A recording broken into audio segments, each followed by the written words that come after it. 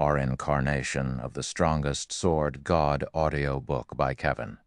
Chapter 1681, Brute Force. After Beast Emperor finished speaking, he immediately began writing divine runes and chanting an incantation.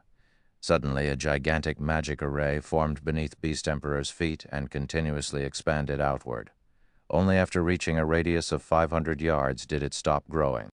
The magic array then conducted a massive amount of mana that no single player would be capable of.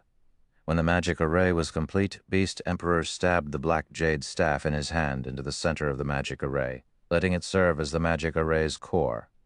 Have them enter the magic array one by one. Make sure not to enter it too quickly.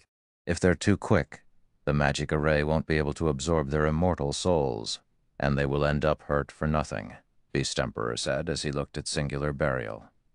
Also, during this period, no harm must come to the magic array's core, otherwise everything will be for naught. Rest assured, I've summoned plenty of my guild's experts here. There's even an army of 100,000 elites spread across the surrounding area. Even if someone tries to launch an ambush, I still have a defensive magic array I can activate to hold them back, Singular Burial said, nodding. His gaze then shifted toward the general direction of Stone Forest Town, a cold glint flashing in his eyes as he swore.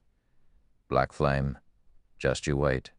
Since you dared to destroy my ancient rock city, I will definitely let you personally witness the destruction of the guild you created. Due to the various superpowers' successful invasion of ancient rock city, he had no choice but to turn the city into a nest for evil demons. The loss of this massive source of income had a considerable impact on Heaven's Burial's development. In fact, some of the major corporations supporting Heaven's Burial had already withdrawn their funds, instantly shattering Singular Burial's dream of making the guild a superpower. As for the remaining corporations backing Heaven's Burial, they were staying only because they believed in Lei Jingyang's and his own abilities. If not for the two of them, these major corporations would have drastically reduced the funding they provided Heaven's Burial. Hence, it was definitely not an exaggeration to say that the hatred he felt for Zero Wing could blot out the sky. Originally, the plan was to take action against Zero Wing. However, after the battle at Ancient Rock City, Singular Burial changed his mind. He also wanted Zero Wing's members to have a taste of getting whittled down and destroyed bit by bit. First, he would take away Stone Forest Town. Next, he would deal with Zero Wing City. With these two places gone, Zero Wing would lose two of its most important sources of income. If that happened, it was only a matter of time before Zero Wing crumbled. Meanwhile, all Black Flame would be able to do at that time was watch as Zero Wing dissolved into nothingness while Stone Forest Town and Zero Wing City fell into the hands of Heaven's Burial. From then on, Heaven's Burial would replace Zero Wing as Star Moon Kingdom's absolute overlord. Beast Emperor no longer made any further comments.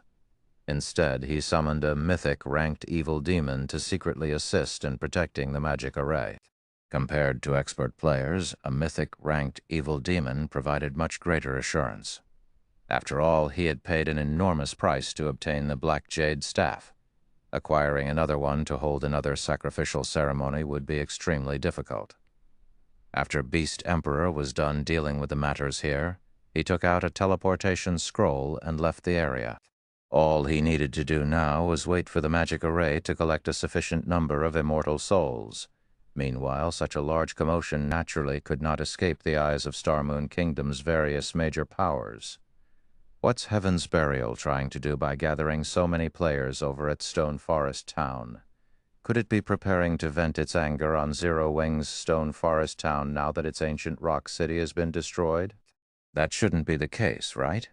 That's Stone Forest Town we're talking about. It's not as if we've never seen how strong the town's defenses are. It is even more fortified than NPC towns.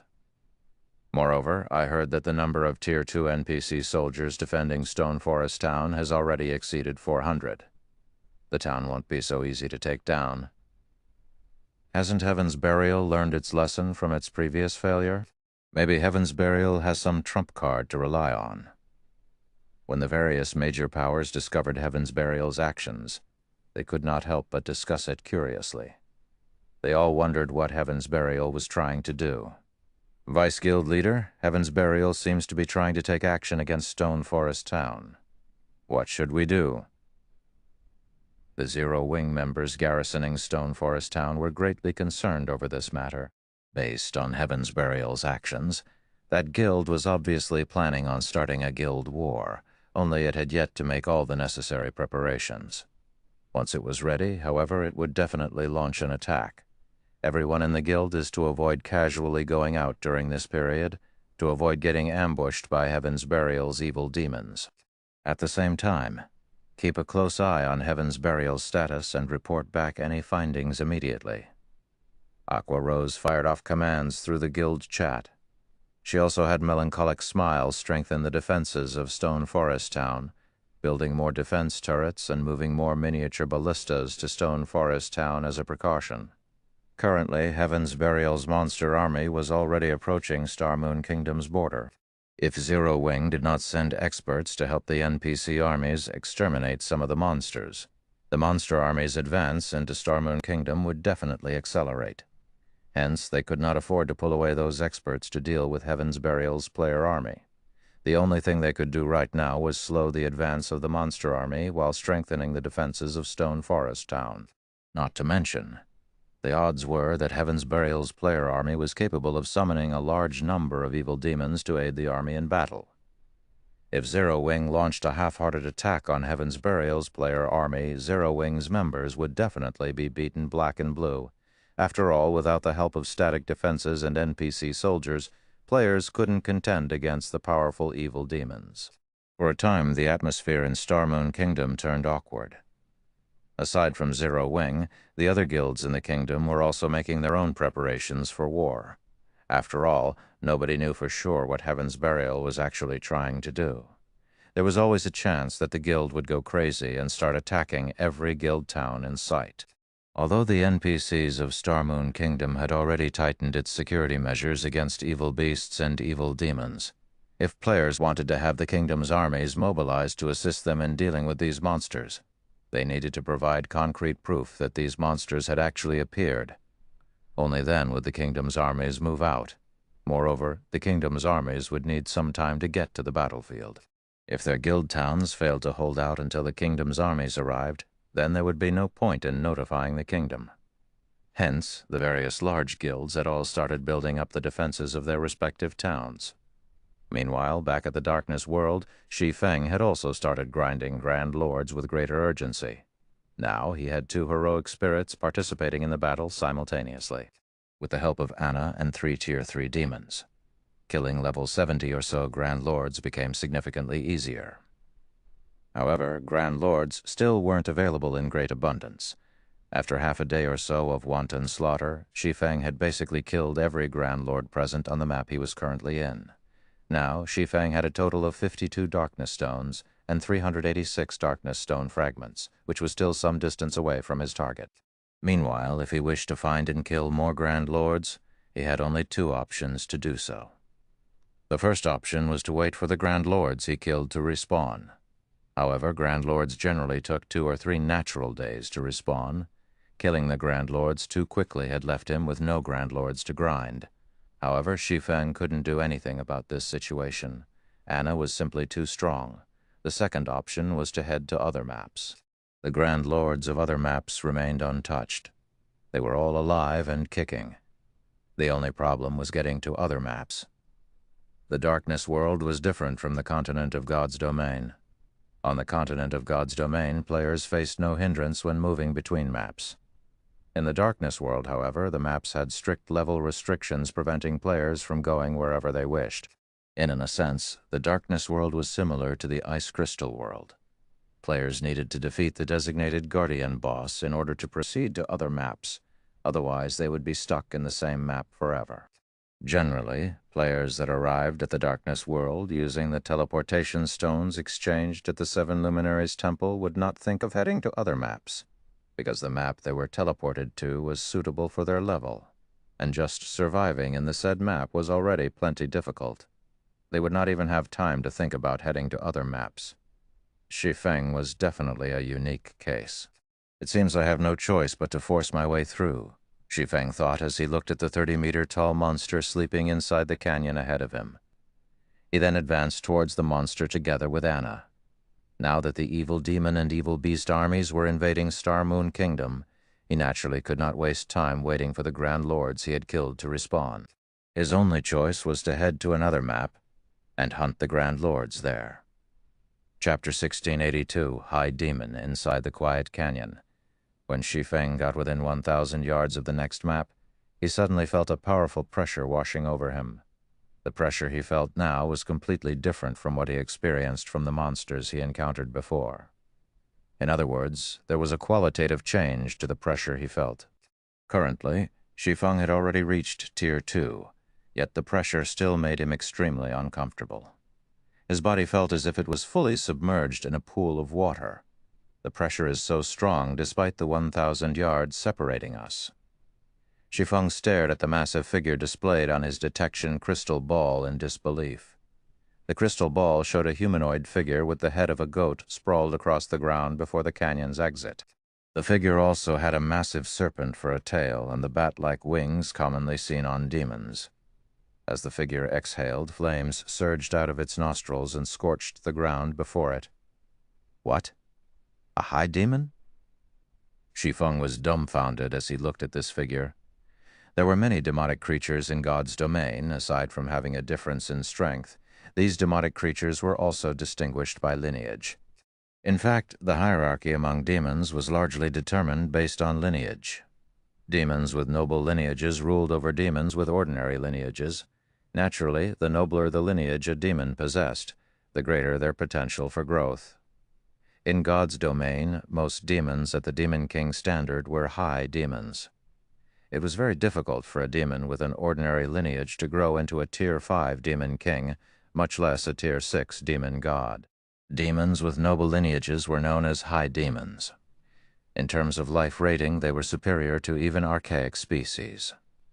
At the same tier, only dragons or ferocious beasts would be capable of suppressing high demons. Needless to say, the ordinary demons Shi Feng summoned were no match for high demons. Nevertheless, the guardian boss stationed at the entrance to the next map was actually a high demon. Due to the extreme distance, the detection crystal ball couldn't detect the statistics of the high demon. However, when Shi Feng arrived within 600 yards of the high demon, its statistics entered his eyes.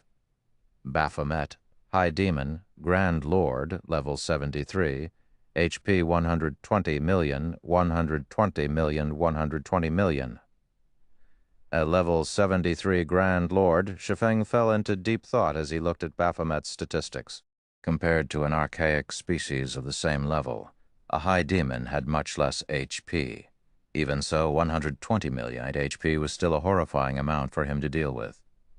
Just Baphomet's battle recovery alone allowed it to recover 1,200,000 HP every 5 seconds. If his DPS was lower than 240,000, Baphomet would be an invincible existence to him. The only stroke of luck was that Baphomet was a demon. So long as his opponent was a demon, the Bible of Darkness would be able to suppress it. Although he couldn't use the Bible of Darkness to turn Baphomet into his subordinate, he could greatly suppress the high demon's basic attributes. Moreover, this suppression was absolute. Its effects would not weaken in the slightest, unlike how magic arrays and the like did when the target monster was too strong. All the same. A high demon was still a high demon. Baphomet wasn't just strong in terms of basic attributes. The skills, spells, and combat standard it possessed were beyond those of an ordinary demon. I can only give it a try. Gritting his teeth, Shi Feng took out another primordial scroll from his bag and summoned a third primordial heroic spirit. Although Zero-Wing City's defenses were far superior to an ordinary guild city's, the current situation was unlike before. The quantity and quality of the evil beasts and evil demons surging into Star Moon Kingdom were extraordinary. If the monsters broke through the defensive network of the kingdom's army and reached Zero-Wing City, Shi Feng was unsure whether Zero-Wing City could hold its ground against them. If he could secure the Lost Town before this happened, the numerous mana weapons stored inside the Lost Town would undoubtedly raise Zero-Wing's strength by a significant margin. At that time, the chances of defending Zero Wing City would also improve significantly. Looking at Baphomet, Shi Feng did not hurry to have his 3 demons charge at the High Demon. Instead, he waited out the cooldown of Anna's skills. Afterward, he had the 3 heroic spirits cast one buff after another on everyone in the group, causing their basic attributes to skyrocket, particularly those of the level 80 Golden Giant, which already possessed immense strength. After being buffed up by the 3 heroic spirits, its strength was already close to rivaling a Grand Lord's of the same level, following which Shi Feng gave the command to attack. Taking the lead, the Golden Giant and 3 Tier 3 demons charged forward, the 10 Rock Guardians following closely after them. If a player were to witness this scene, they would definitely turn around and flee. However, Baphomet simply yawned, paying no heed whatsoever to the approaching enemies. Only when the Golden Giant and 3 demons arrived within 200 yards of Baphomet did the High Demon look at the Golden Giant. Suddenly, as if they had just stepped into a muddy swamp, the Golden Giant, demons, and Rock Guardians' speed decreased abruptly. Moreover, their movement speed wasn't the only thing reduced. Even their reaction speeds turned sluggish, following which Baphomet stomped on the ground and disappeared from where it stood. When Baphomet reappeared, it had moved over 50 yards from its original position. The High Demon was practically faster than even an ordinary mythic monster. Before the Golden Giant could react, Baphomet already stood before it, the High Demon looking no different from a child compared to the Golden Giant. After appearing before the Golden Giant, Baphomet waved its hand lightly as if it were sweeping away dust.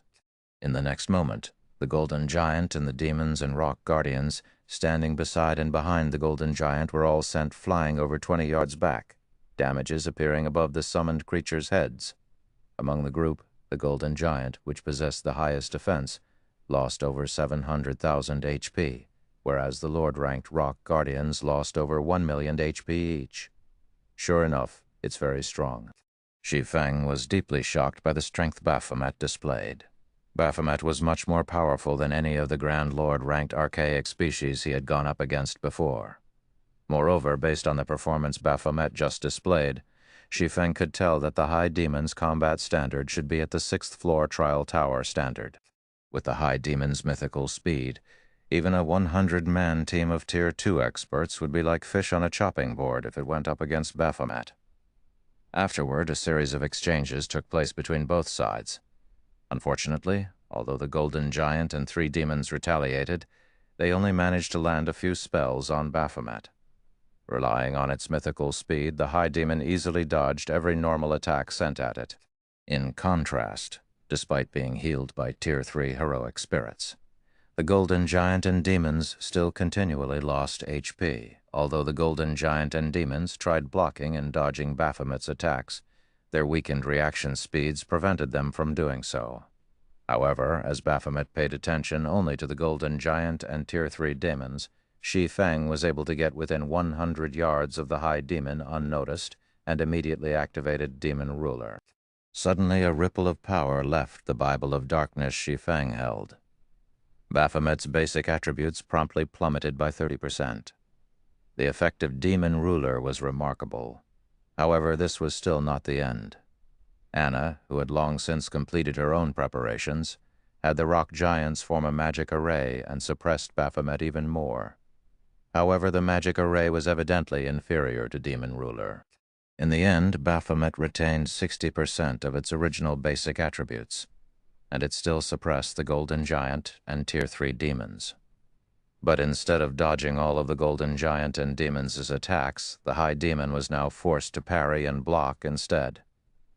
Nevertheless, the Golden Giant failed to inflict any significant damage on Baphomet. Seeing this, Shi Feng had no choice but to spend 5,000 magic crystals and activate the Ring of Gospel's World Projection. When World Projection descended on Baphomet, the High Demon's speed decreased once more. However, even after World Projection's suppression took effect, Baphomet still retained 50% of its basic attributes and still overwhelmed the Golden Giant. How is it so powerful? Shi Feng was next to speechless as he stared at Baphomet. If not for the Bible of Darkness's suppression, he would have long since turned around and fled by now. After thinking up to this point, he turned to look at Anna, a bitter smile on his face as he said, "It seems we can't hold back anything at all." Following which, he commanded Anna to use her other Overtier spell, which was also the strongest spell Anna currently possessed. Tier 3. Curse. Yin-Yang Judgment. Yin-Yang Judgment's cooldown was 1 natural day. Unless absolutely necessary, Shi Feng did not wish to use the curse at all. However, if he did not use it now, it was only a matter of time before Baphomet defeated his team. After all, world projection had a short duration of only 10 minutes, each use costing him 5,000 magic crystals. He did not have enough magic crystals to fight a protracted battle with the High Demon. Chapter 1683, First Kill Baphomet. After Anna completed the final verse of her incantation, 2 magic arrays, one glowing white and the other black, appeared above Baphomet. The mana surrounding the magic array then grew restless, blurring space around the High Demon. Such a huge disturbance attracted Baphomet's attention, and the High Demon's immediate reaction was to turn and flee. But Anna didn't give Baphomet the chance to escape. Waving her staff, she activated the magic array looming above Baphomet. Suddenly, a 50-meter-long golden holy spear descended from the sky. The instant the spear fell, space around the magic array and Baphomet froze, drastically decreasing the High Demon's movement speed. Before Baphomet could attempt to defend itself, the holy spear collided with the monster. Boom! As a result, a towering black-white light pillar rose into the air. When the pillar had manifested, the world around Baphomet shook violently, and resulting shockwave pushed the Golden Giant and the Tier 3 demons under Shi Feng's control back by over 20 yards. After the light pillar had disappeared, it revealed a massive crater where Baphomet had stood, with the High Lord lying at the body. Scorching flames burned the High Demon, decorating it and the crater with scorch marks. Dark blue blood seeped from the numerous wounds covering Baphomet's body. However, compared to Baphomet's miserable appearance, the damage it had taken was truly terrifying. 467,175. A damage of over 4 million appeared above Baphomet's head. To Baphomet, who only had a maximum HP of 60 million after multiple means of suppression, this move had taken nearly 1/13 of its total HP. The might of Yin-Yang Judgment completely exceeded Shi Feng's expectations. Moreover, Baphomet had been heavily injured when the Tier 3 curse had struck, significantly decreasing its combat power. With no intentions of letting Baphomet recover, Shi Feng ordered all of the summoned creatures to use their strongest moves, holding nothing back. Following which, Tier 2 and Tier 3 skills and spells bombarded the High Demon one after another. The injured Baphomet wasn't able to dodge any of the incoming attacks, and every skill and spell that had been sent slammed into the High Demon. Each attack dealt a minimum of -500,000 damage, depleting Baphomet's HP by a significant chunk. 80%, 75%, 70%. Although Baphomet eventually recovered from its mental shock and resumed its retaliation, the Golden Giant was more than enough to keep the High Demon busy with its weakened combat power. This prevented Baphomet from blocking Anna, the Tier 3 demons, and heroic spirits' attacks. Of course, Shi Feng didn't hold back either. After activating Heavenly Dragon's power, followed by Phantom Kill, he charged forward. 9 Dragons, Slash, Shadow Blade, Lightning Flash, Purgatory Pentaslash, Thunder Flame Explosion. Flame Burst, thanks to Killing Ray. Every one of Shi Feng's skills dealt double damage to Baphomet, and damages in the tens of thousands appeared above the boss's head. Although his damage was no match for the Tier 3 demons, who weren't suppressed by the darkness world, it was still considerable. 50%. 40%. 30% as time passed and Baphomet's HP continuously decreased. It continued to recover. Gradually, its reaction speed recovered, and eventually, the level 80 Golden Giant wasn't able to keep up with its attacks. This forced the heroic spirits at the rear line to shift their focus from offense to healing. Once Baphomet's HP fell to 20%, the High Demon revealed a sinister grin. It began to swipe its claws at the air around it, sending powerful gales at Shi Feng and his team. Before Shi Feng and the others could launch another assault, Baphomet had finished chanting an incantation. The ground before the high demon then cracked and shattered as towering pitch-black flames spewed from the cracks. When the flames had dissipated, a crimson longsword engraved with pitch-black runes had taken their place. The moment the longsword appeared, Shi Feng felt the surrounding power of darkness surge towards the weapon. The concentrated power of darkness became a black mist that circulated the crimson blade. Releasing the one-handed sword in its right hand, Baphomet grabbed the crimson longsword. The moment the high demon touched the weapon, black flames danced along the sword's blade. Soul fire? Shi Feng's expression darkened when he saw the flames. The punishment for challenging it is actually this severe. Although he had known that a high demon would have powerful attack methods, he hadn't expected Baphomet to use soul fire in battle. This was a player's nightmare. Soul fire was capable of burning souls, and not even players' immortal souls were immune to its effects. If players were killed by soul fire, not only would their death penalty increase, but they would also be prevented from logging into God's domain for multiple days. Of course, this mechanic had likely been created to prevent players from challenging the Guardian boss a second time within a short period. However, Shi Feng didn't want to waste too much time in the darkness world. If he suddenly couldn't log into the game for several days, zeroing would be finished. Without waiting for Shi Feng to respond, Baphomet stomped its hoofs on the ground and vanished. It then reappeared before the golden giant, cutting down at the great lord with its flaming longsword, failing to react in time. The golden giant succumbed to Baphomet's attack, a damage over minus 1,300,000 appearing above its head. Pitch-black flames licked at the wood the longsword had created. Seeing this, the heroic spirits immediately cast their healing spells on the golden giant. However, when the healing spells touched the great lord, their effects seemed to have changed. Not only did the golden giant still sport the wound, but the pitch-black flames also burned with their original vigor. In fact, the golden giant had only received 30% of the spell's normal healing. When he saw this, Shi Feng's expression darkened further. Reduced healing effects was still acceptable, but the fact that the wounds Baphomet had inflicted couldn't be healed complicated the situation. As the golden giant accumulated more injuries, it would suffer a heavily injured state sooner or later. If that happened, its combat power would fall, and it would be helpless against the high demon. If the golden giant couldn't deal sufficient damage, it would lose Baphomet's aggro. The high demon would then be free to target someone else. Quick, attack it with everything you've got, Shi Feng commanded Anna. At the same time, he took 2 Tier 3 magic scrolls from his bag and activated them, one after another. Holding nothing back, Anna activated yin-yang power, her mana overflowing from her body. One Tier 3 spell after another bombarded Baphomet. However, even after noticing the incoming spells, Baphomet simply revealed a sneer as it lightly swung its crimson longsword, sending a wave of black fire to devour the approaching spells. The pitch-black flames corroded the Tier 3 spell's power relentlessly. By the time the spells actually reached Baphomet, they were weaker than Tier 2 spells. Baphomet then swung its longsword again and easily crushed the incoming attacks. Fortunately, although Baphomet had superior strength, it couldn't completely dodge the Tier 3 demon's attacks. Although its HP fell much slower than before, it still decreased at a steady rate.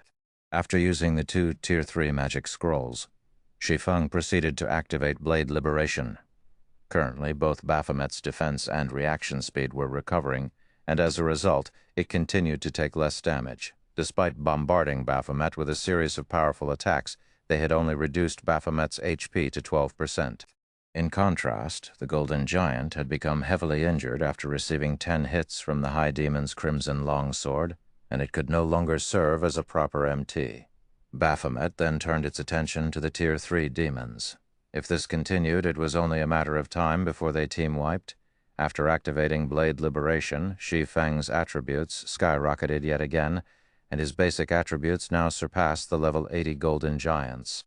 Following which, Shi Feng activated Instant Strike and appeared before Baphomet's sword's orbit. Dang! Dang, dang! Unfortunately, Baphomet managed to block the majority of Shi Feng's slashes. Only the occasional slash slipped past the High Demon's guard and dealt a little over 100,000 damage. With how much HP Baphomet had remaining, the High Demon wasn't particularly concerned with this amount of damage.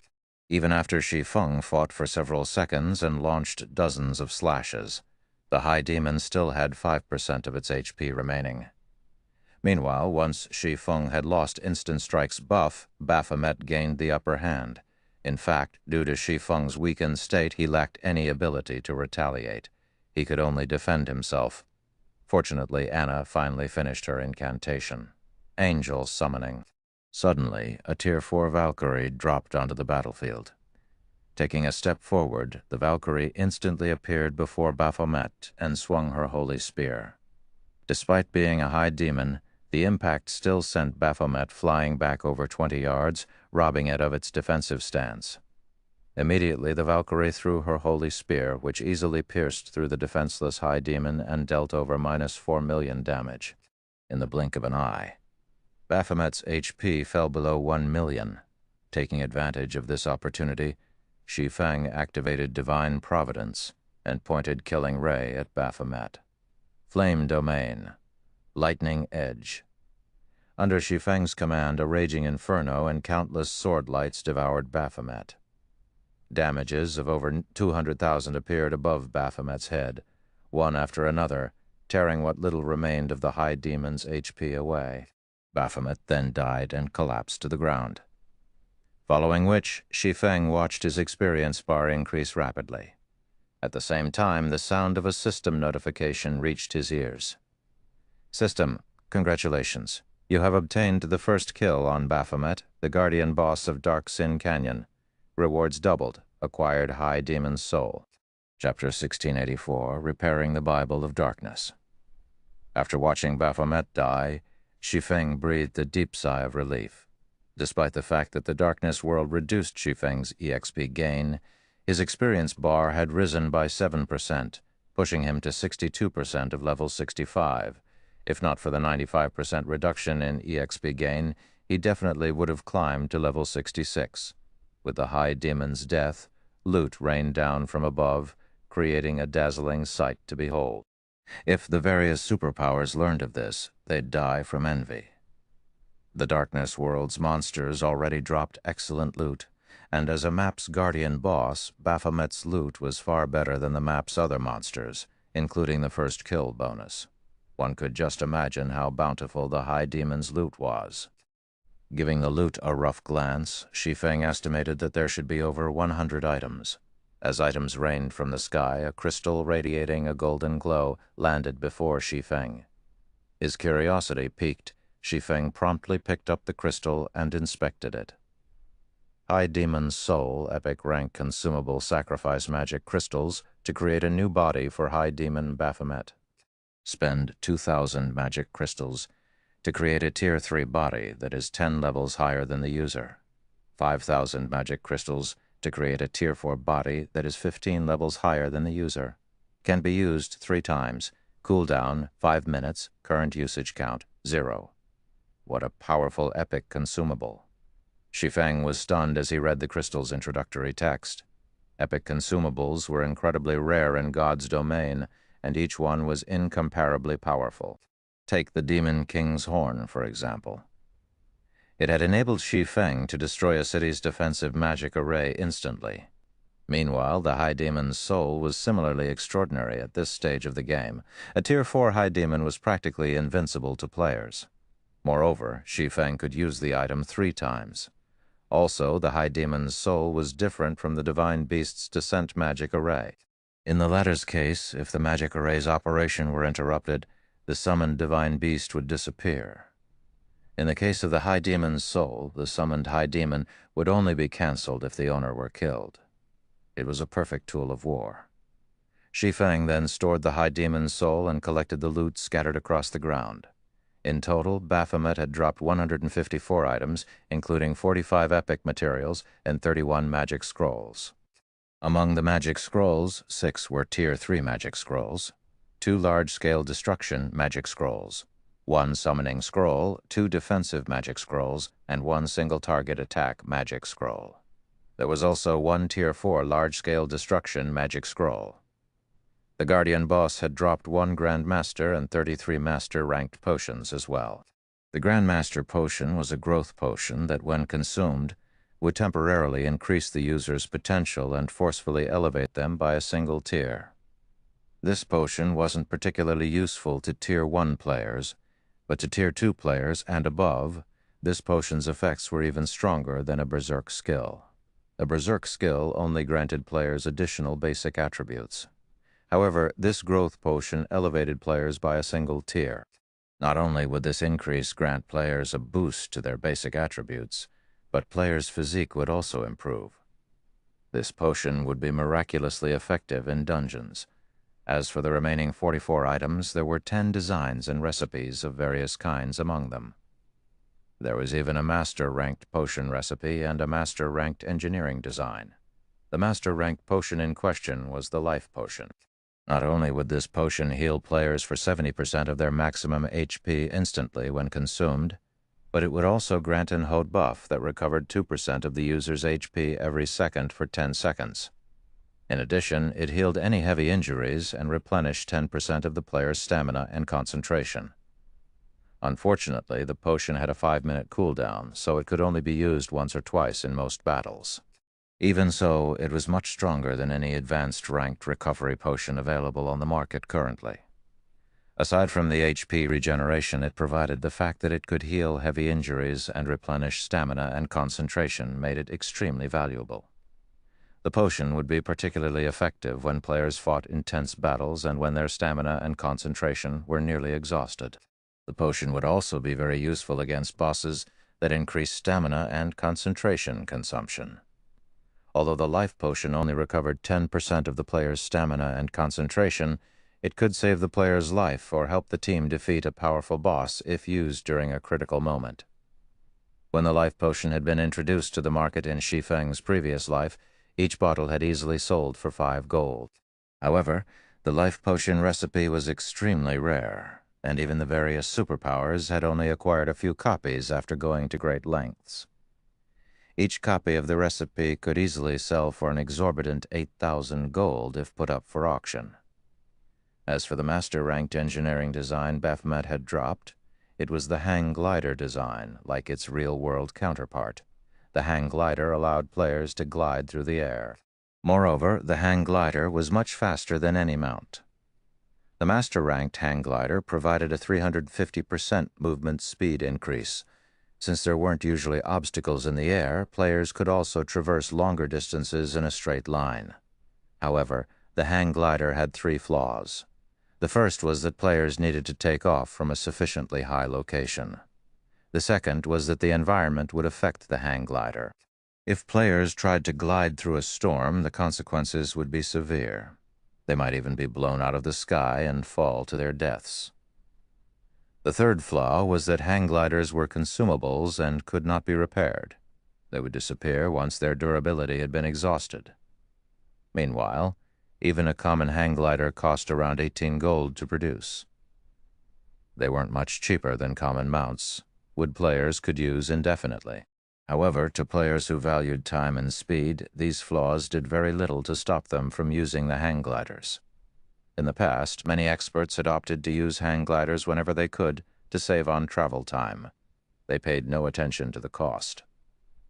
As Shi Feng gazed at the hang glider design, his eyes sparkled with joy. Since mounts weren't yet popular in God's domain, players' demand for hang gliders would be intense if he sold them. At this point, the various large guilds were starting to shift the focus of their development to neutral maps between kingdoms and empires after all. In a situation where no one had obtained a town-building order or town migration order, players were forced to walk to these neutral maps. In addition, neutral maps themselves were very large. Even with a mount, players would need a considerable amount of time to explore the map fully. However, players could save a lot of time if they had a hang glider. If the Candlelight trading firm introduced the hang glider to the market now, it would definitely be well received. In addition, since Candlelight would have the monopoly over the hang gliders, it would make a fortune off of the transportation tool. The extra funds would help Zero Wing City's development tremendously. Meanwhile, among the other 8 recipes and designs Baphomet had dropped, there was also an advanced hang glider design. Although the advanced hang glider was inferior to the master hang glider, it still increased players' movement speed by 300%. It seems I'll have to find some time to grind hang glider recipes, Shi Feng thought to himself. Although the master hang glider was super rare, the advanced version wasn't. Level 70 plus Grand Lords, and above all had a chance of dropping the recipe. The field bosses of a few particular maps even higher drop rates. In the past, the various large guilds had generally opted to grind those field bosses to obtain more advanced hang glider recipes. Zero Wing's main force was already considerably strong. With the help of his Bible of Darkness, they could definitely grind for more advanced hang glider recipes. After storing the master hang glider design, Shi Feng shifted his sight to a tattered page in his bag. The words on the page had long since become indiscernible. However, the page still radiated a faint trace of divine might. Moreover, the surrounding power of darkness gathered around the page when he pulled it from his bag. When Shi Feng inspected this page, he became indescribably excited. This was because this page was actually part of the Bible of Darkness. Despite repairing the Bible of Darkness's core, it wasn't complete. The book was still missing pages. The page before him was none other than one of those missing pages. System: you have discovered a page of the Bible of Darkness. Do you wish to spend 500 magic crystals to assimilate this page with the Bible of Darkness and repair it? Repair. Shi Feng chose to repair the Bible of Darkness without hesitation. Chapter 1685, Dark Armament. When Shi Feng agreed to repair the Bible of Darkness, the book flew out of his bag space and hovered before him. The book then opened to reveal the missing page's location. At the same time, the missing page transformed into a black mist that melded with the Bible of Darkness. 3 seconds later, the page had joined the book as seamlessly as if it had never left in the first place. After the Bible of Darkness had recovered one of its missing pages, the power of darkness that gathered around the book became denser, and now a black mist settled over the book. The Bible of Darkness has improved by so much. After repairing the Bible of Darkness, its appearance indicated that it had become far more powerful. Although the book's aura wasn't much stronger than before, its control of power of darkness had improved.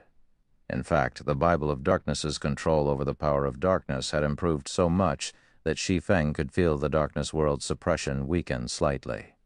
Originally, this world had suppressed his basic attributes by 30%, but now it had dropped to 25%. The suppression on his senses had also decreased from 50% to 40%. Unfortunately, his EXP gain was still reduced by 95%. Immediately, Shi Feng inspected the repaired Bible of Darkness. Bible of Darkness, fragmented legendary item. The Bible of Darkness had been destroyed during the Great Destruction. The core magic array has since been repaired using the source of space-time thus far. If one can gather the other fragments, they can restore the Bible's power, gaining dominance over all demonic creatures, and become the Lord of Demons. Skill 1. Demon Summoning. Summons the demon gate with the power of darkness, calling forth a random demon that is no higher than 1 tier and 15 levels than the summoner. Maximum tier cannot exceed tier 5. Holder of the Bible of Darkness can command the summoned demon for up to 6 hours. Coolbout. 2 hours 30 minutes. Skill 2. Gate of Darkness. Allows teleportation to the Dark Den. Can also be used in the Dark Den to teleport to the outside world. Can teleport a maximum of 30 people at a single time.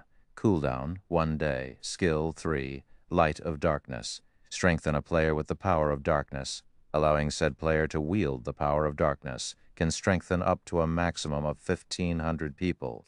Every player strengthened provides 1 source of darkness to the wielder of the Bible of Darkness. Skill 4.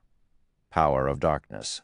Fill your body with the power of darkness, increasing all attributes by 120%, decreasing cooldown of all skills by 30%, and increase damage by 50%.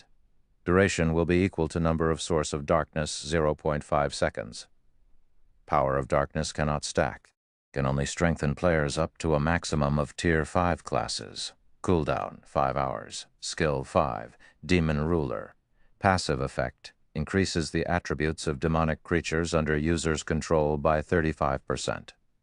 Forcibly decreases the attributes of all enemy demonic creatures within a 1,000-yard radius by 30%.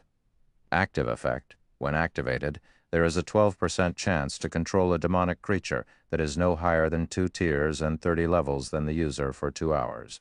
Can control up to Tier 5 creatures. Can control up to a maximum of 3 creatures at a time. Cooldown, 5 minutes. Skill, 6. Dark Armament, by sacrificing sources of darkness, transform the Bible of Darkness into a weapon suitable for the user. Duration is equal to number of source of darkness, 3 seconds. During this period, the Bible of Darkness's other skills cannot be used. Cooldown, 6 hours. Dark Armament. The appearance of a new skill had surprised Shi Feng. Is this what the missing page contained? He had only expected to find some minor improvements to the Bible of Darkness's skills after incorporating the missing page. He had never thought that the page would add a new skill. Weapons were the foundation of a player's combat power. Players could only wield high attack power with a powerful weapon. At the end of the day, berserk skills were unreliable.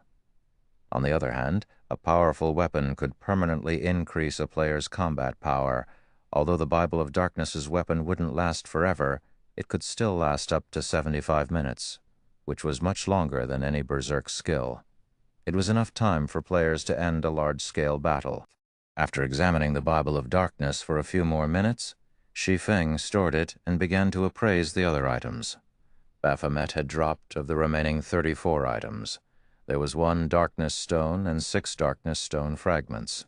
The rest of the items were weapons and equipment, the most valuable of which was a pair of epic-ranked boots called the Trickster's Legs.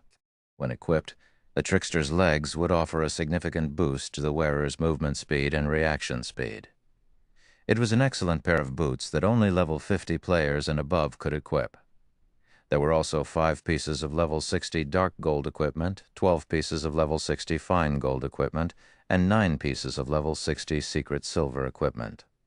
Among the level 60 fine gold equipment, 2 pieces happened to be the hat and gloves for the Fantasy Demon set, which Shi Feng still needed. He had also completed 2 Dark Devourer sets after killing Baphomet. Once Shi Feng had organized the loot, he didn't bother to sit and rest. Instead, he drank a drop of life essence and continued towards the next map. After riding the demonic flame tiger for around 10 minutes through the canyon, Shi Feng reached a new map. Unlike the barren Dark Sin Canyon he had previously occupied, a tranquil forest dominated this map. Visibility here was also much better than in the Dark Sin Canyon. Even without using his summoned demons, he could see up to 50 yards away. Why are the monsters here so low-leveled? When Shi Feng had inspected his surroundings with the detection crystal ball, the highest-level monsters he had found nearby were only level 60. These monsters were clearly lower leveled than in the Dark Sin Canyon. Did I take the wrong path? The Dark Sin Canyon only had 2 exits. One of them had been completely blocked off, and a guardian boss defended the other. Since he couldn't pass through the sealed exit. He had chosen to kill Baphomet, yet that path had led him to a lower-level map. Forget it. This will do. In any case, I am only trying to grind darkness stones. It'll be easier to kill level 60 Grand Lords. Although Shi Feng hadn't expected to reach a lower-level map, he welcomed this outcome.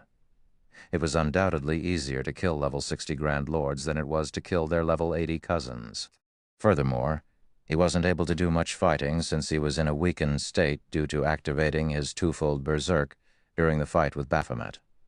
For a short period, he wouldn't be able to add adequate combat power to his team.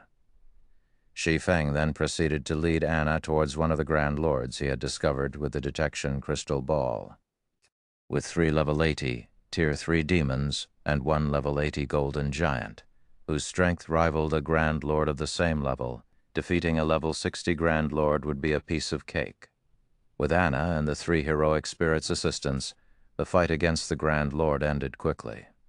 Shi Feng hadn't even needed to do anything throughout the fight. Time passed quickly. And before Shi Feng had realized it, he had grinded in the tranquil forest for over a day and wiped out all of its grand lords. Now he had 93 darkness stones and 847 darkness stone fragments. With the Philosopher's Stone's 100% synthesis success rate, he would have no problems collecting 100 darkness stones. The full day of grinding had also pushed Shi Feng to 84% of level 65. If not for the reduced EXP gain, he would have long since reached level 66. Even so, his leveling speed was incredibly efficient. But compared to his leveling speed, the loot he had acquired from the bosses he had killed was truly amazing. Although he had not obtained any epic items, he had collected 17 pieces of level 50 dark gold equipment, 52 pieces of level 50 fine gold equipment, and 276 pieces of level 50 secret silver equipment. The number of weapons and equipment he amassed by himself in a single day could almost rival a first-rate guild's acquisition. Of course, a large part of the reason for his success was the help of Icarus's heart, the monstrous Anna, and the Bible of Darkness. Without them, he never would have collected so many top-tier weapons and equipment in the Darkness world so easily. Now that I've collected the Darkness stones I need, it's about time I return. Shi Feng smiled at the Darkness stones in his bag. With this, he had completed his quest to obtain the Lost Town, following which Shi Feng took out a White River City return scroll and activated it. After 20 seconds, Shi Feng transformed into a streak of white light and departed from the Darkness world. Chapter 1686, Stoneclaw Mountains Sealed. Starmoon Kingdom, White River City. After Shi Feng left the teleportation hall, he immediately noticed far fewer players on the street than before. Moreover, when players noticed the zero-wing emblem pinned on Shi Feng's black cloak, they gave him unusual looks. When independent players on the streets had noticed Zero Wing's emblem previously, they had gazed at the player wearing it with envy and admiration, but now they looked at Shi Feng with sympathy in their eyes. Shi Feng was confused. He had only been away from White River City for a few days, yet the city had changed so massively. What happened here? Shi Feng began to pay closer attention to the players walking down the street. He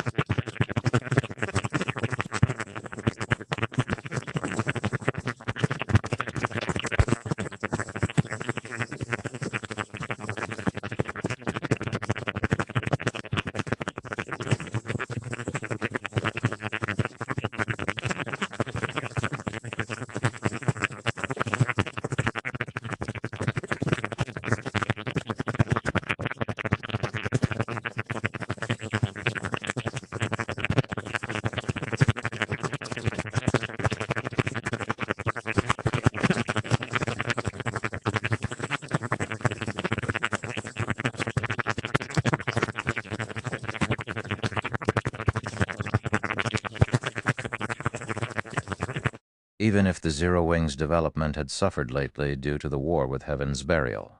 The guild hadn't fallen so far that even small guild's member would look down on it. Shi Feng had even dealt Heaven's Burial a severe blow recently. Now that Heaven's Burial had lost its income from ancient Rock City, the guild's development potential had plummeted.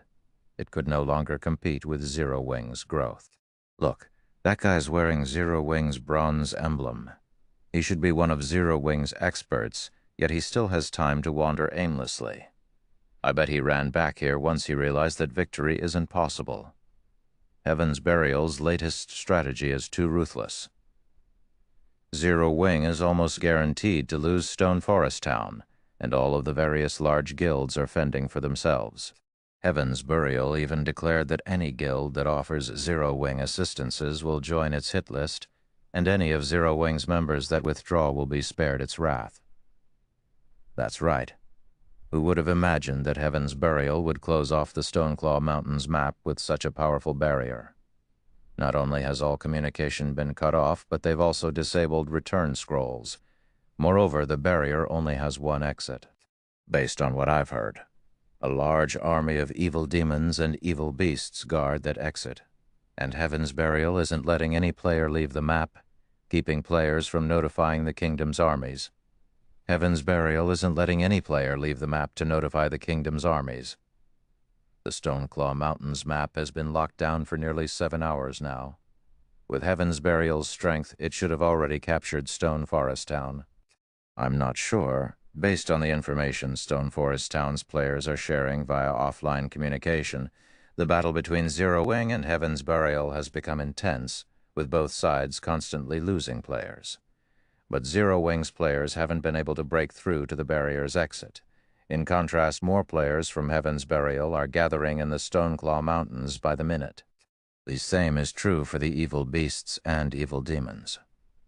Heaven's Burial is amazingly capable. With their almost complete control of all information relating to the siege, Zero Wing can't reach the kingdom's armies to ask for help.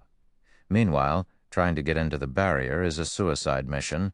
If Heaven's Burial wishes it, it could kill the players trapped inside as many times as it wants, and those players will have no hope of escape. Logging off inside the barrier will also incur a severe penalty. Besides, if Zero Wing's members log out of the game, Stone Forest Town will be as good as lost. As the players who rested in the bars and restaurants along the street watched Shi Feng, they began to discuss the recent events in the Stoneclaw Mountains. They all admired Heaven's Burial's prowess. Although Zero Wing was impressively powerful, Heaven's Burial was a step ahead of its rival. The Stoneclaw Mountains have been sealed. Shi Feng could not help his surprise. He had seen guilds seal off maps before, but those seals had only blocked communication and disabled return scrolls. Based on what he had just heard, the seal on the Stoneclaw Mountains even prevented players from leaving on foot. This was an extremely difficult feat. Not even he could accomplish the same effect. In the past, only the various superpowers had used such seals when targeting certain apex experts or trying to capture enemy guild cities. Shi Feng immediately turned back towards the teleportation hall and teleported to Star Moon City. He then hurried towards Stone Forest Town. Meanwhile, the normally blue sky over the Stoneclaw Mountains had dulled to a dismal gray. A barrier of evil energy had enveloped the entire map, and while inside this barrier, players' stamina and concentration would be sapped away, even if they did nothing but stand in place.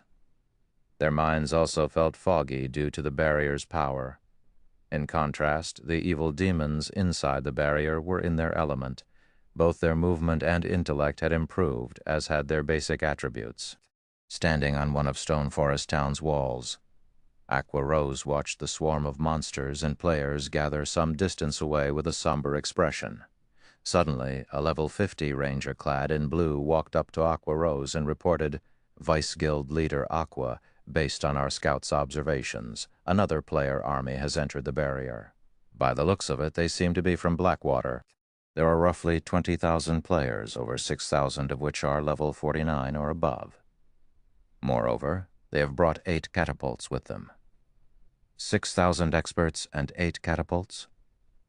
Aqua Rose's expression darkened further after hearing this. Currently, Zero Wing only had around 100,000 members protecting Stone Forest Town, and a large majority of them were players she had gathered and led to the town to reinforce its defenses. Meanwhile, Heaven's Burial had gathered over 300,000 members before Stone Forest Town, although only around 170,000 of them were elite members and the rest were normal members. The normal members were not to be underestimated. Even the weakest among them was level 45. Furthermore, Heaven's Burial had the support of a large force of evil demons. Rough estimates counted over 100,000 of these monsters. Moreover, more monsters joined the force as time passed. Although most of the evil demons were relatively weak, with only level 45 elites, they continued to devour monsters around the Stoneclaw Mountains, growing stronger. In fact, Heaven's Burial had yet to besiege Stone Forest Town because it concentrated on accumulating more strength. During this period, Aqua Rose and Zero Wing's experts had made multiple attempts to assault the barrier's exit and send information out of the map to notify the kingdom's armies, hoping that the NPCs would show up to exterminate the evil demon army. However, the evil demons and Heaven's Burial's members guarding the exits had foiled every attempt. The evil demons guarding the exit were simply too powerful. There was even a mythic-ranked evil demon among them. Even Fire Dance, who had the greatest chances of escaping the barrier, had been defeated and killed in just a few moves. She hadn't even had the power to resist the mythic-ranked evil demon. Now that Blackwater had dispatched 6,000 experts and 8 catapults as reinforcements, Heaven's Burial's strength in this siege had increased further. Although Aqua Rose wanted nothing more than to charge out there and destroy the 8 catapults Blackwater had sent, the evil demon army would undoubtedly assault any force she led out of Stone Forest Town. By leaving the town, they'd simply nourish the evil demons, ultimately helping Heaven's Burial capture Stone Forest Town. Vice Guild Leader Aqua, I suggest that you give up this struggle. Stone Forest Town will be mine. In fact, I won't just settle for Stone Forest Town. I'll take Zero Wing City as well. Listen up, Zero Wing members. You'd do well to abandon any hope of winning this war and withdraw from your guild now.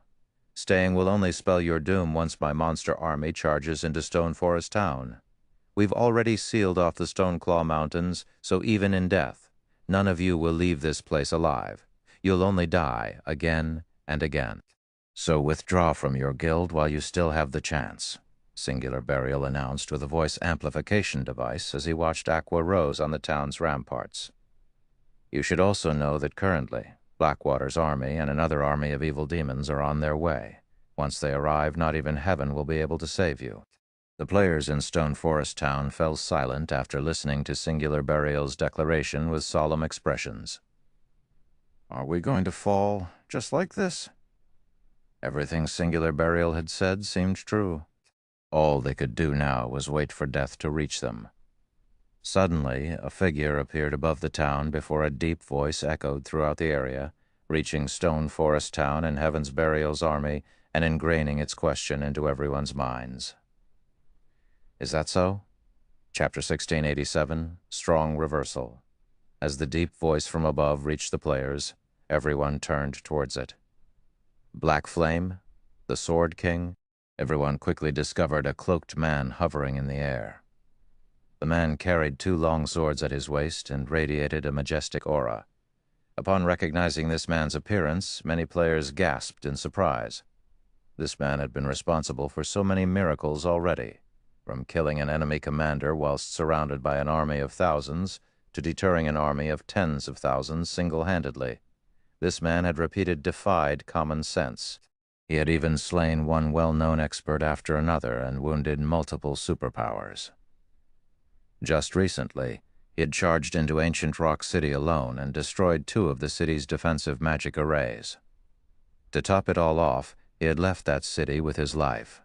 The man was definitely Star Moon Kingdom's #1 expert. Guild leader? The guild leader's back. He's really here. Many of Zero Wing's members on Stone Forest Town's walls were ecstatic when they saw Shi Feng's figure in the distant sky, and the depressing atmosphere that had surrounded them lifted instantly as fighting spirit overwhelmed these players. As they gazed up at Shi Feng, a hint of fanaticism even flashed in their eyes. The guild leader? Has he already completed his quest? Although Aqua Rose was similarly excited to see Shi Feng, a seed of guilt sprouted in her heart. Shi Feng had entrusted her with Zero Wing's management before he had left. Heaven's Burial had cornered the guild. Novel full, guild leader, you're finally back. When Blackie, Fire Dance, Cola, Shadow Sword, Turtle Dove, and Zero Wing's other core members saw Shi Feng, they seemed to have grown an extra backbone as they brimmed with confidence. Is Black Flame finally getting involved? Notify the higher-ups immediately. Tell them that Black Flame has arrived. The various superpowers spies stationed in Stone Forest Town exploded into action when they saw Shi Feng above the town. Some of these spied immediately logged out of the game to report the situation to their superiors. Although logging off would incur penalties, this information was worth the price. After all, Shi Feng's appearance alone had changed the situation. Zero Wing's members had already lost their fighting spirit after seeing the countless enemies around them. However, every one of these players reacted as if they were on some kind of high when they saw their guild leader madness burning in their eyes. Very quickly, the major powers who watched this war received news of Shi Feng's arrival in Stone Forest Town. So, Black Flame has finally made an appearance? And here I thought that he had given up on Stone Forest Town. It seems he still intends to fight this out until the very end. When Galaxy passed, who rested the Star Alliance's residence in Star Moon City, received the latest report from his subordinate, he could not help but shake his head and sigh.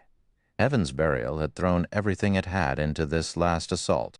The guild had clearly stopped holding back.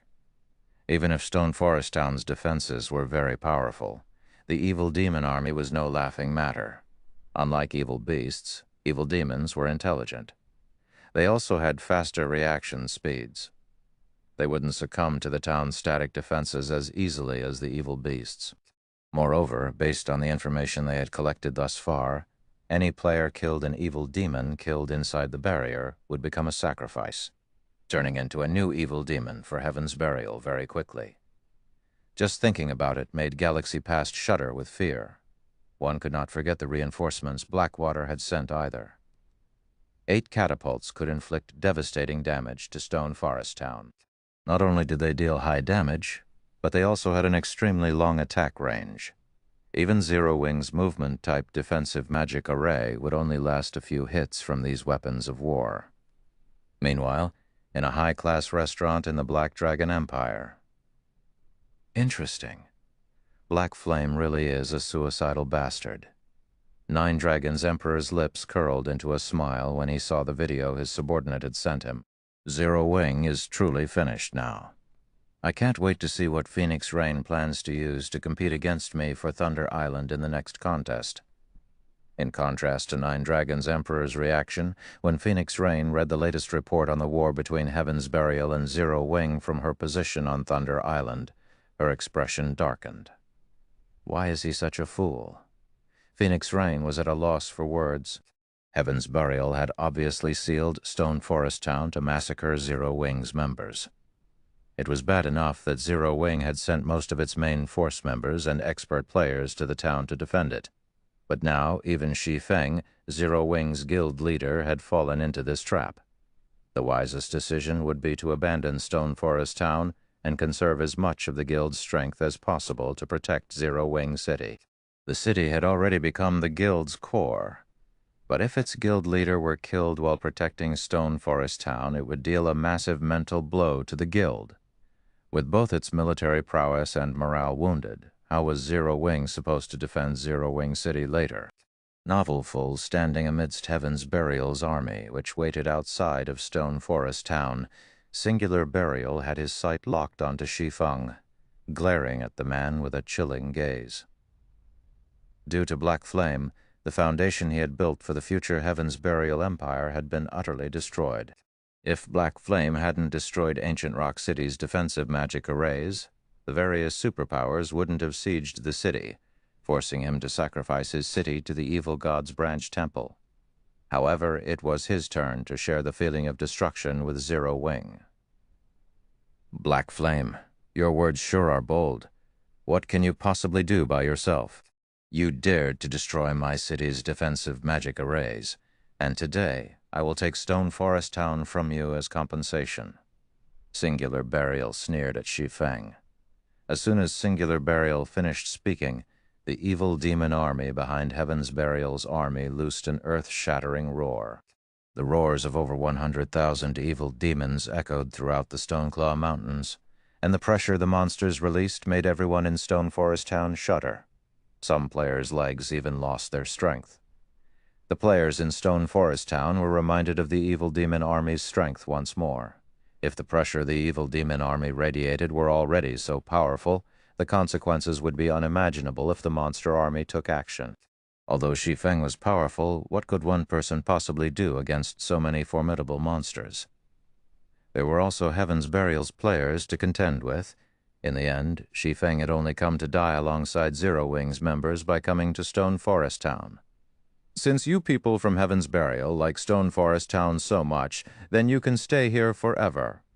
Shi Feng immediately retrieved a pitch-black energy bead from his bag. The instant he took out this bead, Heaven's Burial's members below him felt their souls shudder. This bead's power had even affected their consciousness. This energy bead was none other than the destruction crystal Shi Feng had obtained from recasting the disintegration armor before anyone could react. Shi Feng loosened his grip on the destruction crystal. The pitch-black energy bead then landed among Heaven's Burial's army. Boom! The moment the destruction crystal touched the ground, it exploded with a silver radiance. Instantly, the ground beneath the destruction crystal sank as the power of destruction spread across the land. Neither living beings nor inanimate objects were spared. Anything and anyone the power of destruction came in contact with vanished, leaving nothing behind. Not even the weapons and equipment players had dropped as they had died had survived the blast. Everything had happened so quickly that before Heaven's Burial's members could even react, an empty plot of land had been created amidst their massive army. For a time, silence descended on Heaven's Burial's forces, as if time itself had frozen. Zero Wing's members, who stood on Stone Forest Town's walls, were just as stupefied by the scene that had just occurred. They hadn't expected Shi Feng to make such a sudden move, not even giving Heaven's Burial's members a second to react. And the results of his attack were even so horrific. Chapter 1688, Strength of One Person. The destruction crystal had a 1,000-yard radius. The AoE could rival a Tier 5 large-scale destruction spell. However, unlike Tier 5 large-scale destruction spells, the destruction crystal destroyed everything it touched on a fundamental level. It did not rely on great power to destroy its targets, and even a small fraction of the power of destruction would destroy any player's body it encountered. It would even damage their immortal souls and corrode them to a certain extent. Unfortunately, the power of destruction would weaken at the edges as it spread. Most of the players 500 yards or more from the explosion's epicenter were still alive. Some of them were even still standing. Only they had all been contaminated to varying degrees from their contact with the power of destruction. This contamination had significantly decreased their basic attributes, and their HPs slowly depleted over time. As for their stamina and concentration, they steadily lost both. Although these players were technically still alive, they could no longer add to the force's combat power. In addition, every player within the radius had lost a drastic amount of their weapons and equipment's durability. All mysterious iron weapons and equipment had turned into dust the moment the power of destruction had touched it, regardless of how little or how much power of destruction they had come into contact with. Not even secret silver equipment would survive within 300 yards of the epicenter. Only fine gold equipment had any hope of surviving the contamination within this range. Only dark gold equipment or better would have survived the contamination within 100 yards of the epicenter. Even so, dark gold weapons and equipment within this radius had still lost over 1/3 of their durability. All of this had happened in a mere instant, and Heaven's Burial hadn't had any time to react. The sudden development hadn't only stunned Heaven's Burial's members, but players within Stone Forest Town also gaped at the result. Heaven's Burial's members were all level 45 and above. If they died and lost a level, they'd have a challenging time recovering their losses. However, players that had been caught in the blast hadn't only lost levels, but their equipment and weapons had been destroyed as well. This loss was far more severe than losing a single level. When Heaven's Burial's surviving members saw their weapons and equipment, they nearly fainted. Zero Wing is really doomed now. The spectating players in Stone Forest Town could not help but gasp. Shi Feng's attack had certainly been extraordinary. With just one attack, he had dealt a heavy blow to Heaven's Burial, killing over 5,000 players and 3,000 evil demons. However, the fact remained that Zero Wing had no escape. Shi Feng had only dumped oil on the raging flame of Heaven's Burial's hatred. Singular Burial, who stood among his army, glared at Shi Feng, radiating killing intent.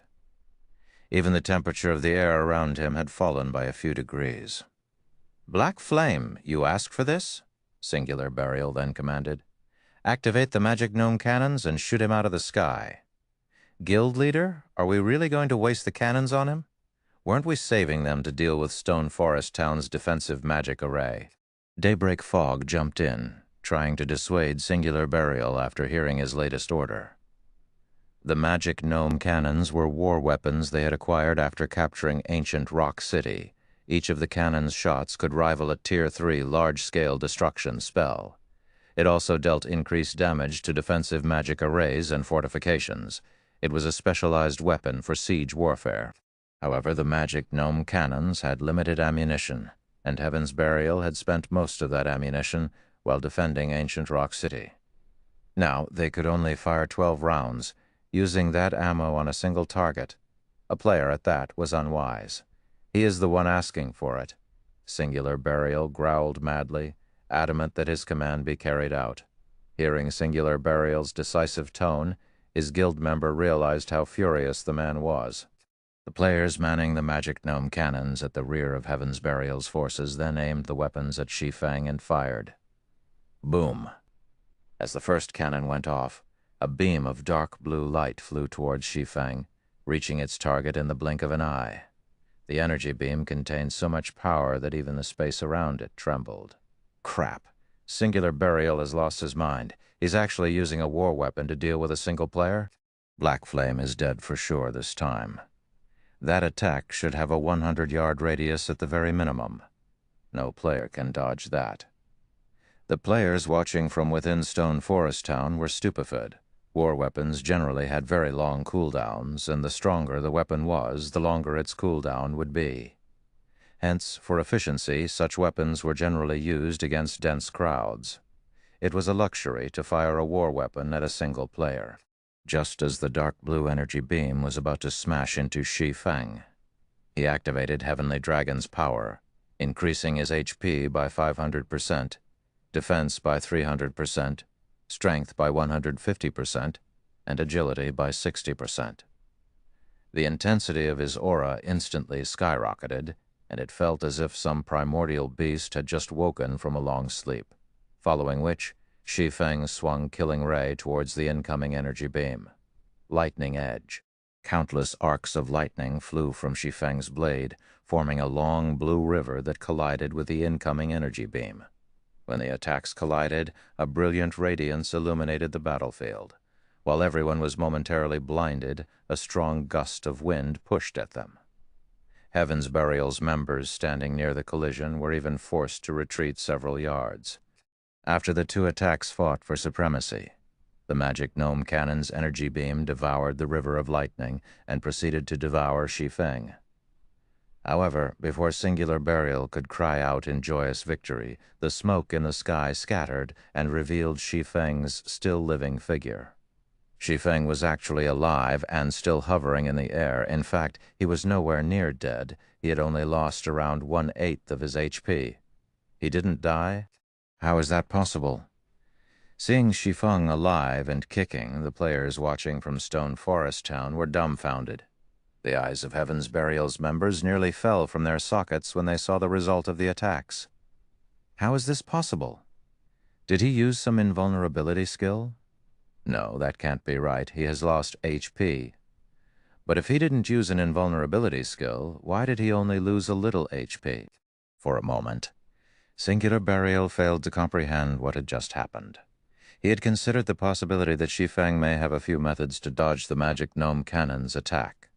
For example, the enemy swordsman could use an invulnerability skill or a Tier 3 defensive magic scroll to block the energy beam. He could also use the teleportation skill he had used many times in the past. However, of all the possibilities he had considered, none of them included Shi Feng receiving the attack head-on. Continue firing. I refuse to believe he can endure. Singular Burial gave out the command to attack again, gritting his teeth. The magic gnome cannon had a 45-second cooldown, but Heaven's Burial had secured 3 magic gnome cannons from Ancient Rock City. They still had 2 more they could rely on. Suddenly, another magic gnome cannon fired at Shi Feng. Boom. Once more, a dark blue energy beam threatened to devour the hovering swordsman. This time, however, Shi Feng did not use an AoE skill. Instead, he activated Flame Burst and used Killing Ray to block the energy beam. Once the energy beam had passed, Shi Feng had slid back nearly 20 yards before he stabilized his position in the air. He also lost close to 1/6 of his maximum HP. Although he had fared worse than before, he was still alive and well. Attack. Continue attacking him, Singular Burial commanded, madness flashing in his eyes. The third magic gnome cannon fired immediately. Seeing another dark blue energy beam approach, Shi Feng moved forward to meet it. Boom! As the smoke scattered, Shi Feng remained in the air. He also still had more than 50% of his HP. Is that it? Shi Feng asked as he leisurely dusted himself off. Glancing at Singular Burial, he chuckled and wondered aloud, "Are you telling me that this is all Heaven's Burial is capable of?" Silence fell on the battlefield as everyone watched Shi Feng, Chapter 1689, summoning a high demon. How is this possible? Horror filled Singular Burial's eyes as he stared at Shi Feng.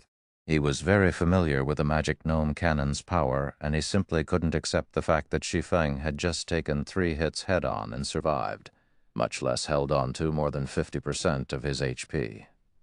Even a Tier 2 MT would be vaporized, even after activating a life-saving skill, if they were struck by the magic gnome cannons. Yet 3 of these powerful weapons' attacks had failed to kill Shi Feng. Is he some NPC or a humanoid monster? As Heaven's Burial's members looked up at Shi Feng's proud, hovering figure, they were overwhelmed with horror and confusion. The strength Shi Feng had just displayed was beyond players' abilities. This kind of power lingered in the realms of NPCs and monsters.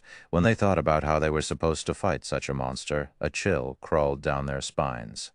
If not even attacks that could rival Tier 3 large-scale destruction spells could deal significant damage to this swordsman. Their attacks would be raindrops pelting his skin.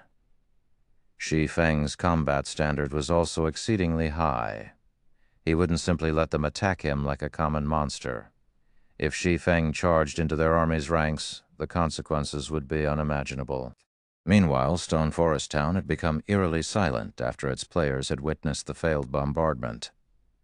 So this is the strength of Star Moon Kingdom's #1 expert? Although they knew that Shi Feng was Star Moon Kingdom's publicly acknowledged #1 expert and that they were definitely no match for the Sword King, they had never dreamed that the man was this powerful. Being able to face weapons of war was a feat beyond players. Shi Feng, without a doubt, was a bona fide monster. After witnessing this, the experts that had planned to challenge Shi Feng and claim the title as Star Moon Kingdom's #1 expert smiled in self-ridicule as they realized how comical their idea was. When Shi Feng swept his gaze over Heaven's Burial's members below him, noticing their shocked expressions, his lips curled into a smile. Although sufficient strength was important in a guild war, a guild's morale was just as important. Players plagued by fear and worry wouldn't be able to fight to their full potential, and they'd make senseless mistakes. In contrast, if a guild's morale were high, its players would exhibit their full potential and perform better than normal. Trying to defeat an enemy while outnumbered wouldn't be entirely impossible. It seems that it was quite effective. Shi Feng was very satisfied with his performance when he saw his enemy's overwhelmed expressions. While war weapons were indeed powerful, they were not unstoppable. Current players were simply too weak to take a hit from such weapons. Tier 3 large-scale destruction spells could certainly kill Tier 1 players, and not even Tier 2 players could normally survive such an attack. But what about Tier 3 and Tier 4 players? Once players reached Tier 3 large-scale destruction spells would only pose a threat. They wouldn't be unstoppable. After reaching Tier 4, players could even shatter a Tier 3 large-scale destruction spell. The reason Shi Feng had dared to face the magic gnome cannons as attacks was due to his sufficiently high basic attributes and magic resistance. In addition, Heavenly Dragon's power increased his HP and defense by a significant margin. Most importantly, the Disintegration Armor's Disintegration Field could weaken skills and spells above Tier 2 by 60%. With all of these factors in play, he had chosen to receive the magic gnome cannon's energy beams head-on. Even so, he had still received a considerable amount of damage. However, if anyone else stood in his place, even with the help of the Disintegration Field, they'd either die or barely cling to life after a single attack. Although it appeared that he had only lost a small fraction of his HP, he had boosted his HP by 500% with one of his skills. Losing 1/6 of that HP was the equivalent to losing as much HP as he normally possessed. Moreover, receiving Tier 3 large-scale destruction spells head-on was a considerable burden on his equipment's durability. After 3 shots from the gnome cannons, his dark gold equipment's durability had fallen by nearly 1/4. If he received another dozen or so energy beams, all of his items would be destroyed, aside from his epic and fragmented legendary items. Seeing that Heaven's Burial's members panic, Shi Feng promptly took the Tier 4 large-scale destruction magic scroll, which he had obtained after killing Baphomet, from his bag and activated it. Tier 4 spell, Dark Prison. Before Heaven's Burial's members could recover from their shock, a pitch-black ball appeared among the army. This pitch-black ball then expanded, quickly and silently enveloping a 500-yard radius. After remaining motionless for 2 seconds, the black ball burst, and a towering pillar of black light took its place. Instantly, all players who had failed to activate invulnerability skills died as they were caught within the light pillar. With this single attack, Heaven's Burial had lost an additional 6,000+ members. Zero Wing. Heed my command. Leave town and wipe out Heaven's Burial. Leave none of them alive. Bring the miniature ballistas and movement-type defensive magic array. Shi Feng shouted from his position in the air, his voice echoing across the battlefield. Upon hearing Shi Feng's command, Zero Wing's members' blood boiled as they roared with power. Under Aqua Rose and the other core members' command, everyone charged out of Stone Forest Town and dashed toward Heaven's Burial's 300,000-strong army. Hundreds of miniature ballistas and the movement-type defensive magic array followed closely behind. Damn it! How does Black Flame wield this kind of power? We can't win. Black Flame is a monster. I don't want to die. Compared to the physical destruction from Shi Feng's Tier 4 large-scale destruction magic scroll, the mental blow had been crippling. After seeing so many more of their companions instantly die, many of Heaven's Burial members turned and fled. Shi Feng had just used 2 large-scale destruction spells with such horrific power in a row, who knew if he had more in store? Moreover, seeing how miserably their guild members had died had truly terrified them. This was especially true for the first group of players that had fallen to the destruction crystal. The attack had even obliterated most of those players' equipment. Shi Feng was basically immortal in their eyes. They couldn't bear to remain in this nightmare for a moment longer. Black Flame. Singular Burial frowned as he watched his army descend into chaos. Hurriedly, he commanded through the team chat, "Send in the evil demon army now." Guild leader, are we really going to attack now? Blackwater's reinforcements haven't arrived yet. If we start now. I'm afraid that Daybreak Fog knew the kind of strength the evil demon army possessed. The majority were newly spawned evil demons. While these evil demons might be able to slaughter players, they would be mostly useless against the NPC soldiers in Stone Forest Town. They'd struggle to break through the town's defenses with these monsters. It doesn't matter. Singular Burial understood the potential consequences of attack too early as well. However, if they did nothing to recover from the mental blow Zero Wing had just dealt, Facing the enemy guild would become even more difficult. However, very quickly, Singular Burial revealed a sneer as he said, "Zero Wing's members have taken the initiative to leave the town. This is the perfect opportunity to annihilate them. Notify Flame Blood to send in the mythic-ranked evil demons and beasts." Understood. Daybreak Fog recognized Singular Burial's reasoning. Immediately, she contacted Flame Blood and ordered him to take action. Immediately, a commotion occurred within the nearby forest. Within seconds, 1 level 80 mythic-ranked evil demon and 4 level 80 mythic-ranked evil beasts emerged. As they appeared, their deafening roars reached the battlefield. The pressure they exuded even stole the breath from the nearby Heaven's Burial members. The sudden inclusion of these mythic-ranked evil beasts and demon discouraged Zero Wing's members. In contrast, some of Heaven's Burial's morale returned. Black Flame, it's time to pay for your arrogance. Singular Burial smirked when he saw that Zero Wing's army had already moved a considerable distance away from Stone Forest Town. With a wave of his hand, he commanded the mythic-ranked evil beasts and evil demon to charge into Zero Wing's ranks. Shi Feng then returned to the ground. Once he landed, he pulled a crystal ball with a golden glow from his bag. "Come, Baphomet!" Shi Feng shouted. At the same time, 5,000 magic crystals vanished from his bag space. Chapter 1690, Mythic Showdown. After sacrificing 5,000 magic crystals to activate the High Demon's soul, a gigantic magic array formed before Shi Feng. However, unlike other magic arrays, this one did not absorb mana from its environment. Rather, power of darkness gushed from the array and flooded its surroundings as if it were a portal to the darkness world. The dense power of darkness quickly formed a layer of dark mist around the magic array. It was so dense that it even dispersed the ambient evil energy. After 3 seconds of this process, the black mist concentrated into a colossal form. The moment the mist began to coalesce into this gigantic form, it radiated an overwhelming aura that spread into its surroundings. Moreover, as the body took shape, its aura became stronger. After another 5 seconds, Baphomet's 30-meter-tall frame arrived on the battlefield. However, unlike the Baphomet Shi Feng had killed, this Baphomet was multitudes stronger. The previous Baphomet had merely been a level 73 Grand Lord, but the monster before Shi Feng was level 80, mythic-ranked High Demon. Moreover, due to the Bible of Darkness's demon ruler skill, Baphomet's basic attributes increased by another 35%. Baphomet, High Demon, Mythic level 80, HP 324,324,324,000.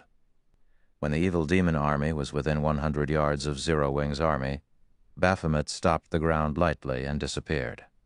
The High Demon instantly reappeared before the evil demons before swiping one of its clawed hands at the monster army. Boom!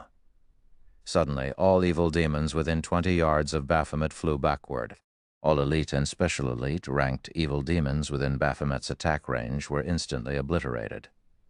Even the chieftain-ranked evil demons clung onto life with a small strand of HP. So strong. Zero Wing's members, who were charging into battle, could not help but gasp when they saw this. It was obvious that the swipe had been one of Baphomet's normal attacks. The High Demon hadn't used an AoE skill, yet it had instantly destroyed several dozen evil demons. The resulting impact had even flattened the previously uneven ground before the High Demon. Naturally, Baphomet didn't give its enemies the time to react as it swung its other clawed hand. Boom! Once more, dozens of evil demons died.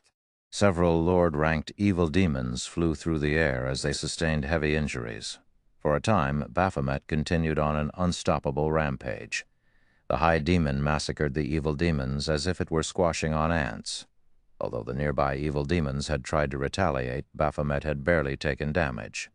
The chieftain-ranked evil demons only dealt around -300 damage to the High Demon, whereas the Lord-ranked evil demons dealt around -1,000 damage. These attacks weren't even a scratch to Baphomet. With its battle recovery, Baphomet regained 3,240,000 HP every 5 seconds. Furthermore, the evil demons didn't have long-ranged attacks. At most, they could launch a few mid-ranged attacks. Although Baphomet was massive, only 200 or so evil demons could attack it at one time. Even if Baphomet stood there and did nothing, the evil demons couldn't kill it. In the few seconds since Baphomet had joined the battlefield, the High Demon had killed hundreds of evil demons. Among them, over 24 had been chieftains, and 1 had been a lord. Although the loss was insignificant compared to Heaven's Burial's 100,000-strong force of evil demons, Singular Burial's expression twisted as he watched the High Demon's slaughter.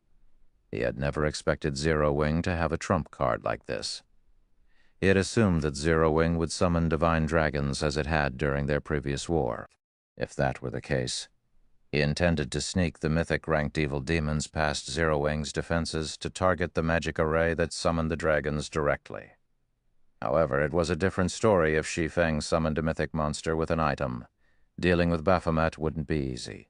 Send 2 mythic evil beasts to hold that demon back. The mythic evil demon will go after Black Flame.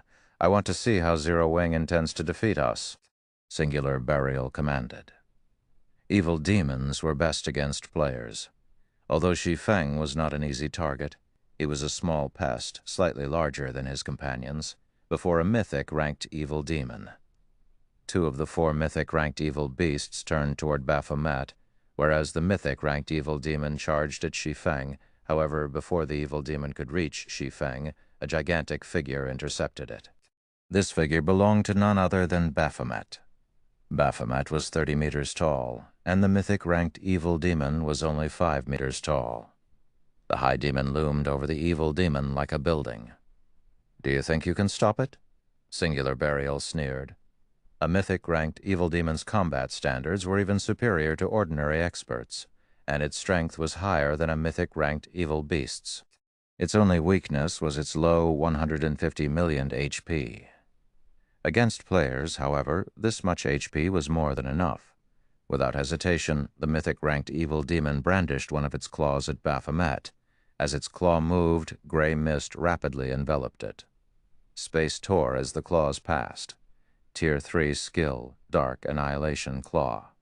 Although the attack was only a Tier 3 skill, the evil demon's overwhelming strength and speed improved it. Seeing the approaching attack, Baphomet swung one of its own clawed hands to meet the attack, rather than try to dodge. Boom! When the 2 claws collided, space around them shattered. The ground below the collision sank while nearby evil demons were thrown through the air. Evil demons below chieftain rank and within 20 yards of the impact died instantly from the resulting shock waves. After the 2 demons pushed against each other for a few seconds, the Dark Annihilation Claw's effects vanished, and the mythic-ranked evil demon was forced back by 5 steps before it stabilized itself. The difference between the 2 monsters' strength was obvious at a glance. The Heaven's Burial members that had brimmed with fighting spirit were stupefied, especially Singular Burial. How is any of this possible? How can that thing stop the evil demon's Tier 3 skill with a normal attack? Singular Burial simply could not understand how a demon could possess such horrific strength that not even a mythic-ranked evil demon could compete with it. However, Singular Burial quickly recovered his senses. Baphomet was only 1 creature, and he had a total of 5 mythic monsters under his command. Even if Baphomet were more powerful, it couldn't stop 5 mythic monsters at once. As long as they killed Shi Feng, Baphomet would vanish. Singular Burial immediately contacted Flameblood, who controlled the mythic monsters in secret, and instructed him to send all 5 to kill Shi Feng. He also told Flameblood to keep the other evil demons away from Baphomet as much as possible, focusing on Zero Wing's members. As Singular Burial had expected, although Baphomet was powerful, it couldn't stop 5 mythic monsters of the same level.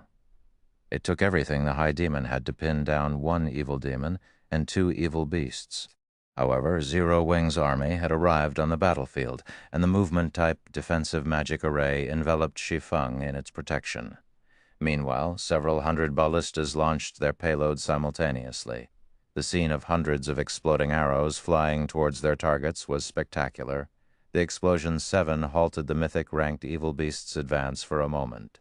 The weaker evil demons began to die in droves. Single volley of arrows had claimed several hundred evil demons' lives. However, The evil demon army launched its own assault against the movement-type magic array. From time to time, the two mythic-ranked evil beasts, which had avoided Baphomet's care, snuck past the high demon to land one or two attacks on the magic array.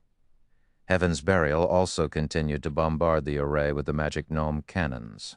With so many attacks against it, cracks began to surface on the magic array's barrier.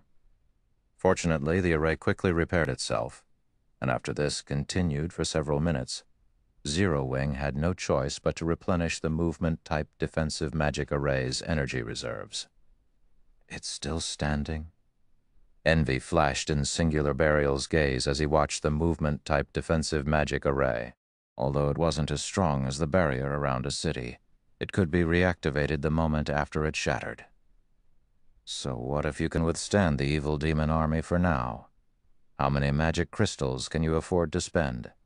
Heaven's Burial, charge. Zero Wing won't last much longer, Singular Burial shouted.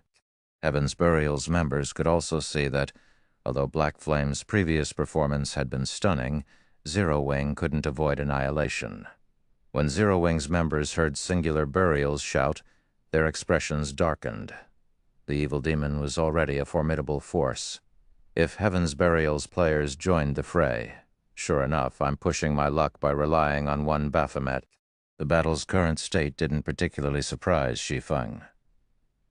Fortunately, Zero Wing City had accumulated quite a number of magic crystals lately, following which he retrieved the High Demon's soul from his bag and sacrificed another 5,000 magic crystals to it. Another gigantic magic array joined the battlefield, and after a few seconds, a new Baphomet manifested within the movement-type defensive magic array. Black Flame can summon another one. This is some trick, right? As Heaven's Burial's members began their charge, they slid to a halt as they gaped at the new Baphomet in utter shock. Chapter 1691, Chaotic Battlefield. Baphomet's 30-meter-tall figure was eye-catching inside the movement-type defensive magic array. The players standing around it looked like ants, and the High Demon was difficult to miss. Both this new Baphomet's aura and basic attributes were identical to the first Baphomet Shi Feng had summoned. He can actually summon two such powerful monsters? Singular Burial and Heaven's Burial's upper echelons looked on in abject horror. They had already witnessed Baphomet's power. Not only did the High Demon have more strength than both the mythic-ranked Evil Demon and the Evil Beasts, but it could also tank one mythic Evil Demon and two mythic Evil Beasts by itself. Even the other two mythic-ranked Evil Beasts struggled to find opportunities to sneak past the first Baphomet to attack Zero Wing. To put it simply, Baphomet's basic attributes and combat standard were already horrific. Yet another monster of its caliber had joined the battle. This raised Zero Wing's combat potential to the next level. When the second Baphomet had manifested, some of Zero Wing's members who had begun to despair cheered. The two mythic-ranked evil beasts were the biggest problem they faced, but now that a second Baphomet had joined them, they wouldn't need to worry about any of the mythic monsters. With all 5 of Heaven's Burial's mythic monsters at bay, they could rely on their defensive magic array and miniature ballistas to give Heaven's Burial's demon army the fight of its lifetime. Novel full, suddenly the second Baphomet vanished and reappeared before one of the two unhindered mythic-ranked evil beasts. Baphomet then swung its clawed hand at the evil beasts. Boom! The impact forced the level 80 mythic evil beast to retreat several steps. Noticing the new powerful foe, the other mythic evil beast turned and headbutted Baphomet. Rather than dodge the incoming attack, Baphomet stomped the ground and swung its other claw, easily stopping the evil beast's all-out attack. The resulting impact pushed the evil beast back by several steps. The difference in strength between both sides was obvious at a glance. For a time, the two Baphomets pinned down Heaven's Burial's 5 mythic monsters, giving the monsters no opportunity to attack the movement-type defensive magic array. As a result, Heaven's Burial's damage against the array drastically decreased. Even with the rest of the evil demon army attacking desperately, the depletion of the magic array's energy reserves slowed. Now it would take far more time to drain the defensive magic array's energy. Furthermore, Zero Wing's members could replenish the reserves at any given moment. This allowed the miniature ballistas and ranged players in the defensive magic array to attack without restraint. Each volley from the miniature ballistas contained several hundred exploding arrows. Although a single volley was not enough to kill the chieftain rank and above evil demons, the weaker demons turned to ash instantly. Amazing. So this is Zero Wing's foundation. Even if the guild didn't have those two mythic monsters, Heaven's Burial would still find its members difficult to annihilate. The spectating players inside Stone Forest Town were stunned by the spectacular sight of several hundred miniature ballistas launching simultaneous attacks. Meanwhile, Singular Burial, who commanded the battle from afar, glared at Shi Feng. He felt as if someone thrust a blade into his heart with each exploding arrow volley from the miniature ballistas. He had sacrificed 400,000 players to obtain these evil demons, and to convince his players to offer a portion of their immortal souls willingly. Heaven's Burial had offered them significant compensation, yet in the few short minutes since the battle had begun, over 20,000 evil demons had fallen. In contrast, Zero Wing had yet to suffer a single casualty as the impenetrable defensive magic array protected its members. After a short moment, Zero Wing had regained the advantage. Guild Leader, we are dealing too little damage to Zero Wing's defensive magic array. At this rate, Zero Wing will annihilate our forces before we can even deplete the magic array's energy reserves. Daybreak Fog said, frowning as she watched volley after volley of exploding arrows rain down on Heaven's Burial's armies. Aside from the two Baphomets, the several hundred miniature ballistas were plenty of trouble. Their combined attacks could rival a Tier 4 large-scale destruction spell in both power and range. Even though evil demons were stronger than players, they couldn't survive a bombardment of multiple Tier 4 large-scale destruction spells. Novel full. Haven't Blackwater's reinforcements arrived yet? Singular Burial could practically feel his heart bleed. The losses the evil demon army was suffering were severe, but his player army's losses were worse. Players didn't have as much HP as the evil demons, and every attack from the two Baphomets and the miniature ballistas could one-hit his players. Thus far, Heaven's Burial had lost over 30,000 players. Many of them were the guild's elite members. Meanwhile, the Mythic Evil Demon and Mythic Evil Beast's performance wasn't nearly as powerful as he had expected. On the contrary, the two Baphomets had them thoroughly suppressed, and they steadily lost HP. Singular Burial regretted his decision to begin the battle against Zero Wing so soon. Had he known that Shi Feng could summon two Baphomets, he definitely would have waited until Blackwater's reinforcements had arrived. With Blackwater's catapults, destroying Zero Wing's defensive magic array would be much easier. Once they depleted the magic crystals Zero Wing had on hand, the guild's members would be fish on a chopping board. They're almost here. They'll arrive in 6 or 7 minutes. Daybreak Fog reported after contacting one of Blackwater's representatives. 6 or 7 minutes? Singular Burial made some quick calculations in his head. At the rate the battle was developing, Heaven's Burial should have no problems lasting for another half an hour or so. All right, but tell them to hurry. Tell them that Zero Wing is much stronger than we had anticipated. Daybreak Fog immediately relayed Singular Burial's message to Blackwater's army. Zero Wing can actually dominate the evil demon army. It's no wonder why such an insignificant guild dares to provoke Blackwater. Falling Fire, who wore a set of crimson mage robes, was surprised after he learned of Heaven's Burial's current predicament. However, that was all he felt. He wasn't worried in the slightest that they would fail to capture Stone Forest Town. Singular Burial had stated that his forces could hold out for another 30 or so minutes, and his group would arrive in around 7. Meanwhile, standing at the forefront of Zero Wing's army, Shi Feng spent another 5,000 magic crystals to summon a third Baphomet once the High Demon's soul's cooldown ended. The instant the third Baphomet manifested, the battlefield fell silent. It was as if time had frozen.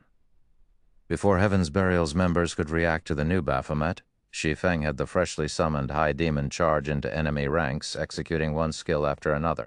A Tier 4 High Demon possessed many skills and spells, and all of them were capable of killing dozens, even hundreds of players.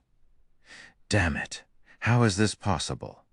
Shock and confusion overwhelmed Singular Burial as he stared at the third Baphomet. He could not figure out how Shi Feng had summoned such powerful monsters one after another. However, Singular Burial quickly calmed himself and pushed this thought out of his mind as he turned to Daybreak Fog and commanded, "Fog, contact Falling Fire and tell his group to hurry. Tell him to bring the 1 mythic evil demons and the 2 mythic evil beasts guarding the exit." Daybreak Fog knew how precarious their situation was now as well. She notified Falling Fire, telling him to increase his force's speed and transfer more monsters to the battlefield. However, shortly after daybreak, Fog ended the call. Shi Feng pulled a summon guard scroll from his bag and activated it. Suddenly, a lithe, captivating figure appeared before Shi Feng. Naturally, this figure belonged to Anna.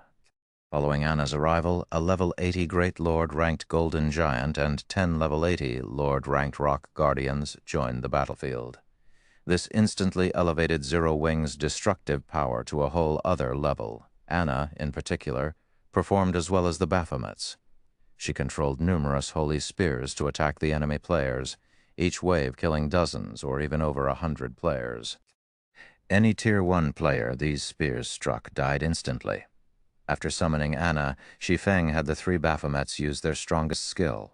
Each of the Baphomets then summoned their crimson longswords enveloped in pitch-black fire. Not only did the crimson longswords significantly increase the Baphomet's attack range, but those who fell to these weapons would also find their souls burning in the soul fire. In 1 minute, Heaven's Burial's 300,000-strong player army was reduced to just 200,000. Meanwhile, there were less than 50,000 surviving evil demons. This instilled a deep fear in Heaven's Burial's members. Even Singular Burial began to panic. He contacted Falling Fire personally and demanded, "Falling Fire, where are you?" "We're almost there. We'll arrive in another 4 or 5 minutes, Falling Fire said. 4 or 5 minutes, that long. Singular Burial paled as he gazed at the scorched, corpse-laden battlefield before him. Chapter 1692, Army Shattered. Long? Falling Fire was confused by Singular Burial's comment. This was the time they had previously agreed upon. His arrival hadn't been delayed in the slightest. In fact, he had even increased his army's pace while disregarding their stamina consumption. Moreover, a battle of hundreds of thousands couldn't end in 4 or 5 minutes. These battles normally drug on for several hours before reaching a conclusion. "The battle is intense. I can buy at most 5 more minutes. In any case, you need to hurry over here as soon as possible. Otherwise, the battle's outcome won't be certain," Singular Burial said, gritting his teeth. In reality, he wanted to tell the man that if his group didn't arrive in the next 5 minutes, their siege on Stone Forest Town would likely fail. Zero Wing is actually that strong? Singular Burial's response confused Falling Fire further. Although Heaven's Burial had incurred heavy losses while defending ancient Rock City, its remaining combat power could not be underestimated. Heaven's Burial also had command of over 100,000 evil demons. However, Falling Fire did not bother to ruminate over the matter as he nodded and said, "All right, I'll increase my force's speed to its maximum. We'll arrive in 4 minutes at most." 4 minutes? Singular Burial breathed a sigh of relief. If he organized his current forces, they should still have enough strength to defeat Zero Wing's army and capture Stone Forest Town. Singular Burial immediately disconnected the call and commanded his armies to retreat from the battlefield slowly. At the same time, he ordered some of his players to use magic arrays to buy time. He even used the 6 Tier 3 summoning scrolls and a large number of Tier 3 control magic scrolls Heaven's Burial had gone to great lengths to collect to stop the 3 Baphomet's rampant slaughter. Although Tier 3 control magic scrolls could not stop Tier 4 mythic monsters completely, Singular Burial could use them to limit the monster's mobility. As the Tier 3 control magic scrolls activated, one after another, magic arrays began to appear above and below the 3 high demons. Barriers, vines, and chains then emerged and restricted the Baphomet's strength and mobility. Black Flame. I'll admit that you are amazing to have forced me to use all of Heaven's Burial's trump cards. But in another 4 minutes, Zero Wing will meet its doom. Singular Burial shot Shi Feng a cold glare as he watched Zero Wing's army push forward. The strength Zero Wing had displayed in this battle had greatly exceeded his expectations. Had he known that Zero Wing could summon monsters of Baphomet's strength, he would have had Flame Blood mobilize every mythic monster under his command. If the remaining mythic monsters which currently guarded the barrier's exit were here, Heaven's Burial's armies wouldn't have been forced to retreat after suffering such severe losses. However, with things as they are now, he had no choice but to push his armies to resist. Now that Heaven's Burial had lost Ancient Rock City, it must capture both Stone Forest Town and Zero Wing City if the Guild wanted any hope of becoming a superpower in God's domain again. Otherwise, rising would become extremely difficult for Heaven's Burial. Although Blackwater hadn't dispatched a lot of players to help capture Stone Forest Town, many of them were experts. Blackwater's army was even armed with powerful weapons of war. As long as they destroyed Zero Wing's defensive magic array and regrouped with the remaining mythic monsters, they could wipe out Zero Wing's forces and capture Stone Forest Town. Meanwhile, the battle between Heaven's Burial and Zero Wing had thoroughly astounded the bystanders in Stone Forest Town. Strong, too strong. This battle was no longer a simple guild war. It looked like a war between kingdoms. All sorts of mythic monsters had been dispatched to add to the army's combat power. Each side used Tier 3 and Tier 4 magic scrolls one after another. The experts that ordinary players like them normally looked up to were insignificant here. All of these players finally understood what a real guild war looked like. The guild wars they had witnessed previously were child's play compared to this. The war between Zero Wing and Heaven's Burial was no longer a simple competition between players. It had become a war in which both guilds used everything they had to finish each other off. Both guilds had staked their continued existence on this war. No one had expected the battle to reach these heights. Initially, everyone had assumed that Heaven's Burial's victory would be overwhelming due to the assistance of the evil demon army. However, not only had Zero Wing shattered both Heaven's Burial's players and its monster army, but it had also done so without losing a single player. This outcome was too frightening. The various large guild's members who had planned to take advantage of Zero Wing's predicament to rob the guild abandoned that plan out of fear. Fortunately, they had not taken action alongside Heaven's Burial.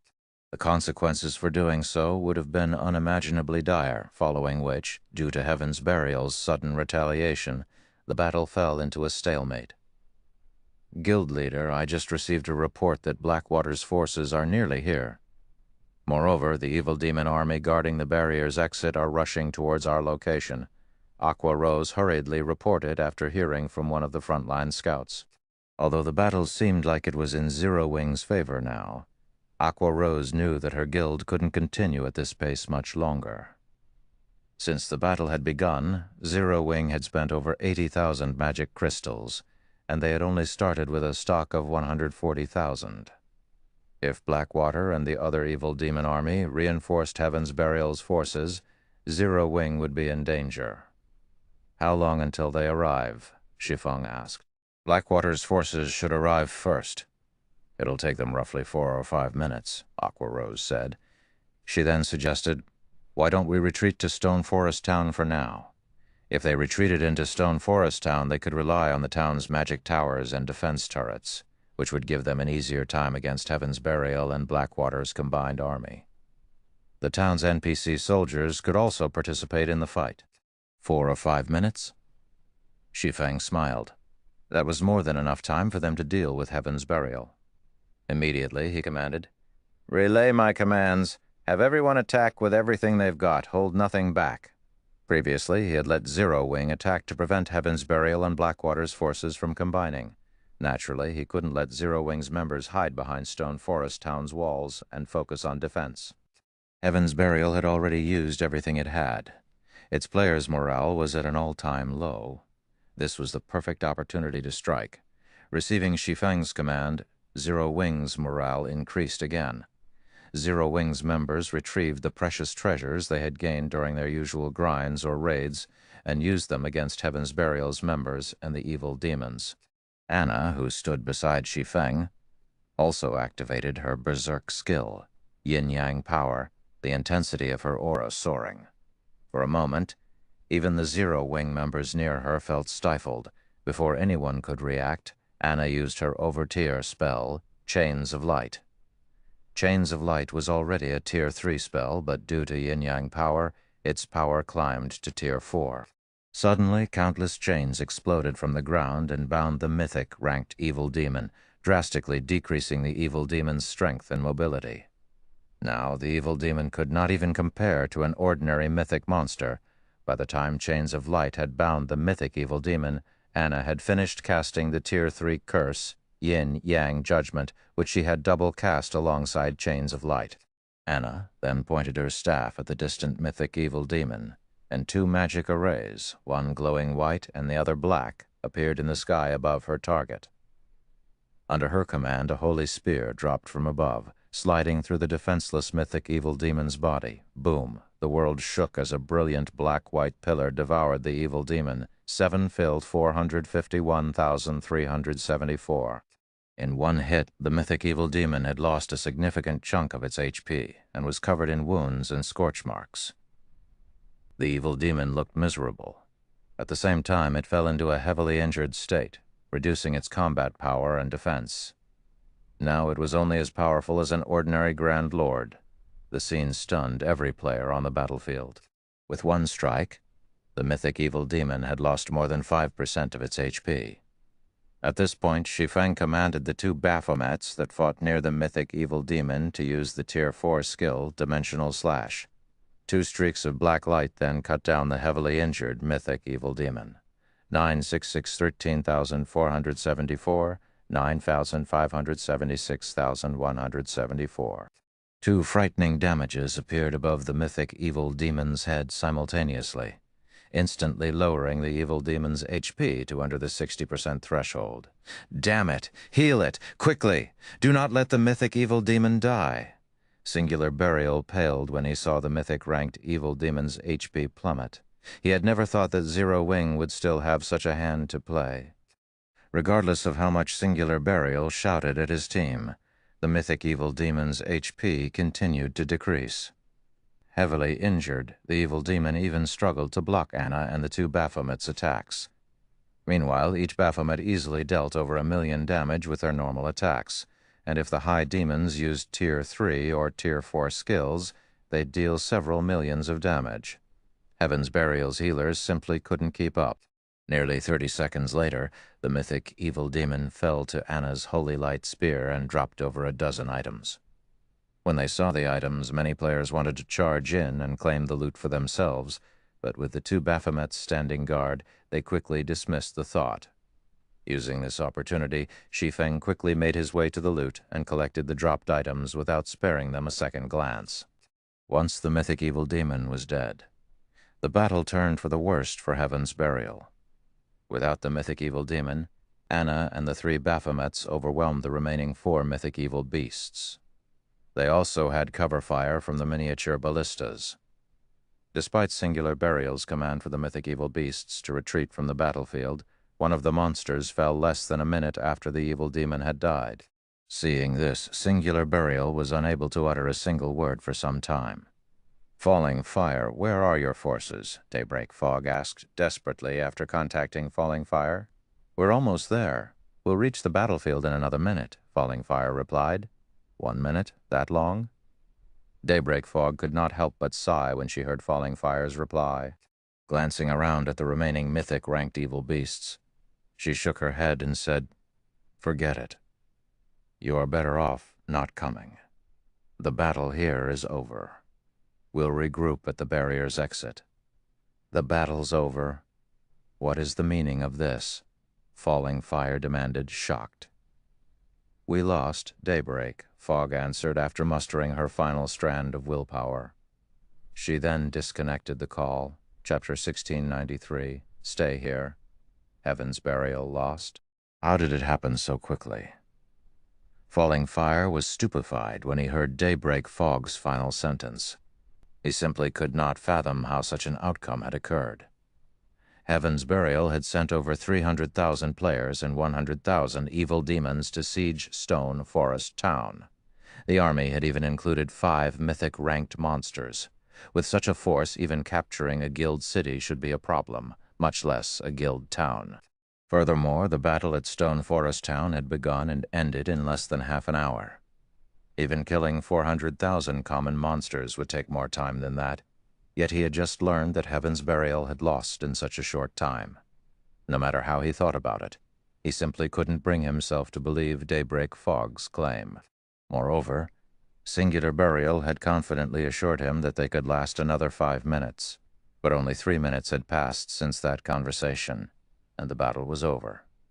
For a moment he even wondered if Singular Burial was toying with him. However, with how much Heaven's Burial had riding on this battle, Falling Fire doubted that Singular Burial would make such a joke. If Singular Burial were really joking, only Heaven's Burial would suffer for it. Should we retreat? Jin Muyun, the woman beside Falling Fire, asked. She wore a suit of silver plate armor and carried a buckler engraved with divine runes. No. How can we possibly just leave after spending all of that time and effort to get this far?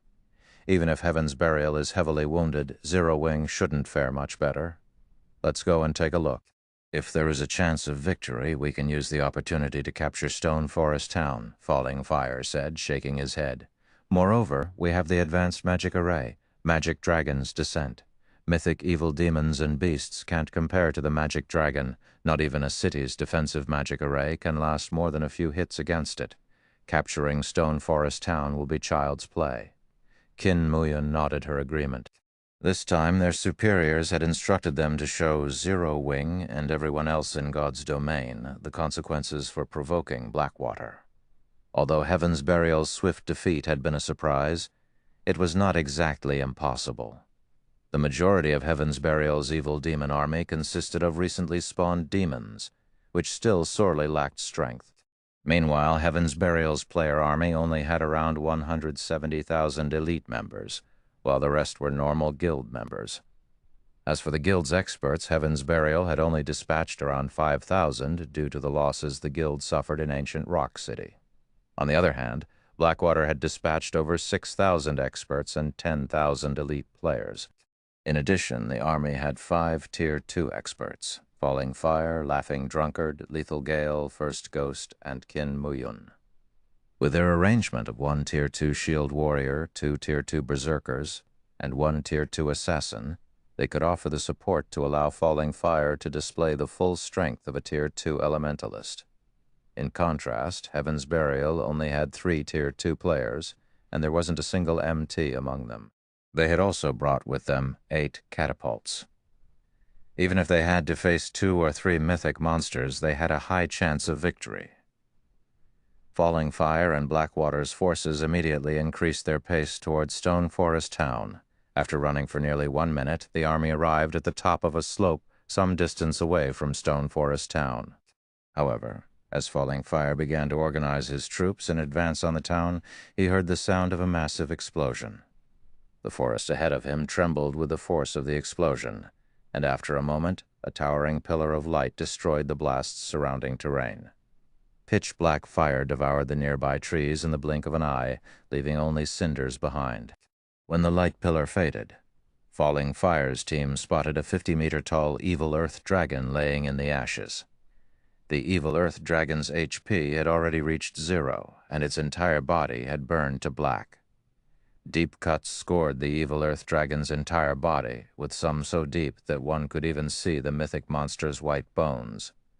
Several hundred of these deep gouges decorated the evil earth dragon's form. Blackwater's members gasped when they saw this corpse's miserable state. The light pillar had also killed hundreds of evil demons and players, however. That wasn't the worst part. Despite these players clearly being dead, their translucent souls still occupied the battlefield. Meanwhile, these souls were in agony as the pitch-black flames continued to burn them. Seeing this, ordinary players might not realize what was happening, but the large guild's upper echelons and experts understood very well. This was a soul attack, and any player the attack killed would lose more than just 1 level. It was very likely that these players wouldn't be able to log back into God's domain for some time. Meanwhile, 3 gigantic figures stood beside the evil Earth Dragon's corpse. Each of these figures was 30 meters tall, and they all held crimson longswords in their right hands, the blades of which were wrapped in pitch-black fire. Once they saw their prey's corpse, the 3 Baphomets split up and charged at the nearby evil demons and Heaven's Burial members. Every time the Baphomets swung their swords, dozens of evil demons and players lost their lives. None of these evil demons or players could withstand a single hit from the high demons. The 3 Baphomets were like demon gods as they slaughtered the evil demons and Heaven's Burial members. Only the half-HP mythic evil beasts could hold off a high demon for any length of time. However, despite only 1 Baphomet facing off against the 2 remaining mythic evil beasts, the latter lost HP rapidly. It was only a matter of time before they died. Falling Fire and the others wore somber expressions as they watched this scene. The 3 level 80 mythic-ranked high demons even overwhelmed the evil Earth Dragons. Before these monsters, players were a joke. Falling Fire finally understood why Heaven's Burial had been defeated so quickly. How is Zero Wing so powerful? Falling Fire was greatly confused as he watched the 3 Baphomets slaughter Heaven's Burial's forces. Obtaining one such powerful monster was already extremely difficult, yet Zero Wing had command of 3 of them. Not even super guilds were capable of such a feat. Blackwater's members? Shi Feng, who stood some distance behind the Baphomets, quickly noticed the spectating crowd on a distant hillside. "Since you're here, you should stay here forever." Saying so, Shi Feng instructed 2 of the Baphomets to charge at Blackwater's army. The Baphomets he had summoned had a very short duration of 5 hours. Since Blackwater's forces had already arrived, he didn't mind taking them out. Fortunately, Heaven's Burial was no longer a threat to Zero Wing. He could finish off its members after taking out the larger threat, Blackwater's forces. "Damn it!" Falling Fire shouted, watching the 2 Baphomets dash towards them. Falling Fire could easily guess what Shi Feng had in mind. Immediately, he commanded, "Summon the magic dragon. Activate the defensive magic array." Agreeing with Falling Fire's decision, Qin Muyan notified the players responsible for the 2 magic arrays. She had already witnessed the Baphomet's strength. If 2 of these monsters were allowed to charge into Blackwater's ranks, the consequences would be unimaginable. The only way to stop the 2 approaching high demons was to summon the magic dragon and use their defensive magic array. Suddenly, a colossal silver magic array appeared in the sky. A moment later, a dragon covered in pitch-black scales and silver runes manifested before Blackwater's army. Magic Dragon Clanned, High Inferior Dragon, Mythic, Level 75, HP 420 millionth. The Magic Dragon's aura was visibly stronger than that of ordinary mythic monsters. It could basically rival a mythic-ranked archaic species of the same level. The level 80 evil Earth Dragons simply couldn't compare to this monster. This was also why Falling Fire was confident in capturing Stone Forest Town despite Heaven's Burial's defeat. When the Magic Dragon joined the battlefield, 100 players in Blackwater's army spread out along the army's edges before activating a defensive magic array. A magic barrier then formed and enveloped the army. A moment after Blackwater's army deployed its offensive and defensive measures, the 2 Baphomets reached the army like a powerful gale. One of the 2 Baphomets then leaped into the air, transforming into a blur as it arrived before the magic dragon. The high demon then swung down its crimson longsword, and the weapon tore apart space as it moved down towards the high inferior dragon's head. Although Clanned tried to block the attack with one of its claws, it was repelled the moment its claw met the blazing crimson longsword. The crimson longsword then proceeded to smash into the magic dragon's head and slam it straight toward the ground, the resulting impact carving out a huge crater in the earth below. Meanwhile, the other Baphomet arrived before Blackwater's defensive magic array. As the high demon raised its longsword, the pitch-black flames along the blade flared. As the Baphomet commanded, a raging pillar of black fire descended on Blackwater's magic barrier. When the flames met the barrier, the attack formed a massive slice across it. Smaller web-like cracks began to spread out around the cut, crawling across the entire magic barrier. Chapter 1694, One Hit to Destroy a Magic Array. In the dense forest some distance away from Stone Forest Town, under Singular Burial's command, Heaven's Burial's members had scattered and fled into the forest. By doing so, more members would escape with their lives. Zero Wing's members could only operate within the movement-type defensive magic array, and only the three Baphomets were truly capable of giving chase. Huh? Why are Blackwater's people here? Daybreak Fog, who maneuvered around the forest, was confused to see Falling Fire's group on a distant hillside. Have they lost their minds? They actually came. She had clearly told Blackwater not to come and to regroup at the barrier's exit.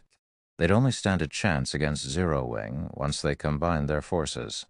Foolish. Absolutely foolish. How can Blackwater employ such fools? Singular Burial could not help but curse out loud when he saw Falling Fire's distant figure. He had already gotten a taste of Zero Wing's true strength. He had hoped to regroup with Blackwater's army and the evil demon army guarding the barrier's exit before resuming their battle against his hateful enemy. However, the fools from Blackwater had refused to listen to his advice and continued towards the battlefield. If Zero Wing decimated Blackwater's forces now, this war was as good as over. Heaven's Burial would lose all hope of capturing Stone Forest Town. Before Singular Burial could contact Falling Fire and demand an explanation from the foolish elementalist, he noticed two of the rampaging Baphomets leave the battlefield and charge straight for the hillside Blackwater's army resided on. Seeing this, Singular Burial fell into a thorough despair. However, before the two Baphomets had reached Blackwater's army, a mythic-ranked magic dragon descended from the sky, despite such a vast distance between him and the high inferior dragon. Singular Burial could feel the horrific pressure the monster gave off, and he couldn't help but shudder.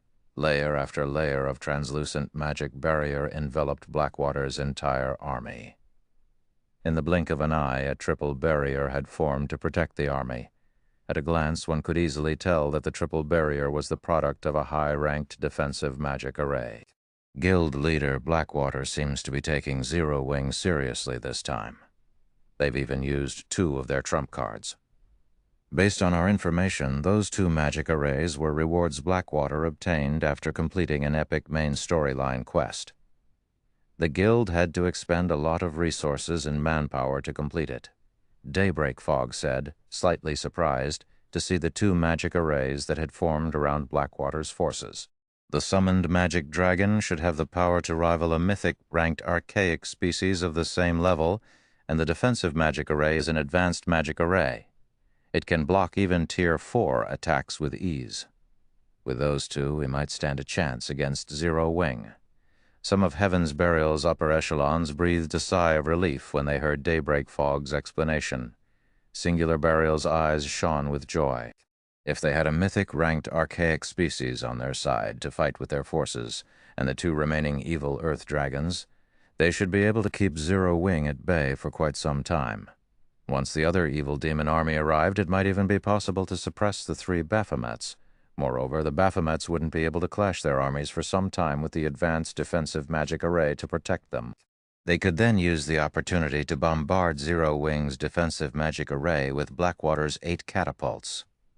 Zero Wing's defensive magic array wouldn't last long against them. As Singular Burial prepared to order his scattered forces to regroup with Blackwater, something unbelievable occurred. One of the two Baphomets that had assaulted Blackwater's army had sent the level 75 magic dragon crashing face first into the ground with a single attack. Meanwhile, the other Baphomet released a powerful strike against Blackwater's defensive magic array. Although the triple barrier did not fall, cracks webbed the entire barrier. For a moment, the world seemed to have fallen silent. How is this possible? Even Falling Fire and his Blackwater companions were dumbfounded, not to mention Singular Burial and his upper echelons. Their eyes bulged as they stared at the damage. A monster that rivaled a mythic-ranked archaic species had been thrown face first to the ground. A mythic-ranked archaic species was practically invincible to current players. However, that wasn't what shocked them most. The Baphomet's ability to damage an advanced defensive magic array's barrier so severely with a single attack was unbelievable. Falling Fire and the other Blackwater members even wondered if the system had tricked them, awarding some cheap knockoff. What Falling Fire and the others did not know was that a high demon was a demon with a noble lineage. High demons were akin to emperors among demons, and their life ratings were even higher than archaic species. Only dragons and ferocious beasts could hope to triumph over a high demon. Furthermore, Shi Feng's Baphomets had been reinforced with the Bible of Darkness. Their strength was far higher than the mythic-ranked magic dragons, and in a frontal clash, it was only natural that the magic dragon clan had lost. The advanced defensive magic array was indeed capable of blocking a normal Tier 4 attack, but the attack Baphomet had used had been a Tier 4 taboo skill. Including the Bible of Darkness's buff, the Tier 4 taboo skill could rival a Tier 5 attack, which was already far beyond the defensive magic array's endurance limit. It's not broken? What a powerful defensive magic array. Shi Feng was slightly surprised as he watched Blackwater's defensive magic array slowly mending itself. He had never thought that Blackwater could acquire such a powerful advanced magic array. However, Falling Fire and his companions were truly shocked. Not only had Baphomet's attack severely damaged their defensive magic array, but the players maintaining the magic array had also lost 1/3 of their mana pools. Unlike Zero Wing's movement-type defensive magic array, which was machine-operated, their players had to maintain their magic array. Hence, the energy needed to mend and maintain the array came from the player's mana. If even one of these players ran out of mana, the magic array would stop working and disappear. Players could only rely on mana recovery potions to replenish their mana stores. However, mana recovery potions had considerably long cooldowns, and they only restored a small amount of mana. Meanwhile, after seeing its first attack failing, the Baphomet attacking the defensive magic array promptly followed up with another Tier 4 skill. Although the skill was no match for a Tier 4 taboo skill, it still drained a significant amount of mana from the players maintaining the magic array. Meanwhile, the other Baphomet continued to bombard the magic dragon, pushing it back and tearing one pained cry after another from the monster. At this point, Falling Fire snapped out of his daze and hurriedly commanded, "Attack! Fire the catapults!" The players controlling the catapults immediately aimed and fired at the Baphomet attacking their magic barrier. The catapults were extremely powerful, and with normal ammunition, their attacks had the power of Tier 4 strikes. If loaded with special ammunition, the war weapons attacks would reach the peak of Tier 4. These attacks could even heavily injure mythic monsters, and their only downside was their long 2-minute cooldown. Suddenly, 8 gigantic, flaming boulders flew towards the Baphomet attacking the defensive magic array. Just before one of the flaming boulders, decorated with divine runes, struck the high demon, the latter lightly swung its crimson longsword, boom. The moment the edge of blade met the flaming boulder, Baphomet was forced to take 3 steps back as a damage of over -100,000 appeared above its head. However, the clash had failed to inflict any negative effects, such as a temporary numbing. Following which, Baphomet rapidly brandished its longsword to strike down the rest of the incoming boulders, one after another. Each time it blocked an attack, it was forced to retreat several steps, and the Baphomet only stabilized itself after taking a few dozen steps backward. How can a monster be so powerful? Regret gripped Falling Fire's heart as he watched the Baphomet only lose a little over 1 million HP after receiving all 8 attacks. Why had he so foolishly rushed over here? Before Falling Fire could snap out of his daze, the targeted Baphomet advanced and assaulted the defensive magic array again. The players maintaining the magic array continued to lose mana, and although Falling Fire and his players tried to retaliate, the high demon simply shrugged off their attacks. "Retreat! Retreat with the magic array! We cannot remain here any longer!" Falling Fire shouted anxiously, his expression somber. Although he hated to admit it, even a fool could tell that only death awaited them should they continue this battle. Their wisest option was a quick retreat while the defensive magic array still stood. Although moving the magic array would significantly deplete its energy, it was better than standing here and doing nothing. Don't even think you can flee that easily. When Shi Feng saw Blackwater's army began its retreat, he immediately commanded Anna to use angel summoning. A moment later, a Valkyrie with white feathered wings descended onto the battlefield. Valkyrie's life rating was even higher than a high demon's. But how much strength the summoned Valkyrie could exhibit largely depended on Anna's basic attributes. Fortunately, Anna had already activated yin-yang power, which allowed the Valkyrie's combat power to reach a height like never before. The Valkyrie's two sets of wings shuddered slightly before she vanished from where she stood. Second later, she reappeared before Blackwater's army, radiating a horrific aura that was even stronger than the two Baphomets. Suddenly, a spear of thunder formed in the Valkyrie's hand before she tossed it at Blackwater's magic barrier. Peng! Peng! 3! Crisp sounds echoed throughout the forest as a hole formed in the 3 incomparably powerful protective barriers. The spear then struck one of the players maintaining the array before it exploded. Boom! Countless arcs of golden lightning scattered, devouring everything in its path. Any players this lightning touched were vaporized instantly. With just one attack, the Valkyrie had killed over 500 Blackwater members. Meanwhile, the advanced defensive magic array could no longer operate as it lost one of its operators, and it began to fade out of existence. Staring at the Valkyrie before him, Falling Fire's expression became more solemn than ever before. When Singular Burial and the other Heaven's Burial members saw this from within the forest, horror flashed in their eyes. With one attack, the Valkyrie had destroyed an advanced defensive magic array that could even stop a mythic ranked monster's attacks. Chapter 1695, Heaven's Burial crumbles, when the triple barrier Blackwater's advanced defensive magic array had created began to fade. The various major powers members who watched the battle through magic water mirrors expressed their shock and horror. The 3 Baphomets Shi Feng had summoned were impossibly strong, but even one of their full-powered attacks had only cracked the defensive magic array's outermost barrier. On the other hand, the Valkyrie had destroyed the entire defensive magic array with one attack. If the Valkyrie were used to siege a guild town or city, just thinking about it made them shudder. It was entirely possible that the Valkyrie would only need one attack to break a city's defensive magic array. Just how many secrets has Zero Wing hidden? Singular Burial was nearly traumatized as he watched Blackwater's defensive magic array crumble. Countless guilds dreamed of wielding the power to destroy a city's defensive magic array. Breaking a city's defensive magic array was, after all, the most important part of trying to capture a city. When Shi Feng had destroyed Ancient Rock City's defensive magic arrays, he had chalked it up to the man finding some precious treasure, and a treasure like that would only have limited uses. Once the usage counts were exhausted, the treasure would disappear. Yet Shi Feng had replicated that feat with a summoned Valkyrie one of his personal guards controlled. This had an entirely different meaning than summoning such power with a consumable. The Valkyrie had been called with a skill, which meant that Zero Wing could summon the monster indefinitely, only limited by the skill's cooldown. Sure enough, that Valkyrie is really powerful.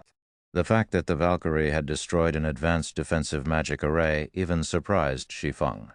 However, he doubted that the Valkyrie could destroy a city's defensive magic array. At the very least, she'd need to use more than one attack. An advanced defensive magic array which players had to maintain and a city's defensive magic array were two very different things. A player-maintained defensive magic array had the advantage that it could be deployed at any given time. However, its flaws were obvious. First, there was the problem of mana consumption. Second, no harm must come to the players maintaining the magic array, otherwise the magic array would crumble. Although the Valkyrie's full-powered attack had pierced a hole in Blackwater's defensive magic array, it had failed to destroy the magic array entirely. The attack had merely drained a considerable amount of mana from the maintaining players. The attack had only destroyed the barrier because it had killed a few of the players maintaining it. This wouldn't happen with the city's defensive magic array. At most, the Valkyrie's attack would deplete some of the magic array's energy. Meanwhile, since Blackwater's army had lost its defensive magic array's protection, it had no way to deal with a high demon before it. Each time Baphomet swung its crimson longsword, it reaped the lives of over 100 players. After the players died, Baphomet's soul fire continued to burn their immortal souls. In the blink of an eye, Baphomet had killed over 1,000 players. Falling Fire's heart bled when he saw this. Blackwater had dispatched 20,000 players to capture Stone Forest Town, 6,000 of which were guild-nurtured experts. It was one thing if these experts died, but if their immortal souls were damaged, they'd be prevented from logging into God's domain for several days. This would be a massive loss for the guild, with no better choice. Falling Fire could only follow Heaven's Burial's example and order a retreat, telling his men to scatter. Only one Baphomet had targeted the force, and even if the High Demon were very fast, it could only kill a limited number of players if everyone ran in different directions. Seeing this, Shi Feng sneered and waved a hand.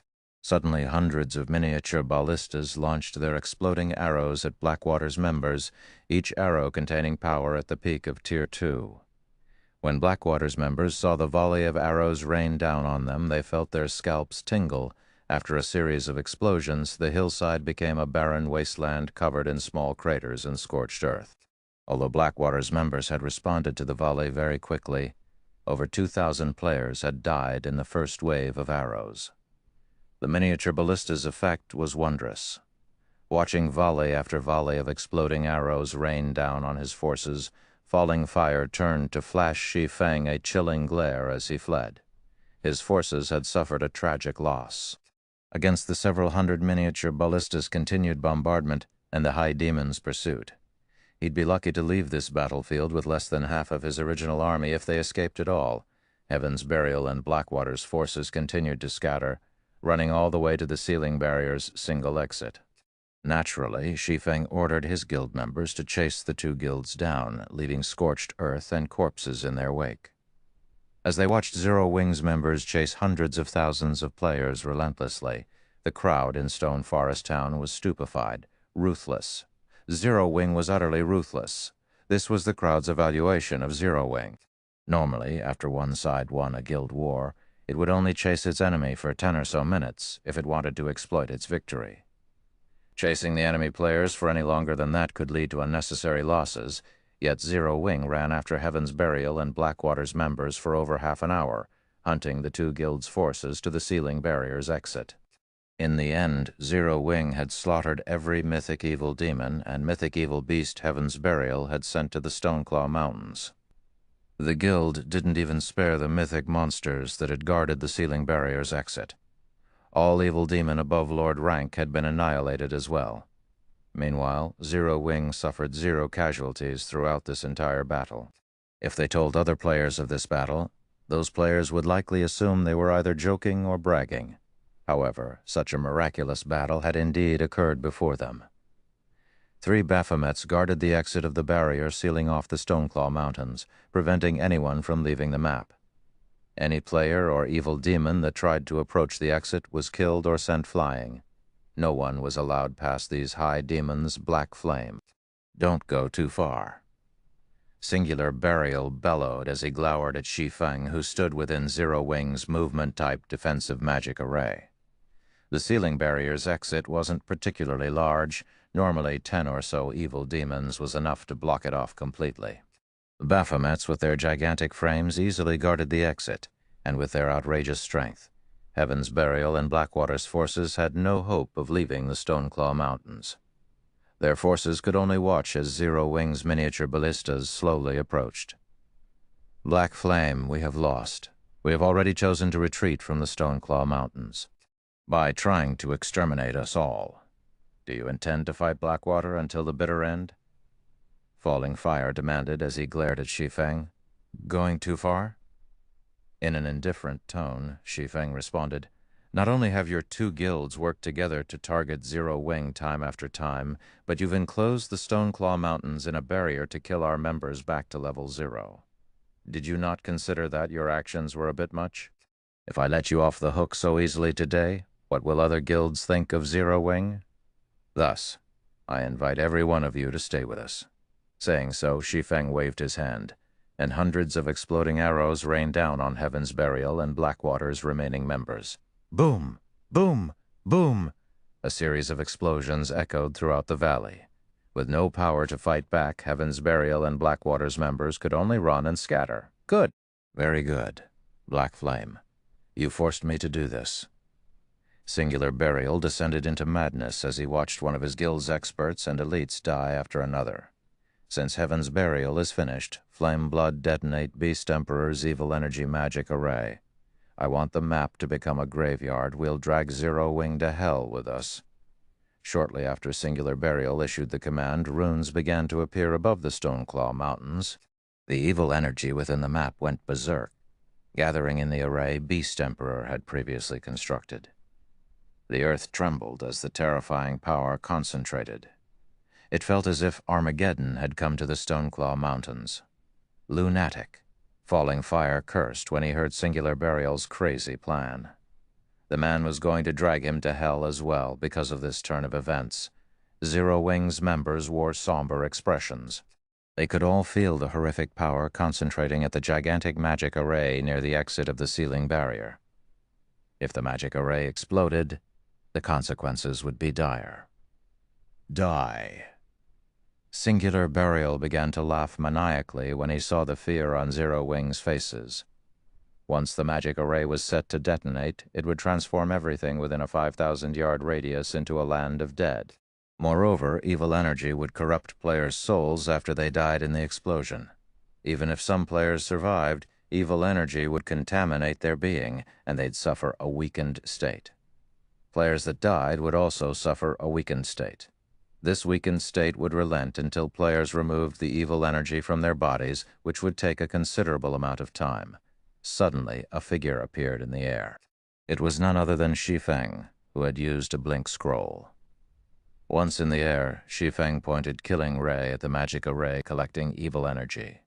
Then, a pitch-black barrier formed, enveloping the array and gradually dissipating the gathering mana and evil energy. Forbidden Domain. Without the support of external mana, the magic array couldn't self-destruct. Don't think that you can die so easily while you stand before me. Shi Feng growled as he charged into the evil energy-filled magic array. Evil energy was incredibly toxic to ordinary players, and at high concentrations, it could even kill players upon contact. However, the moment Shi Feng entered the magic array's range, he activated Absolute Domain, becoming immune to all forms of damage. After setting foot in the magic array's range, the golden divine runes surrounding Shi Feng began to crackle as they fought off the surrounding evil energy's corrosion. What powerful evil energy! Shi Feng couldn't help his surprise when he noticed the evil energy begin to corrode the divine runes. His absolute domain could even stop Tier 4 mythic monsters' attacks. Yet this magic array's evil energy slowly but surely corroded the skill. The power of the concentrated evil energy here nearly had the power of a Tier 5 spell. Not even ordinary mythic monsters would dare approach this magic array with such power. Only evil beasts and evil demons had any hope of survival within it. The evil energy's corrosion increased as time passed. Not daring to waste any more time, Shi Feng charged toward the center of the magic array and slashed at the staff there with one of his blades. Thunder, flame, explosion. Boom. When the lightning and fire collided with their target, the staff inserted into the ground shattered, leaving only a dark gray crystal covered with purple-gold runes behind. When the core of the magic array shattered, the array began to vanish, following which the sound of a system notification reached Shi Feng's ears. Chapter 1696, Shaking Star Moon Kingdom System. Congratulations. You have successfully destroyed the evil god's sealing magic array and stopped an evil energy passage from opening. Rewarding 100 humanity reputation points and 10,000 war god's temple merit points. Shi Feng was slightly surprised when he heard the system notification. He had never expected to earn 100 humanity reputation points and 10,000 war god's temple merit points for just destroying a magic array. War god's temple merit points were extremely valuable. With 4,000 points, one could purchase an ordinary epic item from the temple. However, Shi Feng did not spare the matter much thought as he snatched up the runic crystal and dashed away from the magic array. Although the magic array had already been destroyed, the evil energy it had gathered still lingered in the area. Once the evil energy ate through Absolute Domain's protection, not even a Tier 2 player like himself could survive the concentrated energy. Meanwhile, outside the magic array, Singular Burial, who had truly gone mad, was stupefied when he noticed the magic array disappear. Flame Blood, who controlled the evil demons from a hidden location, also gaped in shock. How is that possible? The color in Flame Blood's face drained when he noticed the gathered evil energy in the magic array gradually dissipate. Is he really a player? The sealing magic array Beast Emperor had used to entrap the Stoneclaw Mountains was extraordinary. The evil energy inside the array had become so dense after sacrificing 400,000 players that not even an evil god's apostle like Flame Blood dared to enter its range. Any player not belonging to the evil god's temple would seal their own fate if they approached the magic array. Yet, not only had Shi Feng survived inside it, but he had also destroyed the magic array. Although the silencing skill Shi Feng had used prevented the magic array's detonation, that was only temporary. Once the silencing skill's duration ended, Flame Blood could simply detonate the magic array again and transform this map into a cemetery. However, now that the magic array had been destroyed, that wasn't possible. Due to the magic array's destruction, the barrier over the Stoneclaw Mountains map lifted. As a result, the blue sky returned as every player watched. Communication with the outside world also became possible again. The seal has lifted? How is this possible? Did Heaven's Burial win? Quick, notify the higher-ups. The various large guilds members who were stationed outside of the barrier were surprised when the pitch-black magic barrier around the regional dungeon suddenly disappeared. They immediately contacted their superiors. However, before they could report the situation, a large number of players burst out of the other end of the valley, as terrified as if they had just seen a ghost. These fleeing players wore either Heaven's Burial's emblem or Blackwater's. A moment later, another large group of players charged out of the Stoneclaw Mountains. Although the second group had fewer players than the first, the second group's momentum was imposing. These players fiercely hunted down Heaven's Burial and Blackwater's fleeing members. What's going on? Why are Zero Wing's members the ones pursuing Heaven's Burial and Blackwater's members? Shouldn't it be the other way around? Did Heaven's Burial and Blackwater lose? That shouldn't be possible, right? Those two guilds sent in so many players, and they had the help of their evil demon army. How could they possibly lose? The spectating players had never even considered the possibility that Zero Wing would defeat Heaven's Burial and Blackwater. The evil demon army was simply too strong. It wasn't a force current players could defeat. Furthermore, Heaven's Burial and Blackwater far outnumbered Zero Wing. Capturing Stone Forest Town would be a piece of cake for these two guilds. How could they possibly end up running away from Zero Wing? Moreover, Heaven's Burial and Blackwater's members fled with such desperation.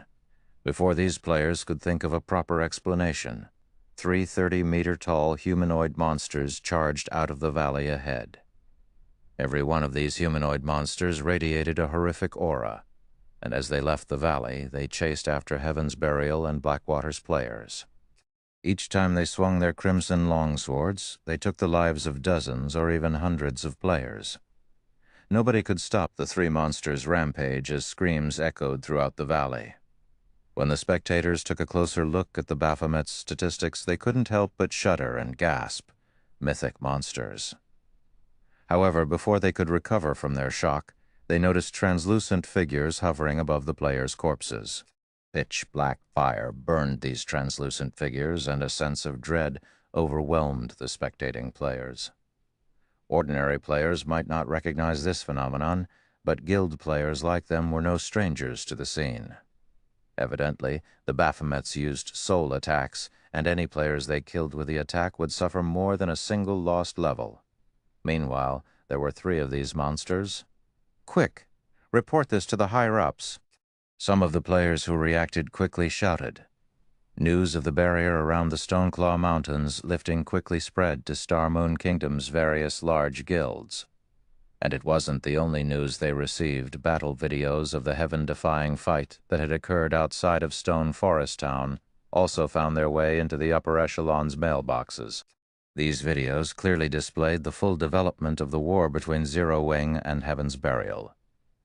Despite these upper echelons' experience in numerous field battles, team battles, and even guild wars, when they watched the fight outside of Stone Forest Town, they couldn't help but be dumbfounded. Watching Shi Feng resist Heaven's Burial's war weapons was particularly mind-blowing. No player had ever done anything like it. Yet Shi Feng had achieved the feat effortlessly. The strength and defense he displayed were simply unheard of. In addition, the guild's upper echelons watched the 3 Baphomets annihilate the mythic evil demon and 4 mythic evil beasts, and 1 Tier 3 or Tier 4 large-scale destruction spell fall on the battlefield after another. Seeing several hundred miniature ballistas fire their arrows as one was also spectacular. Overall, the battle had completely transformed the terrain outside of Stone Forest Town. Guild experts had been little more than ants in the battle, unable to accomplish anything. In the Star Alliance's residence in Star Moon City, so Heaven's Burial has been defeated? Galaxy Past revealed a bitter smile when he received news of Zero Wing's victory. Now, no one in Star Moon Kingdom can stop Zero Wing. Guild leader, did you predict that Heaven's Burial would lose from the very beginning? Purple Eye asked curiously. Based on Galaxy Past's tone, he didn't seem surprised by this war's outcome. No, I didn't know, but I had a feeling that Zero Wing wouldn't lose. The Guild has performed many miracles since its establishment, and there's nothing surprising about it performing one more. Galaxy Past said, shaking his head. However, Zero Wing's performance this time did surpass even my expectations. Despite facing such a powerful force, it still won so effortlessly, even killing over 200,000 Heaven's Burial members and 15,000 players from Blackwater. The various superpowers following the war between the 2 guilds were shocked when they learned of its outcome. Zero Wing? They still had such a trump card? It's no wonder why the guild rejected our kind-hearted offer. Yuan Tiexin paled as he watched the 3 Baphomets in the video before him. High demons. He had only read about this type of demon in the libraries he had visited. High demons were emperors among demons. Their life ratings were even higher than archaic species, yet Zero Wing had summoned 3 of these high demons. It was only natural that Heaven's Burial had lost. After this war, Star Moon Kingdom's various major powers, as well as those operating in secret within the kingdom, realized that Zero Wing had grown past its status as a fledgling guild. Now, Zero Wing's development in Star Moon Kingdom was truly unstoppable. The guild had proven its foundations to join the ranks of the various superpowers and compete for hegemony in God's domain. Shi Feng had returned to White River City with the loot he had obtained from the mythic evil demons and mythic evil beasts. He hadn't stayed in the Stoneclaw Mountains to participate in the cleanup battle. Heaven's Burial's main force was already finished, and Blackwater had lost over 80% of the experts it had dispatched. Baphomet's soul fire had even claimed many of them. Once the resurrected and could log back into the game, they'd be essentially crippled for a considerable time. From today onward, neither of these 2 guilds would find any success in Star Moon Kingdom. In fact, Heaven's Burial might even have trouble continuing in the game at all. After returning to White River City, Shi Feng retrieved his latest bounty, looking through the items with shining eyes. This was especially true when his gaze fell on the dark gray crystal covered in runes. When he had picked the crystal up earlier, he had still been surrounded by dense evil energy. He hadn't had the time to inspect his harvest properly. Now, however, he could feel how frightening this dark gray runic crystal truly was. The concentrated energy within was astonishing, even surpassing the mana within 7 Luminaries crystals. Comparing a 7 Luminaries crystal's energy levels to this dark gray crystal was like comparing a candle flame to a forest fire. It felt as if this single crystal contained the power of an entire world. What is this thing? Shi Feng muttered curiously as he inspected the item. Chapter 1697, Miniature World. When Shi Feng tried inspecting the dark gray crystal, the result he got was simply a bunch of unknown. In fact, he didn't even get the name of the crystal. It can't be inspected? Shi Feng grew even more curious upon receiving this result. He immediately activated omniscient eyes and appraised the crystal. Aside from weapons and equipment, cases where an item could not be inspected were rare. In such rare cases, the reason for such an outcome was either a frightening origin or damage beyond repair. After Shi Feng activated omniscient eyes and used them on the dark gray crystal, a loading bar appeared before him. 22 seconds? What an amazing item! Shi Feng's eyes glowed with excitement when he saw the time needed to appraise the crystal. Normally, even epic items needed only a dozen seconds or so to appraise. For the crystal before him to need 22 seconds, this proved that the crystal was much more valuable than even epic items. However, after giving the matter some thought, Shi Feng found it reasonable. An item capable of serving as the core of the magic array that sealed the entire Stoneclaw Mountains naturally couldn't be an ordinary item. Even the defensive magic arrays used to protect cities required an extremely strong power source to operate. A barrier that could seal a map as large as the Stoneclaw Mountains would need an extremely frightening amount of energy. Finally, after 22 seconds had passed, the attribute panel of the dark gray crystal was no longer filled with unknown. Evil God's Eye. This is an item created by the evil god for the specific purpose of opening up a path through a world's barrier.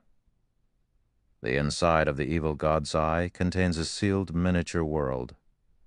The evil god's eye can be used as a conduit to transfer the power of the entire miniature world to the outside world.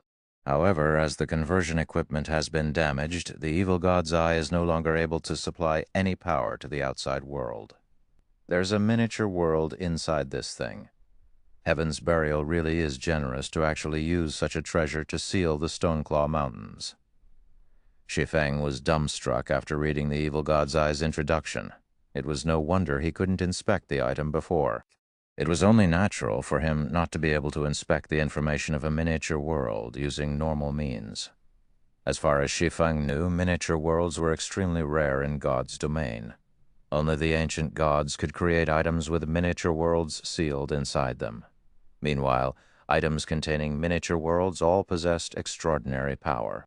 Moreover, if players controlled an item containing a miniature world, they could enter said miniature world any time they wanted to. Although miniature worlds were no match for other worlds in terms of size, they were roughly similar existences. However, owners of miniature worlds had complete control over them, unlike other worlds, and could harvest the resources inside the miniature worlds at their leisure. Other worlds, on the other hand, required players to manually obtain the resources they wanted. Of course, miniature worlds did not possess as many resources as other worlds did. Controlling a miniature world was akin to gaining control of an ore vein.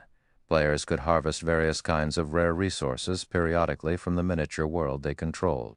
Meanwhile, the most precious resource one could obtain from a miniature world would be power ore. Power ore was an excellent support material produced by concentrating the energy of the entire miniature world. Typically, a support material that could increase the forging success rate of dark gold equipment by 5% would already be considered a miraculous item. However, power ore boosted the forging success rate of dark gold equipment by around 5% to 10%. In addition, the forged equipment would gain the energy protection passive effect with 100% certainty. As for weapons produced using power ore, they would gain the energy strengthening passive effect with 100% certainty. The energy protection effect passively increased the tolerance of equipment, making the equipment less likely to get damaged by powerful attacks and reducing the loss of durability. Meanwhile, the energy strengthening effect performed roughly the same function as energy protection. It decreased a weapon's chances of suffering wear and tear when striking at tough opponents or blocking powerful attacks. Players might not find these effects particularly useful during the early stages of God's domain. But at higher levels, these effects would start to become important because the more players fought against powerful monsters, the more frequently they would come across monsters capable of severely damaging weapons and equipment. It might be fine if the weapons and equipment players used were of high quality, but those at fine gold rank and below could end up a pile of scrap after going through a battle against a powerful monster. Due to this reason, as players reached higher levels, their thirst for high-ranking weapons and equipment would likewise become increasingly greater. It was also due to this reason that in Shi Feng's previous life, the market had never become saturated with weapons and equipment in the 10 years of God's Domain's operation, because even epic items could be destroyed. Hence, the various large guilds had actively nurtured their own lifestyle players in the past. This was especially true for lifestyle players capable of producing weapons and equipment. The further guilds progressed into the game, the greater their need for weapons and equipment. During the later stages of the game, guilds even had to prepare multiple sets of weapons and equipment for their members when raiding powerful bosses or fighting large-scale battles with other guilds, since weapons and equipment made with power ore lost durability at a much slower rate. Guilds could save up on plenty of coins and materials. In the past, any power ore sold on the market would be bought almost immediately, so long as the price was reasonable. The various large guilds had also expended a ton of effort on the acquisition of power ore. Unfortunately, power ore was extremely rare. In fact, the continent of God's domain didn't produce power ore. Players could obtain power ore only from miniature worlds and certain unstable other worlds. The various large guilds had constantly contested over other worlds that produced power ore. As for owning a miniature world that could provide a stable supply of power ore, this was something that most guilds could only dream of. As far as Shi Feng knew, only a few super guilds and super first-rate guilds had managed to get their hands on a miniature world. Due to their ownership of a miniature world, these guilds had performed much better at raiding team dungeons and field bosses than other guilds. Thus, now that Shi Feng had discovered a miniature world sealed inside the evil god's eye, how could he possibly not become excited? In fact, he even wanted to thank Heaven's Burial right now. If not for Heaven's Burial sealing off the Stoneclaw Mountains, he would never have gotten his hands on such a valuable item. Had Heaven's Burial offered to trade the evil god's eye for Stone Forest Town, Shi Feng might even have accepted the offer. All that trouble just to capture Stone Forest Town would have been unnecessary. However, had Heaven's Burial truly known the value of the evil god's eye, the guild definitely wouldn't have done something as foolish as using it as a power source for a magic array.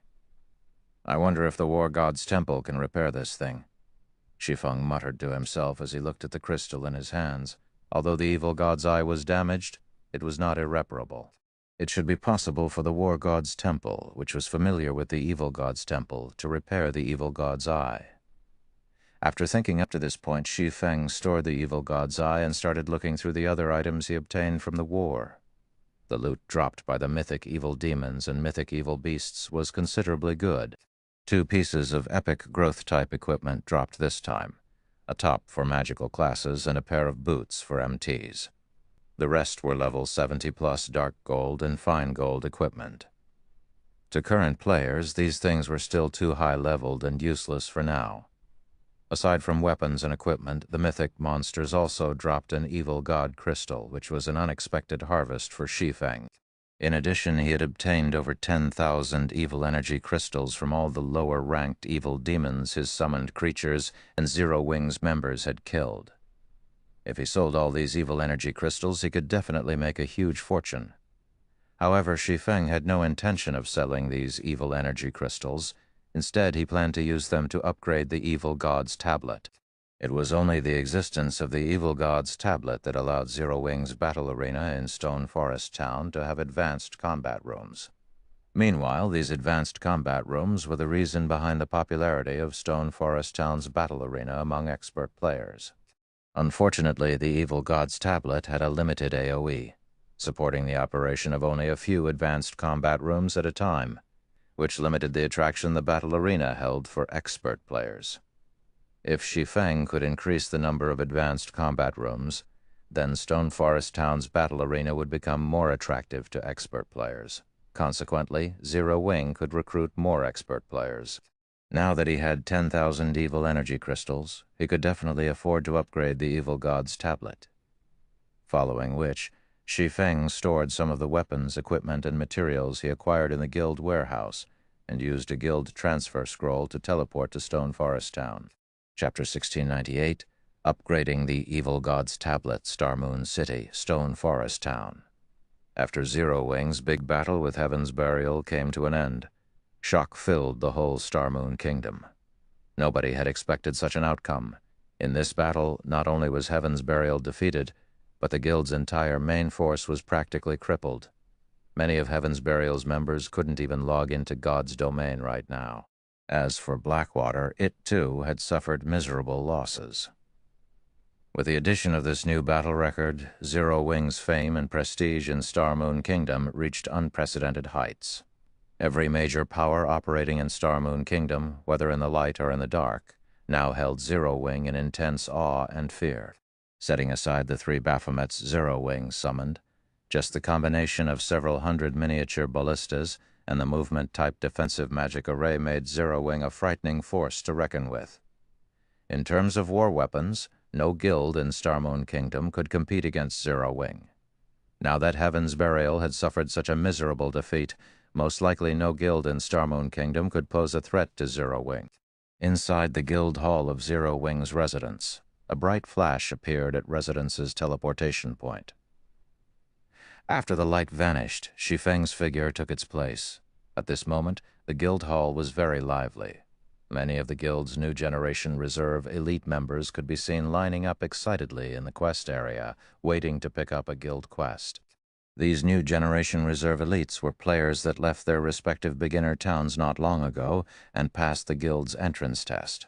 Although they were only level 20 on average, they all possessed considerably good talent. Among them were some gifted youths. Taking a glance, Shi Feng even noticed a few players who had been famous Apex experts in Star Moon Kingdom during his previous life. For example, Shadow Chaser was one of the top 10 assassins of Star Moon Kingdom. There was also Blood Rain, who was one of the top 20 oracles in the kingdom.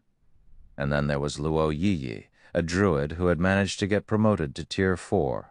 These were all talents that the various large guilds desperately sought to recruit in the past. Yet now, these talents had all chosen to join Zero Wing. The war this time is really amazing. It's a pity that I'm too low-leveled to join. Hopefully, I'll get to join in a battle of such scale in the future. A male youth clad in gray mage robes said as he watched the video of the previous war being played in the guild hall, a hopeful expression on his face. It won't be that easy to get selected for such a large-scale war. At the very least, you'll have to get promoted into an elite member to have a chance. The bunch of us are only reserve elites right now. It'll take a lot of effort to become an actual elite member of the guild. Just accumulating the required GCPs is already plenty difficult, not to mention passing the promotion test, a robust man geared in metal armor said, shaking his head. Reserve Elite was a position granted to players that the guild deemed to have potential. However, a person's potential did not necessarily represent their strength. If Reserve Elites failed to hit the growth requirements set by the guild within a certain period of time, they would be demoted to normal members and would have to climb their way back up in the guild.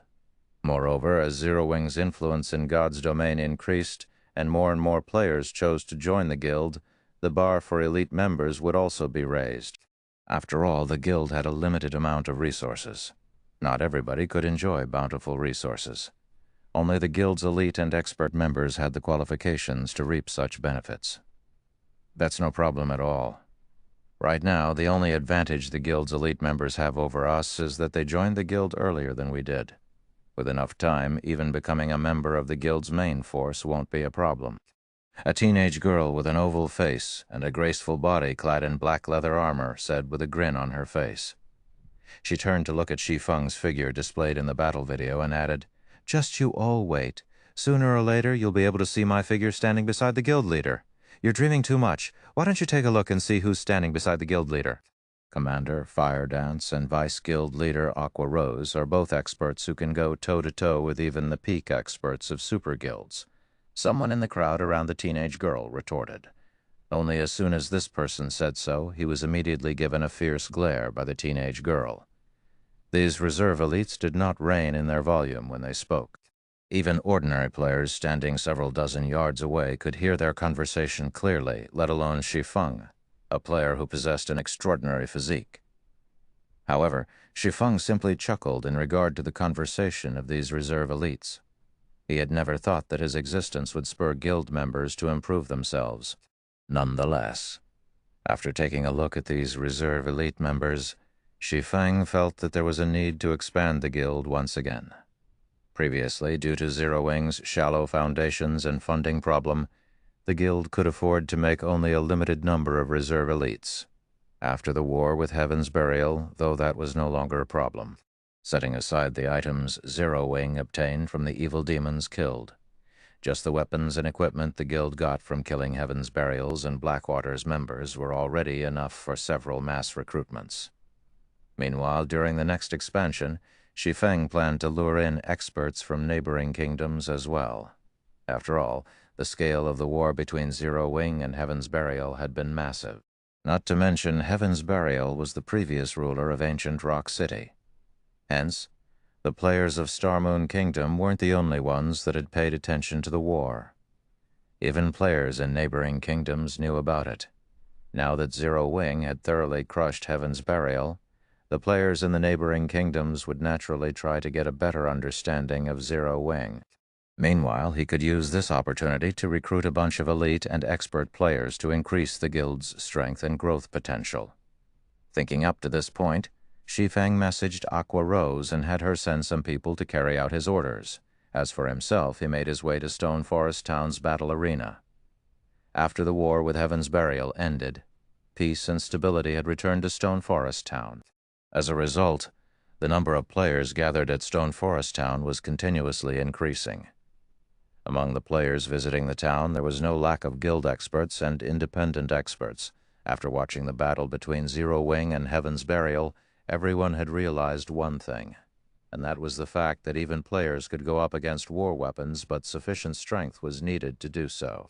Meanwhile, if they wanted to improve their strength, getting promoted to Tier 2 was undisputedly the fastest method to do so. However, aside from needing good weapons and equipment, sufficiently high combat standards were also necessary to clear the Tier 2 promotion quest. Training at Stone Forest Town's battle arena was undoubtedly the fastest way to improve one's combat standards. Although training at the Trial Tower was also an option, not everybody could afford the fee of 1 magic crystal per attempt. By the time Shi Feng entered the battle arena, its lobby was already overflowing with players. Many experts belonging to the various large guilds could be seen arranging matchups with each other. There were also players hosting private duels or competitions with attractive rewards. However, out of all the available attractions inside the battle arena, the advanced combat rooms were no doubt the most popular. The reason for this was the advanced combat room's facilitation of improvement in players' skill completion rates. The higher one's skill completion rate, the stronger their skills would become. This could be said to be the most intuitive way for expert players to raise their strength. However, as there were simply too few advanced combat rooms available despite Judy, the NPC Shi Feng had tasked with the battle arena's management. Having already raised the rental fee to 4 magic crystals per 30 minutes, demand for the advanced combat rooms still exceeded the supply. When Shi Feng took a look at the battle arena's earnings report, he discovered that most of the magic crystals the battle arena earned came from the advanced combat rooms.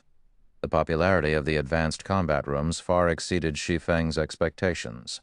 He waited for the current batch of players using the advanced combat rooms to come out, then closed the advanced combat rooms temporarily and retrieved the evil god's tablet. Immediately after he did so, a commotion occurred inside the battle arena. What's going on? Why can't the advanced combat rooms be used? I've waited a long time for my turn. Yet now that my turn has finally arrived, they're actually not letting us use the advanced combat rooms. Is this a scam? The players waiting to use the advanced combat rooms kicked up a fuss right away. However, everyone received a quick reply from the NPC staffs stating that the advanced combat rooms were undergoing some upgrades, and that they needed to wait a short while for the upgrades to be completed. System: detecting more than 10,000 evil energy crystals on your person. Do you wish to spend 10,000 evil energy crystals to further upgrade the evil god's tablet? Holding the evil god's tablet, Shi Feng was startled to receive the system notification. Previously, he had to manually select to upgrade the tablet. This time, however, the system actually took the initiative to ask him. However, he did not dwell on the matter, but immediately clicked Agree. Chapter 1699, God's Item Translator, Exodus Tales. Editor, Exodus tales. Inside the quiet storage room, the evil god's tablet began to transform after Shi Feng had agreed to feed it 10,000 evil energy crystals. It had only been the size of a wash basin, but it gradually grew into a 3-meter-tall table. The blurry images and divine runes engraved on the tablet also became clearer. As the divine runes and image sharpened, the divine might the tablet radiated increased until Shi Feng couldn't even move. It felt as if time had stopped, only sparing his mind. After 10 seconds or so, the divine might the tablet gave off disappeared. The tablet itself had also undergone a massive transformation. The originally dark gray tablet was now silver in color. The ambient mana also gathered around the tablet, increasing the mana density around it until it formed a white mist. This mist gradually spread and enveloped the storage room as a whole. What's going on with the mana? Shi Feng was indescribably shocked as he looked at the white mist around him. Normally, mana that was so dense that formed a white mist felt incomparably pleasant to players. Players who bathed in this mana would also feel their minds reach an incredible tranquility. However, Shi Feng felt no such effects from the white mist in the storage room. On the contrary, he felt exhausted. In fact, his body even felt heavier, as if something was weighing on him. Although Shi Feng's mental state was on the verge of crumbling, he mustered his spirit and inspected the evil god's tablet's recent changes.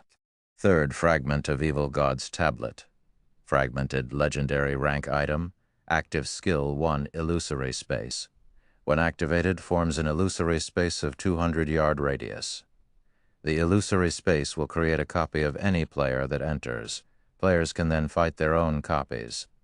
The illusory creature has all skills of the copied player and can achieve a 100% skill completion rate. Players can choose to challenge illusory creatures up to the dark gold rank. Duration, 50 minutes. Cooldown, 1 hour. Can be evolved. Requires 1 evil god crystal to evolve. Active skill 2, evil god domain. When activated, create a self-contained field around the tablet that is completely separated from the outside world. Time flows twice as fast inside the field than in the outside world. Mana density inside the field is triple that of the outside world. When evil god domain is active, illusory creatures will appear inside the space at fixed intervals. Every wave of illusory creatures killed will increase the mana density of the self-contained field slightly. If players are killed by the illusory creatures, their souls will be damaged and they will be prevented from logging into God's domain for 6 hours. Can be evolved. Requires 3 evil god crystals to evolve. An item created by the evil god. Evil energy crystals can be used to repair the divine runes inside the tablet. Requires 200,000 evil energy crystals to upgrade. This tablet is amazing. Not even legendary items have this kind of ability. Shi Feng was astonished as he read the evil god's tablet's new attributes. The tablet had improved far more than Shi Feng had expected. The evil god's domain alone was a godlike ability, not to mention how many more advanced combat rooms he could set up with the illusory space's increased radius. Regardless of how far players progressed in God's domain, environments with high mana density would be quite popular. This was because such environments were a great help when players practiced their combat techniques. Not only did the evil god domain create a mana-rich environment, but it could also accelerate the flow of time. 1 hour inside the evil god domain was only the equivalent of 30 minutes in the outside world, for players seeking to improve their combat standards without wasting too much of their precious time. The evil god domain was the perfect solution. While others spent 10 hours training in the outside world, players could achieve the same results in 5 hours within the evil god domain. If the various superpowers learned about the evil god's tablet, they'd definitely gang up and move against Zero Wing. Plenty of superpowers were already envious of the advanced combat rooms. They only refrained from taking action because the cost wasn't worth the potential gains. However, the evil god domain would certainly be the straw that broke the camel's back. The only downside was the illusory creatures that would appear inside the evil god domain. Based on the skill's introductory text, it was obvious that the illusory creatures would grow stronger. As a result, players could only train for a limited amount of time in the evil god domain. When players could no longer fend off the summoned illusory creatures, they'd be forced to leave. If they stayed and the illusory creatures killed them, they'd suffer a huge loss. It seems I won't be able to let the guild's experts use this casually for a short time, Shi Feng thought to himself as he reread the evil god domain's introductory text.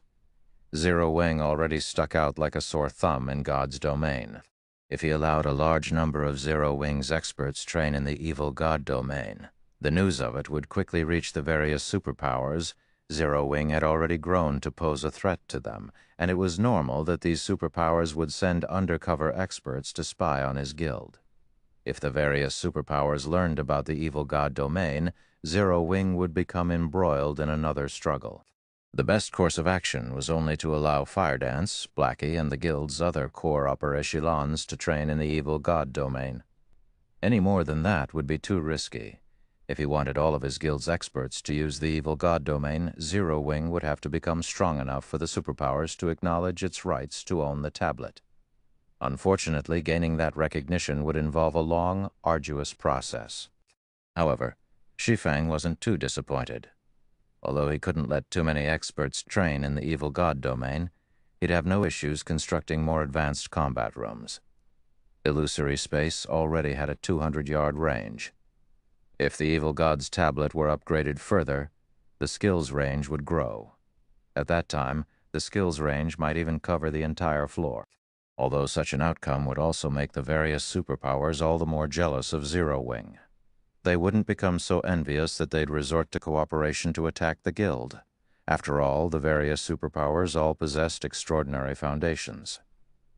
They had their own methods of helping their guild experts improve their skill completion rates. Only those methods might not be as effective as the advanced combat rooms. The next upgrade costs 200,000 evil energy crystals. Shi Feng frowned as he looked at the upgrade condition for the evil god's tablet. The cost is certainly getting harsher. Zero Wing had killed nearly 100,000 evil demons to collect 10,000 evil energy crystals. Moreover, the guild had only obtained such a harvest due to the fact that evil demons had a higher drop rate for evil energy crystals than evil beasts. However, players didn't often encounter evil demon armies. Collecting 200,000 evil energy crystals would require an insane amount of time, effort, and resources. Wait, it isn't exactly impossible. Shi Feng suddenly remembered Ancient Rock City. At this point, Ancient Rock City had become an evil god's branch temple. Over 3 million evil beasts and evil demons fortified the city. If he could kill every one of those monsters, he should be able to collect nearly, if not more than 200,000 evil energy crystals. If the various major powers and Beast Emperor knew that Shi Feng played with the idea of attacking Ancient Rock City, they would most likely think he had lost his mind. While everyone else did their best to avoid the city, Shi Feng actually planned to pick a fight with it. As Shi Feng was thinking of ways to deal with the evil god's branch temple, a line of small, bracketed words in the evil god's tablet's attribute panel caught Shi Feng's attention. These two skills can be individually upgraded. When Shi Feng saw that he could upgrade the skills with evil god crystals individually, he was instantly ecstatic. Although evil god crystals were incomparably valuable, he only had one city that needed a power source. Immediately, Shi Feng chose to upgrade illusory space. Suddenly, the evil god crystal in Shi Feng's bag transformed into a streak of light that flowed into the silver tablet. In the next moment, the first of the 6 blurry images on the evil god's tablet became clear. The image depicted an ancient god fighting a 9-headed magic snake. The closer Shi Feng examined the scene, the more immersed in the battle he felt. This is a tutorial for the realms of truth. As Shi Feng continued to inspect the image, his heart began to pound. Chapter 1700. Guild's Foundation. Translator. Exodus Tales. Editor. Exodus Tales. Shi Feng had already reached the realms of truth's ascension realm. Hence, after examining the first image on the evil god's tablet, he was certain that it was a tutorial for the realms of truth. Moreover, the tutorial was extremely detailed that even Shi Feng gained a lot of inspiration from it. What kind of treasure is this evil god's tablet? Curiosity filled Shi Feng as he gazed at the evil god's temple. There was very little information on the realms of truth available in God's domain. If not for a fortuitous encounter some time ago, he wouldn't have learned about these realms either. This was just like during his previous life, when he had only known that reaching the realms of refinement could sharpen one's 5 senses and help improve one's skill completion rates and combat technique learning efficiency. However, after grasping the principles behind the realms of truth, he had realized how important these realms truly were. In fact, now that Shi Feng had grasped both the realms of refinement and realms of truth, he was confident of defeating 3 or 4 Void Realm experts of the same level simultaneously, even if he didn't have an overwhelming advantage in basic attributes and didn't use any skills or spells. If he said as much to anyone, they'd likely laugh at him for being so overly confident. Most experts would have to flee from a force of 3 or 4 experts of the same realm of refinement, even if their attainment in that realm were higher. Only domain realm experts could take on multiple opponents of the same combat standard. Super guilds were so powerful precisely because they possessed a complete legacy to nurture experts in the realms of refinement. Meanwhile, super first-rate guilds would always remain as super first-rate guilds due to their lack of a complete legacy. This kind of legacy was a guild's foundation. The evil god's tablet was one such legacy, only, instead of being a legacy that passed down knowledge regarding the realms of refinement, it was a legacy that taught the realms of truth. As far as Shi Feng knew, no power throughout God's domain had a legacy related to the realms of truth. Hence, one could just imagine how valuable the evil god's tablet was.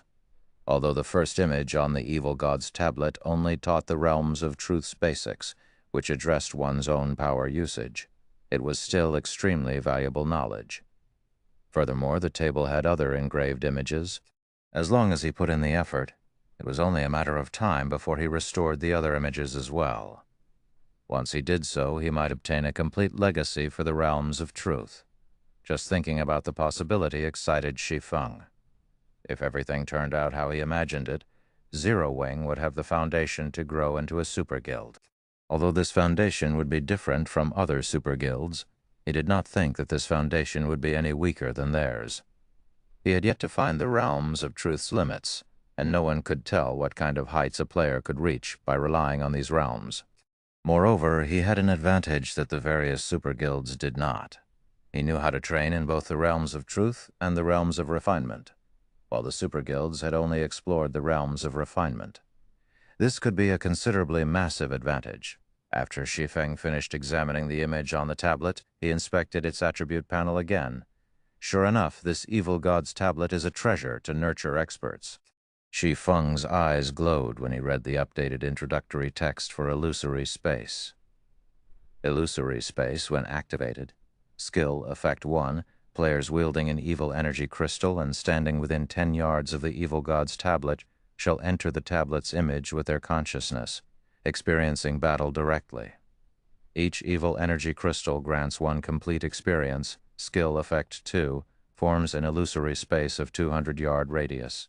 The illusory space will create a copy of any player that enters. Players can then fight their own copies. The illusory creature has all skills of the copied player and can achieve a 100% skill completion rate. Players can choose to challenge illusory creatures up to the Dark Gold rank. Duration: 50 minutes. Cooldown: 1 hour. Can be evolved. Requires 1 evil god crystal to evolve.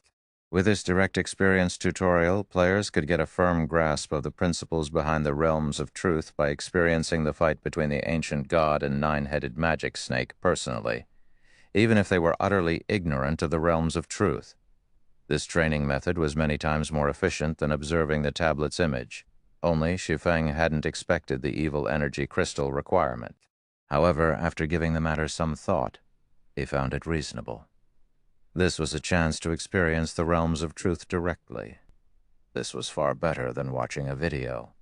It wasn't unusual for there to be a cost. It seems that I'll need to prepare more evil energy crystals and evil god crystals.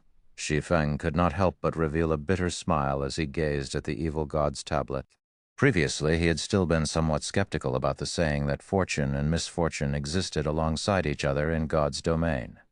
Now, however, he believed in the saying completely. Originally, the evil god's temple's arrival should have been a disaster for both Zero Wing and Star Moon Kingdom. Looking at it now, however, Shi Feng found that it was an opportunity. Otherwise, he really wouldn't know where to locate so many evil energy crystals and evil god crystals. After all, only evil demons and evil beasts dropped these items immediately. Shi Feng took out an evil energy crystal and activated illusory space to test out the tutorial. Suddenly, the evil god's tablet released a dazzling purple glow. Shi Feng then felt as if his entire being were sucked into the tablet, following which the scene before him underwent a heaven-defying transformation. By the time Shi Feng realized it, he was standing in the middle of a primordial wasteland. Dark, rumbling clouds covered the sky above him. Meanwhile, before him was a 500-meter-tall, 9-headed magic snake, which towered like a mountain that released a boundless aura. The power within its breath could likely kill a Tier 5 existence instantly. Each of the 9-headed magic snake's heads contained a different kind of power. When all 9 powers combined, the resulting power could be akin to a natural disaster. In the past, Shi Feng had watched the battles of Tier 6 God-ranked experts, and he doubted that those Tier 6 players would even survive 2 or 3 hits from the 9-headed magic snake. Fortunately, the magic snake's horrific aura didn't affect Shi Feng in the slightest right now. He could feel that his consciousness had entered the ancient god that had fought the 9-headed magic snake in the tablet's image. However, although that was the case, he could not move the body. He could only quietly observe and feel the ancient god's actions, following which the ancient god started his battle against the 9-headed magic snake. However, contrary to expectations, the struggle wasn't intense. Rather, it was a one-sided beating. The ancient god effortlessly evaded or blocked every attack the behemoth sent. Every move the ancient god executed looked like a profound and complex combat technique. Shi Feng was utterly mesmerized by the way the ancient god fought. After 10 minutes or so, the tutorial came to an end. Before Shi Feng even realized what was happening, his consciousness left the evil god's tablet and returned to his body. Amazing. So these are the true realms of truth. Shi Feng was at a loss for words. Reinbeck had acknowledged that he had grasped the basics of the realms of truth, but compared to the foundations the ancient god taught, the basics he had learned were mediocre at best. If he had to score the basics he had discovered and learned himself, they would only earn a passing mark of 60 out of 100. Meanwhile, the ancient god's basics would score a perfect 100. There were simply too many aspects he needed to improve. Although Shi Feng wished to experience the tutorial again, he could only experience the tutorial once each time he activated illusory space. He had to wait until the cooldown was over. However, the 1-hour cooldown was too long for Shi Feng. He still had many things he needed to take care of. He had no choice but to give up for now. Moreover, he had gained plenty of inspiration from his first visit. It would take him quite some time to digest all of the newfound information.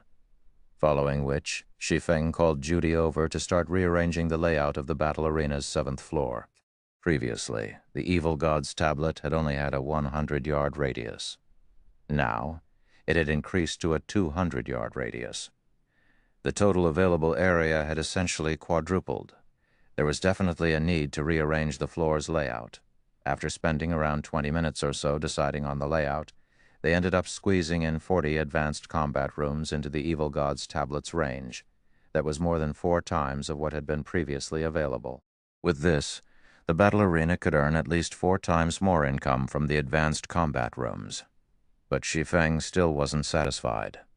He then instructed Judy to increase the advanced combat room's rent, pushing the original cost from 4 magic crystals to 10 magic crystals. Guild leader, I'm afraid that this price far exceeds what most experts can afford. If we go through with this price increase, many experts will give up on renting the advanced combat rooms, Aqua Rose anxiously said when she saw the new price Shi Feng offered. Expert players were the advanced combat room's main customers. She had constantly been managing Stone Forest Town's Candlelight trading firm and battle arena, so she had a clear grasp of the various experts' daily incomes. The previous price, 4 magic crystals, was already the limit for many experts. If the advanced combat room's rent increased to 10 magic crystals, even the experts from well-known adventurer teams would have a hard time affording it. If that were the case, these expert players would rather train in the Divine Colosseum instead. Don't worry, limits are meant to be broken. Moreover, the new advanced combat rooms have a duration of 50 minutes instead of the previous 30 minutes, Shi Feng said, chuckling. He did not bother to offer any further explanation. The upgraded Evil God's tablet was nothing like it had been. He had experienced this personally. Meanwhile, after the NPC manager Judy published the advanced combat room's new rent, the players in the lobby were stunned. 10 magic crystals? He's Zero Wing trying to rob us. Thank you for listening to the story on kevinaudio.com, Volume 18, Chapter 1701, Hidden Dragon Rises. Zero Wing sure has guts to demand such a price. Do they really think the advanced combat rooms are the only things that can help players improve their skill completion rates? I can purchase a good piece of equipment or train in the Divine Colosseum 10 times with 10 magic crystals. Does Zero Wing think magic crystals are cabbages? When players saw the updated pricing for the advanced combat room on the large screens in the center of the lobby, many expert players thought that Zero Wing had gone mad for magic crystals. Although current players had far more magic crystal sources now, they could still only earn a limited number. Moreover, there were many other things that required magic crystals. 10 magic crystals simply wasn't a tolerable price for expert players. Players weren't even guaranteed to earn so many after an entire day of hard work. How could they possibly spend all of their earnings on gradually training their skill completion rates? The only benefit was that there were 31 more advanced combat rooms available than before. With this, players would not have to wait in line as long. However, the various major powers experts still frowned on the new change. The advanced combat room's main customers were these experts. Although they could afford the current price, it would be a huge burden on their guilds. Their respective guilds also couldn't afford to send them to the advanced combat rooms as often. It was both unwise and not worthwhile. While fighting the illusory creatures in the advanced combat rooms would indeed help them improve their skill completion rates more efficiently. The higher their skill completion rate became, the less effective the advanced combat rooms were. For expert players like them, the improvement from a single training session wasn't worth 10 magic crystals. Unfortunately, there weren't any good alternatives once players reached their standards. One could say that this change put them in a very awkward position. Hold on a minute. They're updating the advanced combat room's introduction. As everyone discussed the new pricing, the battle arena's main screen revealed the new rules for the advanced combat rooms. First, the duration of each session had increased to 50 minutes. Second, Zero Wing's normal members would get a 10% discount to rent the advanced combat rooms. Elite members would get a 20% discount, and core members would get a 30% discount. And moreover, 10 advanced combat rooms would be reserved for guild members. When these new rules were revealed, the crowd in the lobby went into an uproar once again. Meanwhile, the various major powers members turned to Zero Wing's members in envy over the benefits they got to enjoy.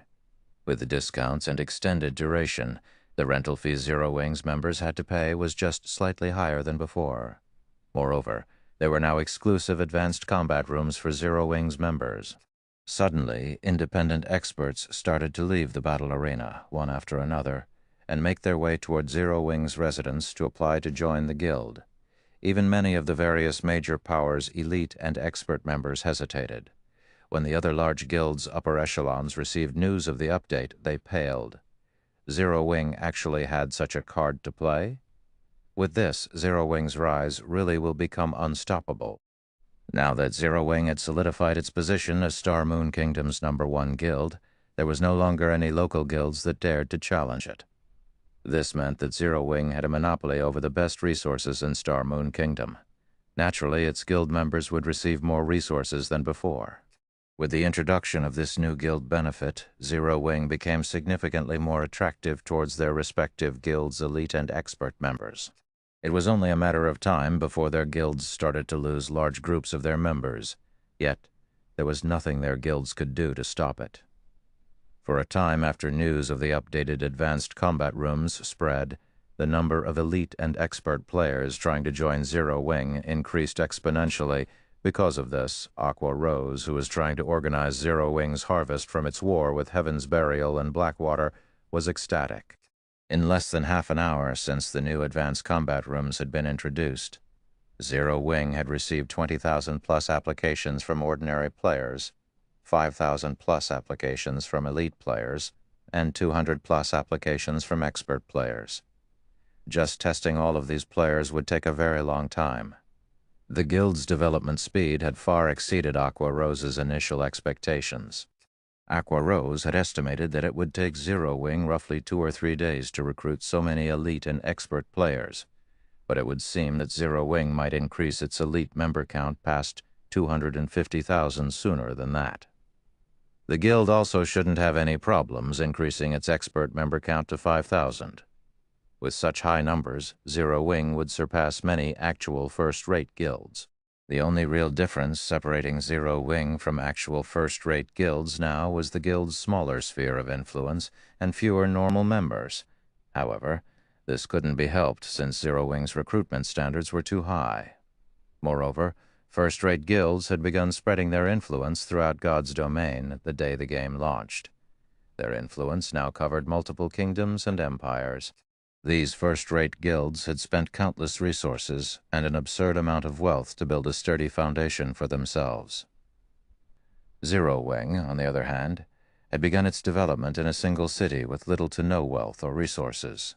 Meanwhile, the effectiveness of the advanced combat room's promotion effect had also caught Shi Feng by surprise. Guild elites and experts were necessary for a guild's development, because guilds needed manpower to manage and protect the new territory it acquired. Simply chasing away the local rulers wasn't enough. If a guild lacked the strength to protect its new territory, some other power would eventually capture the territory. In that case, the guild might as well have not bothered to expand in the first place. Currently, Zero Wing was still able to get by with the number of elite and expert members it had, since it had very few territories. In total, the guild only controlled 3 towns and 1 city. In comparison, first-rate guilds controlled over a dozen towns that were spread across multiple kingdoms and empires. However, if Zero Wing started to expand, it would naturally encounter more rival powers. If multiple locations were attacked at the same time, Shi Feng wouldn't be able to protect all of his territories, even if he were more powerful. Hence, a sufficient number of guild elite and expert members was extremely important.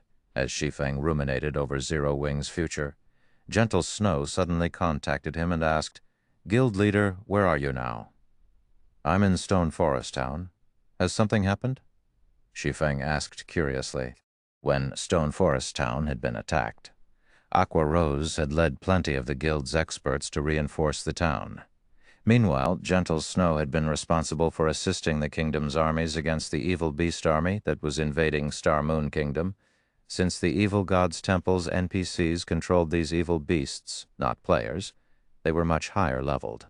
The lowest leveled evil beast was level 60, while the majority of the evil beasts were chieftain rank and above. In addition, quite a few Tier 3 NPCs from the evil god's temple commanded the evil beast army. If Gentle Snow hadn't led Zero Wing's forces to help the kingdom's armies, the evil beast army would have long since broken past the defensive line. If that happened, the evil beasts would devour every resource in their path, growing stronger as they made their way towards Zero Wing City. The number of evil beasts over here has started to decrease. According to our scouts' reports, Beast Emperor seems to be pulling out the evil beasts and demons under his control. Beast Emperor has sent his monsters to surround the primordial divine ruin. The 2,000 elite members and 100 expert members we stationed at the ruin have been annihilated. Moreover, Beast Emperor has announced that Zero Wing is prohibited from entering the primordial divine ruin from now on. "It seems that we're his only target," Gentle Snow said, gritting her teeth. The primordial divine ruin had already become a prime location for the various large guilds to acquire weapons, equipment, and combat techniques. Most importantly, it was the only entrance to Primordial City. Primordial City was the only place to obtain primordial souls, which could help players complete their Tier 2 promotion quests. If Zero Wing's supply of primordial souls were cut off, its development would definitely fall behind other guilds. By only preventing Zero Wing's members from entering the primordial divine ruin, Beast Emperor was clearly trying to provoke the guild. Naturally, the other guilds were more than happy to watch from a distance. Now that Zero Wing had already entered Primordial City and gained an advantage over their guilds, the other guilds wanted to see Zero Wing's members enter the primordial divine ruin even less. Although Gentle Snow wanted to do something about this, the Orc Empire was a neutral map. Even if she notified the kingdom's armies about the evil beasts and evil demons at the primordial divine ruin, the kingdom's armies would not take action. Beast Emperor must really think that no one can touch him just because he's in a neutral map. Shi Feng could not help but sneer when he heard Gentle Snow's report, killing intent flashing in his eyes. Since he dares try to cut off my path to fortune, I'll cut off his legs. Chapter 1702, Taking Control of the Lost Town. Although Shi Feng had spoken very softly, Gentle Snow could clearly hear the determination and anger in his tone. Guild leader, we aren't really going to take action, right? Gentle Snow grew anxious at Shi Feng's words. That Beast Emperor is obviously doing this to lure us over to the Orc Empire. If we really march our army into the neutral map, we will be beyond the kingdom's protection. Those powerful evil beasts and evil demons will tear us apart easily. If we get dealt a heavy blow now, it will diminish the reputation and prestige we've garnered from the previous war. Although Zero Wing had not suffered any casualties during its battle with Heaven's Burial's armies, it had expended a lot of its resources. In fact, Zero Wing's expenditure in the battle had been astronomical. Other guilds might not have a clear idea of how much the battle had cost Zero Wing. But how could she, a vice-guild leader of Zero Wing, not know of the 140,000 magic crystals? The guild had prepared for the battle. Over 120,000 were spent.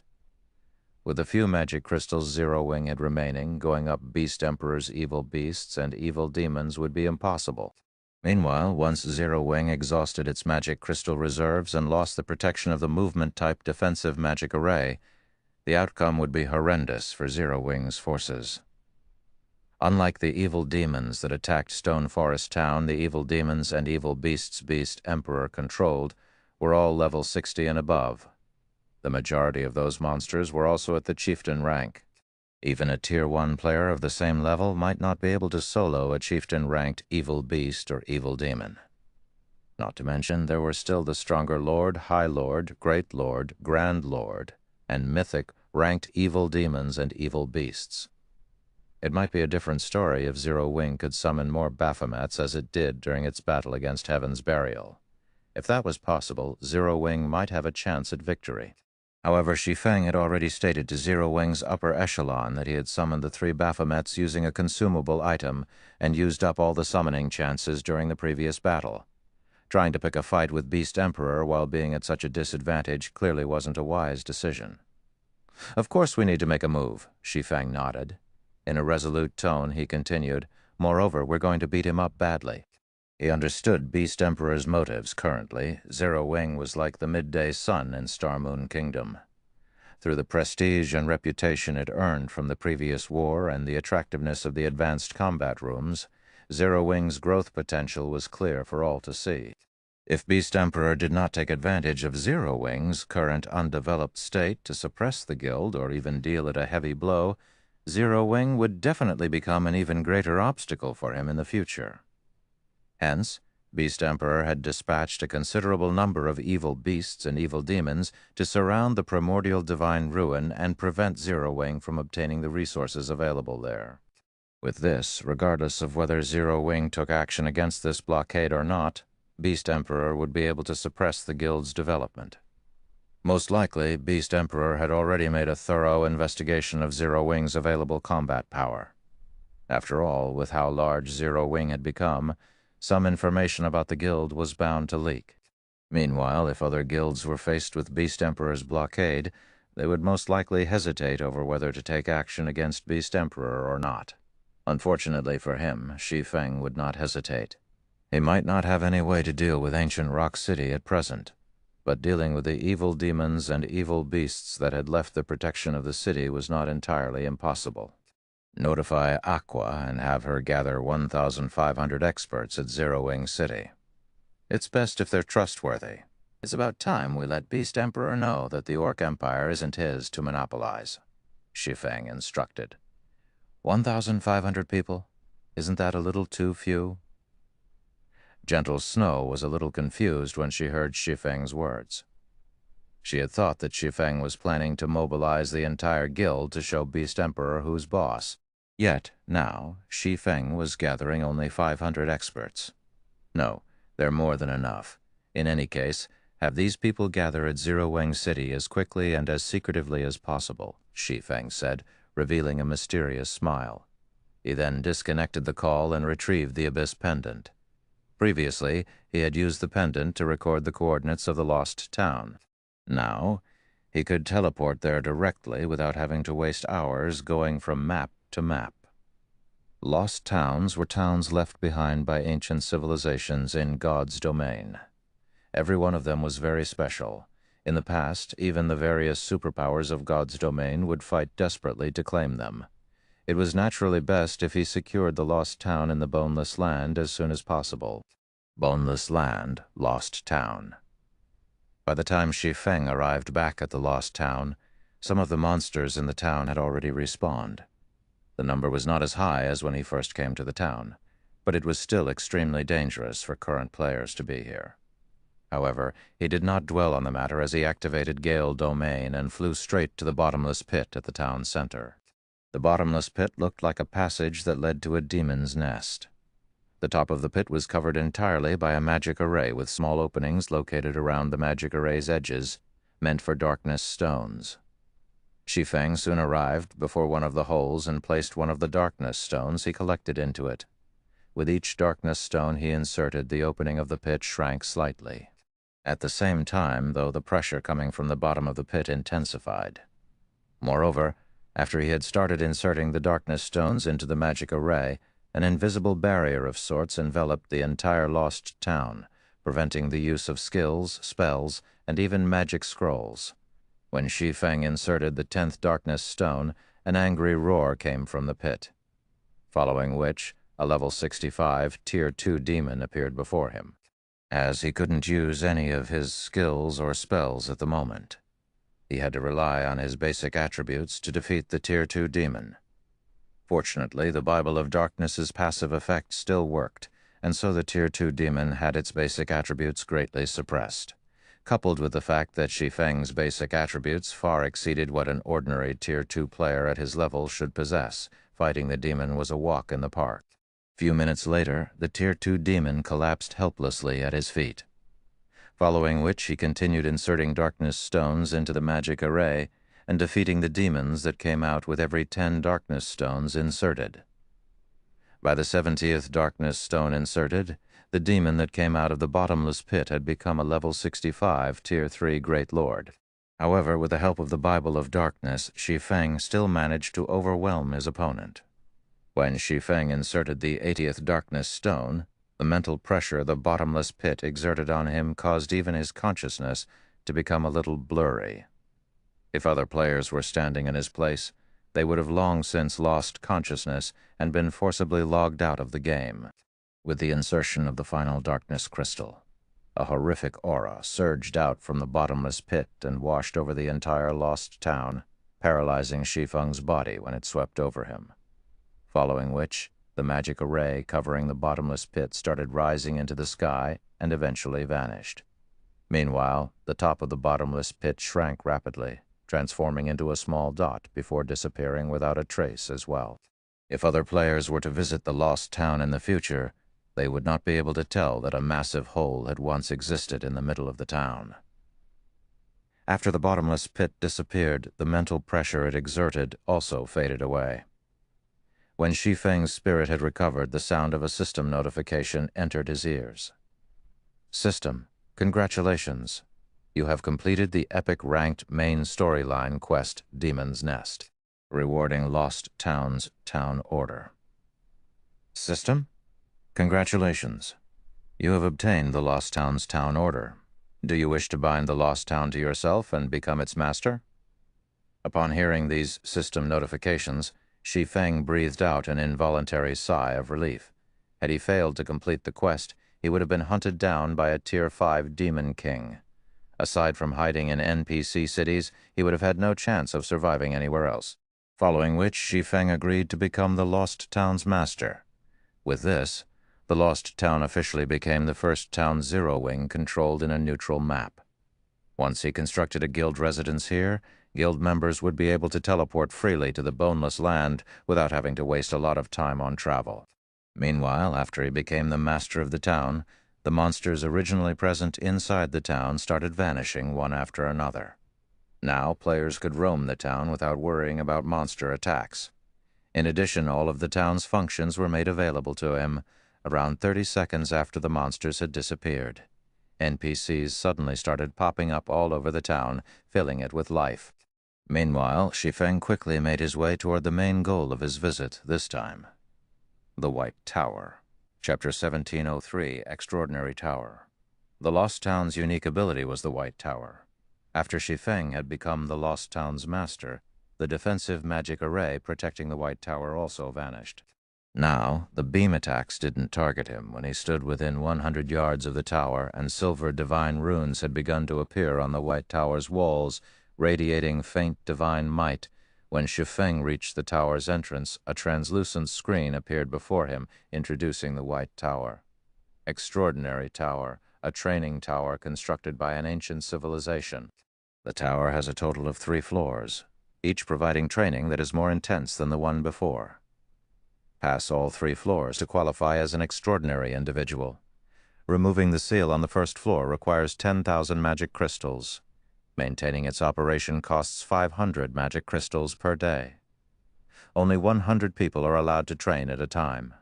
Removing the seal on the second floor requires 100,000 magic crystals. Maintaining its operation costs 5,000 magic crystals per day. Only 50 people are allowed to train at a time. Removing the seal on the third floor requires 1 million magic crystals.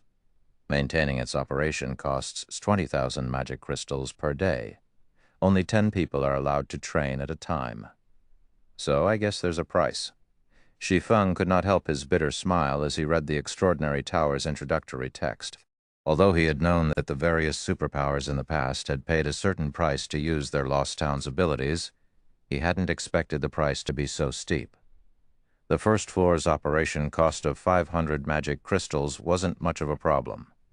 It was the equivalent of charging 5 magic crystals per person per day. However, not only was the price for removing the second floor's seal 10 times that of the first floor, but its daily operation cost also increased by 10 times. This expenditure was even enough to drive first-rate guilds crazy. Furthermore, the number of training slots had been halved. It was the equivalent of charging 100 magic crystals per person per day. Meanwhile, super guilds would pale at the cost of unsealing and operating the third floor. Even a super guild would need a considerable time to accumulate the 1 million magic crystals needed to unseal the third floor, and the 20,000 magic crystal operation cost was simply outrageous. Most importantly, only 10 players could train on the third floor at the same time. Not even the current super guilds would dare to play with such a cost. It was the equivalent of spending 2,000 magic crystals for each player for a single day. Not even the word horrific was enough to describe this cost. However, after giving the matter some more thought, Shi Feng found it reasonable. If players could reach the Void Realm and the higher realms of truth by paying a few hundred magic crystals, whoever controlled this lost town would become invincible. They could pump out batch after batch of peak experts for an insignificant price. It should be known that even though super guilds had complete legacies for the realms of refinement, the number of people they train at a time was very limited. Only the most talented would be chosen. This was because the training system's cost was simply too high. It was only reasonable that the Extraordinary Tower's operation costs would be so ridiculously high. It seems that I can only activate the first floor for now. After Shi Feng finished reading the introduction, he undid the seal on the Extraordinary Tower's first floor. Although Zero Wing could not afford to unseal the second floor yet, it did not really matter. The first floor was more than enough for now. Aside from himself, no one in the guild had set foot in the realms of truth after all. By the time a considerable number of guild members had reached the realms of truth, Zero Wing would have accumulated enough magic crystals to unseal the second floor. After Shi Feng chose to unseal the first floor, 10,000 magic crystals vanished from his bag. At the same time, the extraordinary tower began to transform. As if the tower had awakened from its slumber, some of the divine runes on its walls brightened. The ambient mana then rapidly gathered around the tower, and more divine runes began to light up, continuously expanding its sphere of influence. Initially, the extraordinary tower only collected mana from its immediate area, gradually increasing that radius until it enveloped the lost town. It then reached past the town's boundaries to several thousand yards past the lost town's walls. What a powerful mana surge! Is this the lost town's true power? Shi Feng was greatly shocked as he watched the flowing, white torrents of mana in the sky.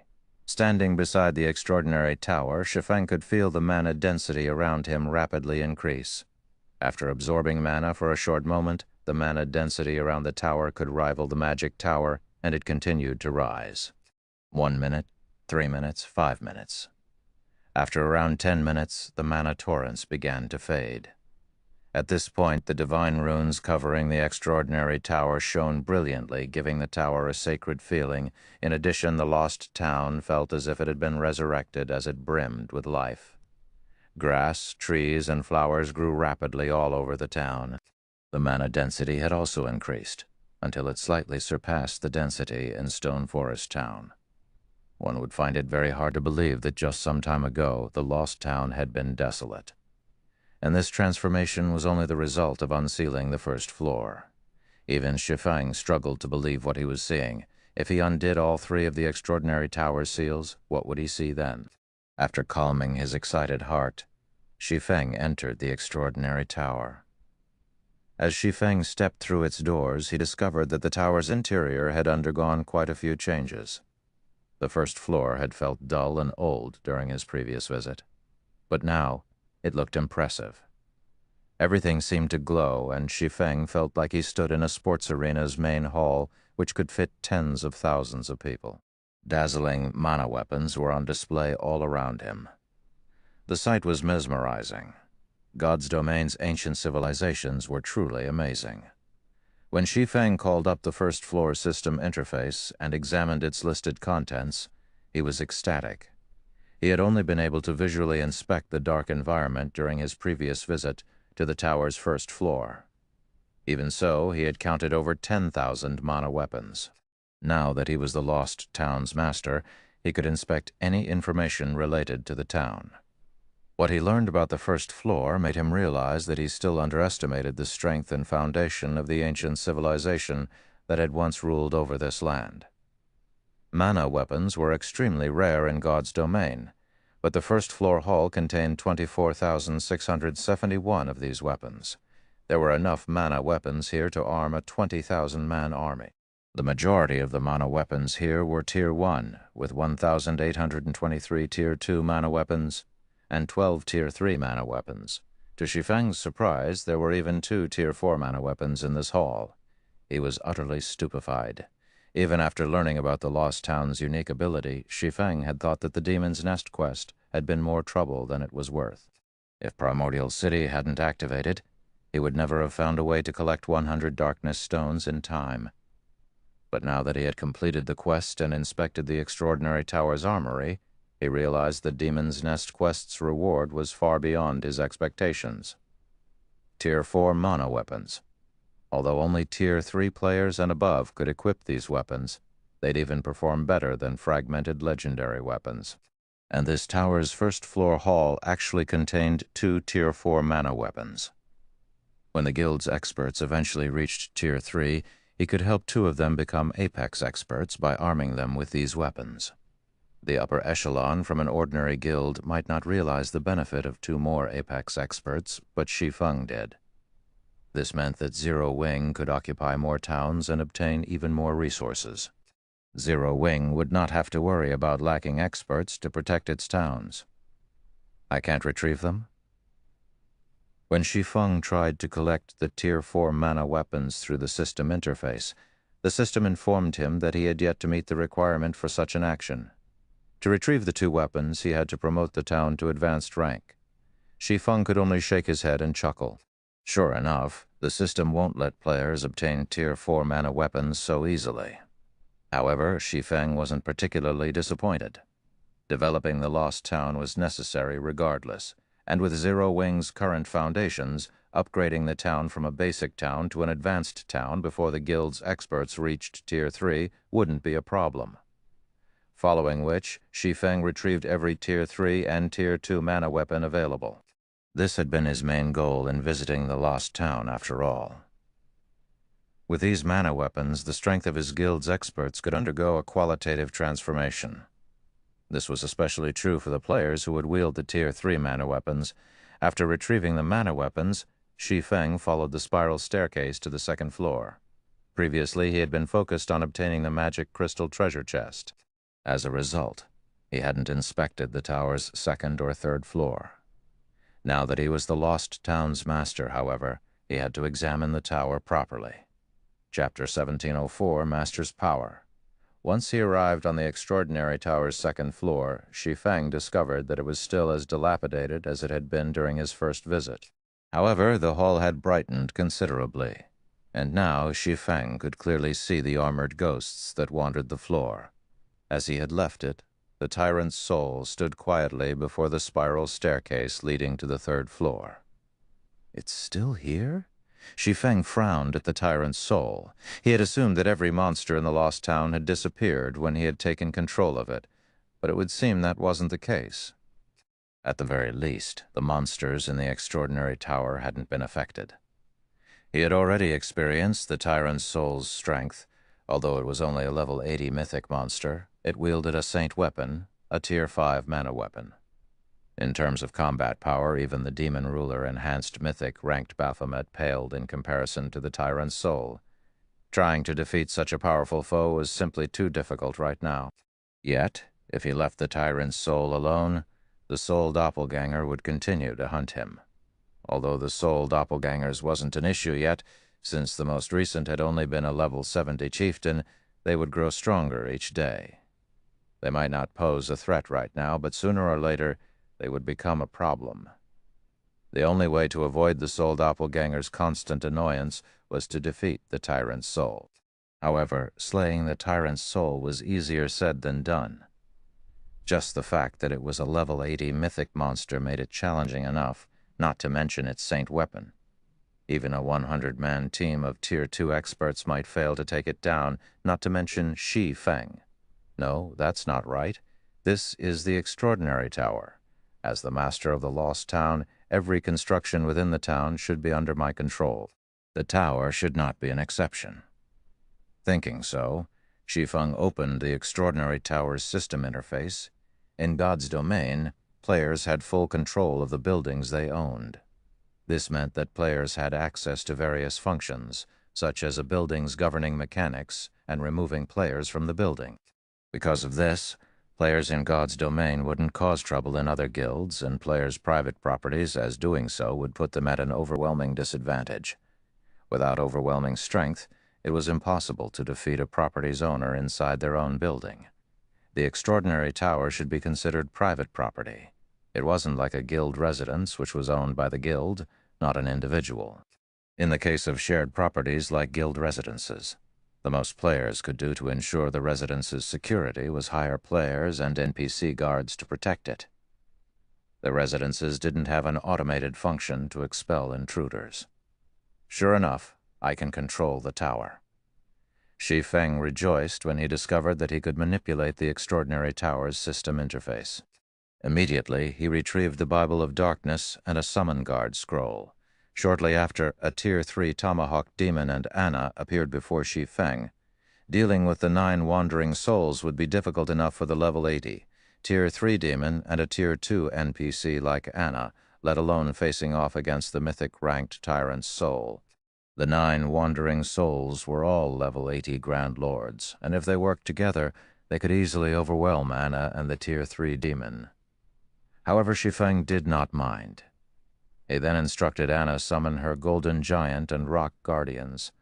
Anna's actions immediately attracted the tyrant soul's attention, and the mythic monster abruptly opened its eyes. "Despicable thief, you dare to show yourself before me again? I will tear your soul to pieces." The tyrant's soul quickly recognized Shi Feng's aura, its eyes glowing red with rage. It bellowed with fury and vanished. Meanwhile, the wandering souls turned to charge at Shi Feng. Even Shi Feng grew nervous while facing a level 80 mythic monster and 9 level 80 grand lords, seal. Not daring to be careless, Shi Feng immediately utilized his special privilege as the tower's owner. Suddenly, countless chains appeared around the tyrant's soul and wandering souls, following which the 10 monsters' basic attributes plummeted, falling to 50% of their original values in the blink of an eye. They couldn't use their skills or spells either. Suppressed, the tyrant's soul was forcefully revealed. The Tier 3 Tomahawk Demon then charged at the tyrant's soul. Seeing this, the tyrant's soul wielded its blue lightning blade and swung it at the Tomahawk Demon's battle axe. When the two weapons clashed, a storm began to brew in the hall. The impact also forced the Tomahawk Demon to retreat by 3 steps, its battle axe slightly vibrating.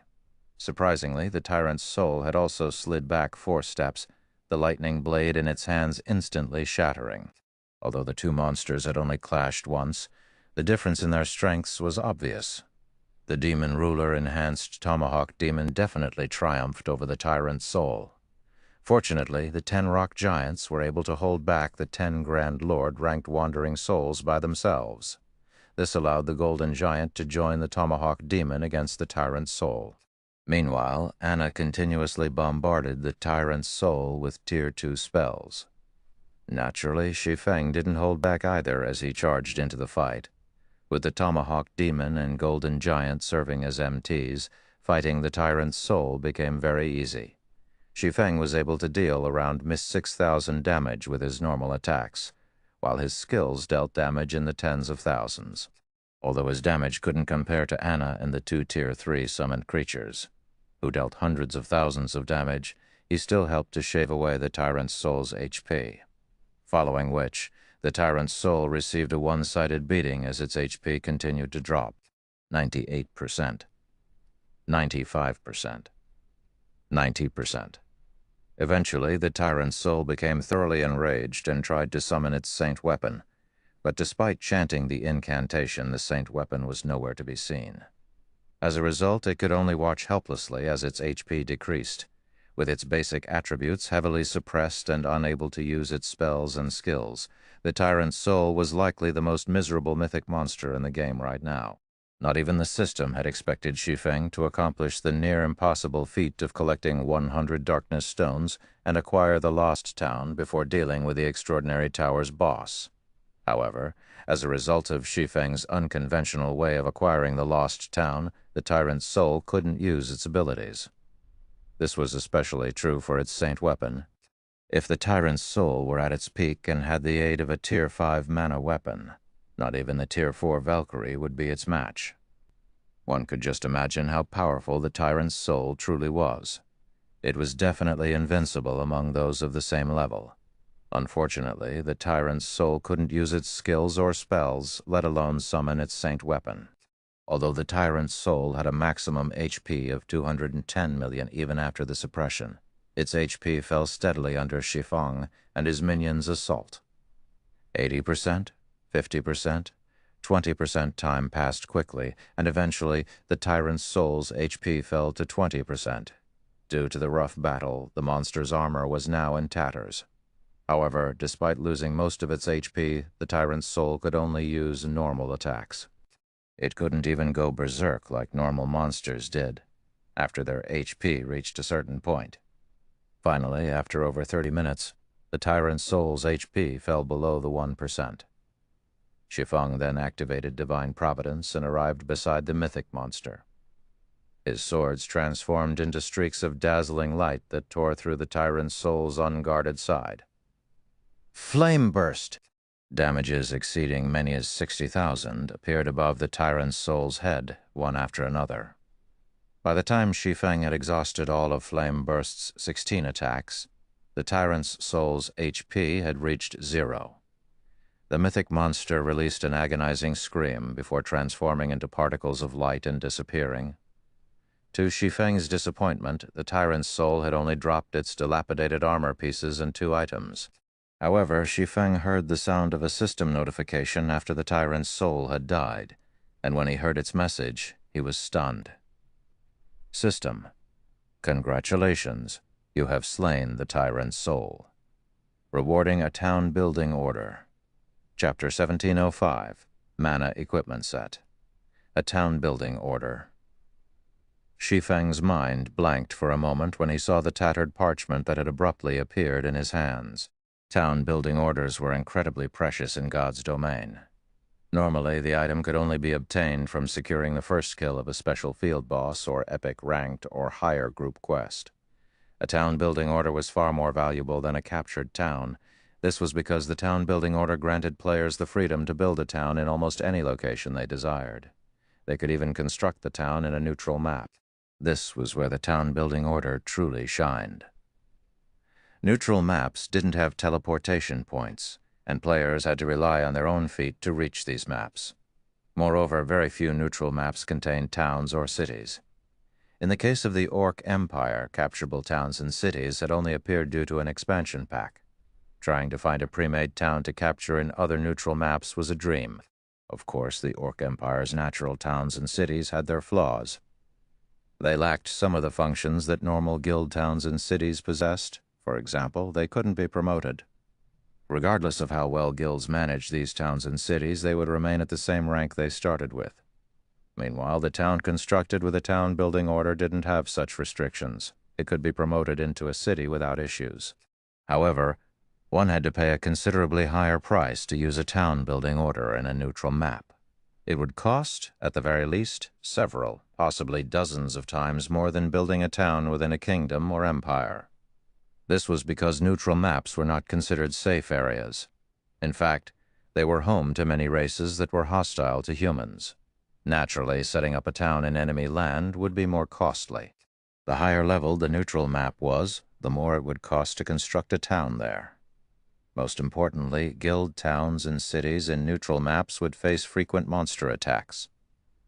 Surviving in these neutral maps would also be much harder than within a kingdom or empire's borders. Hence, not all guilds that had been lucky enough to find a town-building order had chosen to construct their towns in neutral maps. Rather, they lacked the ability and funds to build a town in a neutral map. Shi Feng had never expected to obtain a town-building order so soon in this life. Originally, he had planned to wait for the guild's main force to reach level 60 before challenging a few special field bosses that he knew the locations of. But now he had a town-building order 10 levels earlier than expected. Forget it. It's better to get one earlier than later. At most, I'll just have to adjust my original plan. Shi Feng smiled before storing the town-building order. He then set his sights on the other items the tyrant's soul had dropped while he had Anna and the Tier 3 demon clean up the remaining monsters. As a mythic monster, the tyrant's soul should have dropped a lot of items. Yet the boss had a surprisingly low number. Including the tattered equipment the tyrant's soul dropped. The boss had only dropped 6 items. Shi Feng immediately picked up the tattered equipment pieces and inspected them. These equipment pieces had clearly existed for an extremely long time. Many areas of the pieces had fallen prey to corrosion. If they were tossed to the roadside, nobody would likely spare them a second glance. However, Shi Feng was instantly ecstatic after he inspected their attribute panels. Mana equipment. As expected of the extraordinary Tower's guardian boss, Shi Feng's eyes glowed with excitement as he gazed at the 4 tattered pieces of equipment before him. Mana equipment was similar to mana weapons. Both were consumables and could offer a significant boost to players' combat power. Only mana equipment was extremely difficult to produce, far more so than mana weapons. As a result, mana equipment was scarcer than mana weapons. Meanwhile, the 4 pieces of mana equipment before him made up a complete set. They were the hands, chest, legs, and boots of the Judgment set, a Tier 2 mana equipment set. Individually, these 4 pieces had the basic attributes to rival epic equipment. Only they did not possess any additional skills. In return for their lack of skills, though, the 4-piece judgment set included 2 ridiculously strong set effects. 2-piece set effect. Mana stimulation. Passively improves physique by 30% and reaction speed by 20%. Forms a mana shield around the wearer that weakens spell effects by 50% and reduces physical damage received by 30%. 4-piece set effect.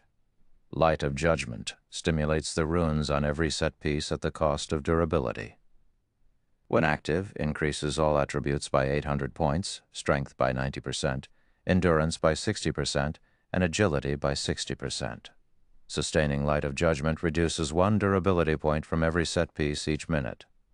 The mana equipment set's attributes rendered Shi Feng speechless. Although he had been a guild leader in the past, his guild had only been a second-rate guild. The information he had been able to get his hands on had been very limited. Although he had known that mana equipment was very powerful, he hadn't realized exactly how powerful. Now that he had seen one of these set's attributes, he finally understood why mana equipment was so powerful. The basic attributes it provided could rival epic equipment of the same level, and when operating at maximum capacity, its buffs were even more impressive than a berserk skill. An 800-point increase to all attributes was simply unimaginable for Tier 2 players. Both the berserk skills that players learned and those from equipment generally only boosted the player's basic attributes.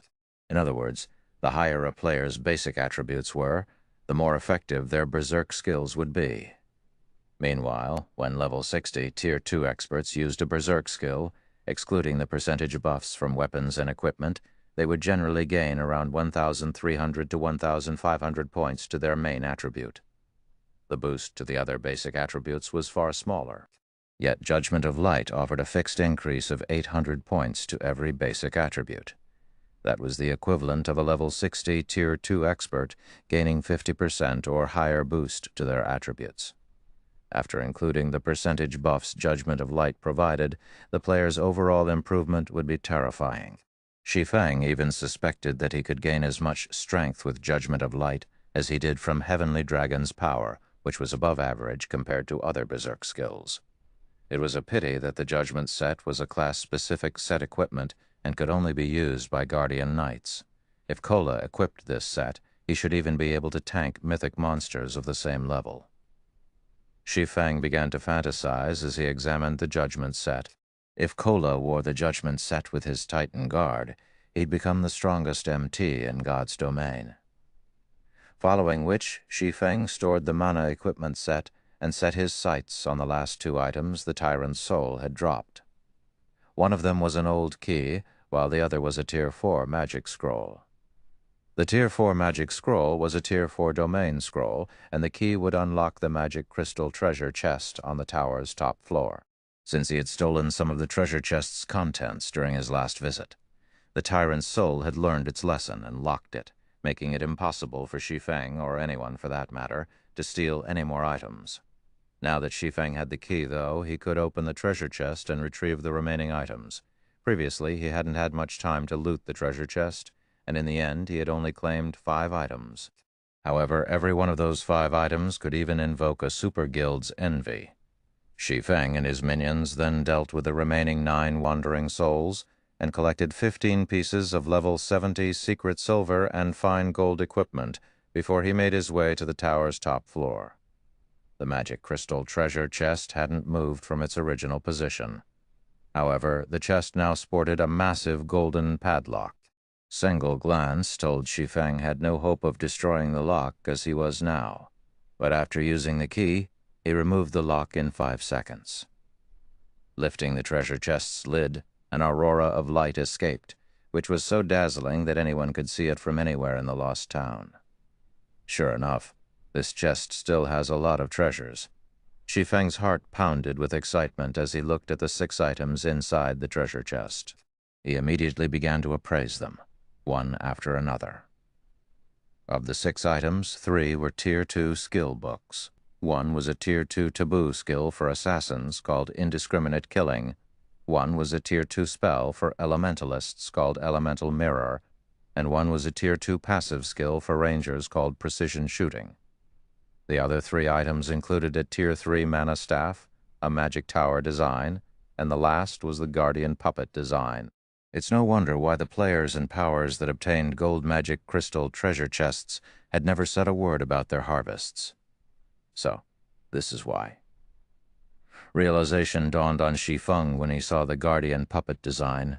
He had wondered what made the gold magic crystal treasure chests so special that almost no player or power had ever mentioned obtaining one during his previous life. None of the 5 items he had gained during his first visit were enough to tempt a super guild to put everything it had into obtaining one of these treasure chests. However, after taking a look at the Guardian Puppet design, he understood this Guardian Puppet design alone was many times more valuable than every other item in the gold magic crystal treasure chest. It was so valuable that superpowers would wage an all-out war with each other to obtain it. Chapter 1706, Guild Treasure. Translator, Exodus Tales. Editor, Exodus Tales. Looking at the Guardian Puppet design in his hands, Shi Feng could not help but inhale deeply as he began scrutinizing it. In the past, Guardian Puppets were something exclusive to the various superpowers and an extreme few large guilds. Every Guardian Puppet was treated as a priceless treasure and was the symbol of a guild's foundations. Almost nobody would choose to sell their Guardian Puppet unless absolutely necessary. Meanwhile, the ones that got sold had been furiously contested over by countless powers. The Guardian Puppet had been in great demand because it was ancient technology that had been lost in time. Without a proper design, players couldn't replicate the technology since the production of the Guardian Puppet involved too many fields of study such as alchemy, forging, and engineering. Moreover, every subclass had to be at the master rank at the very minimum. Only after gathering the masters of these subclasses could players produce a Guardian Puppet. However, according to rumors, just the materials needed for one production attempt cost over 2,000 gold, far more expensive than making a slightly below-average piece of epic equipment. The final cost for making the Guardian Puppet would simply be unimaginable. Meanwhile, the reason why the Guardian Puppet was so valuable was its frightening combat power. Even a level 0 player could instantly become a monster-like existence with the help of the Guardian Puppet. It was a war weapon that no epic item or even fragmented legendary item could compare to. To a guild, the Guardian Puppet was a priceless treasure. In the past, there were some first-rate guilds that dared to provoke even superpowers, yet managed to live to tell the tale. The secret behind their survival was their possession of Guardian Puppets. Even an ordinary Guardian Puppet had the combat power of a Tier 3 existence. Meanwhile, the Guardian Puppet design Shi Feng currently held in his hands was for bronze-ranked Guardian Puppets. The bronze Guardian Puppet possessed strength at the peak of Tier 3, and any player controlling the puppet could wield this strength as if it was their own. Moreover, unlike summoned creatures, which would disappear after a certain duration, Guardian Puppets would not disappear unless destroyed, regardless of how far players developed in God's domain. Combat power at the peak of Tier 3 would never become obsolete, because many players could not even reach Tier 3, as expected of a bronze Guardian Puppet. Just the materials needed for one production attempt cost over 3,000 gold. Moreover, a master forger would only have a 30% success rate at completing the forging portion. The success of the final assembly isn't even guaranteed. It's no wonder the various superpowers treated their puppets like their own babies. Shi Feng was inwardly astonished as he looked at the list of required materials stated on the design. However, after giving the matter some thought, he found the price to be reasonable. The bronze Guardian Puppet possessed combat power at the peak of Tier 3 and could be used indefinitely. If a guild could produce several hundred of these puppets now, it would basically be invincible. After all, there was no level requirement for controlling a Guardian Puppet. The only limiting factor was one's skillfulness at controlling the puppet. It seems there's a need to place greater focus on Candlelight's development. Shi Feng could not wait for the day Zero Wing could have its own Guardian Puppets. Although the materials needed to produce the bronze Guardian Puppet were rare, aside from the main material, fine Titan ingot, The other materials could be collected in bulk relatively easily. The main problem was the requirement of various kinds of lifestyle masters. Without the necessary lifestyle masters, the odds of producing the Guardian puppet were zero. If Zero Wing could mass-produce bronze Guardian puppets, whether it was in team battles or siege battles, they would become a formidable support since they dealt increased damage to magic arrays and buildings. Moreover, they were much more powerful than Tier 3 summoned creatures. Just as Shi Feng was figuring out ways to further improve the standards of lifestyle players in the Candlelight trading firm, he suddenly received a call from Gentle Snow Guild leader. "I just received good news. Heaven's Burial's Singular Burial and Lei Jingyang fell out with each other. The guild has already been disbanded. However, Singular Burial joined Blackwater with some of his trusted aides and guild experts. Currently, Singular Burial is bringing his men to the primordial divine ruin. By the looks of it, they plan on reaching Primordial City by relying on various resources Blackwater provided them," Gentle Snow said, smiling. Heaven's Burial's destruction was something she and the rest of Zero Wing's upper echelon had anticipated. Only they had not expected Heaven's Burial to disband so quickly. Caught off guard, they had a hard time taking over the shops located in the various cities Heaven's Burial ruled before, many of which were snatched away by other guilds. However, Heaven's Burial's sudden disbandment also saved Zero Wing plenty of trouble. At the very least, there was no longer any need to wage price wars with Heaven's Burial shops in Star Moon Kingdom, nor was there any need to dispatch larger armies to capture Heaven's Burial's guild towns.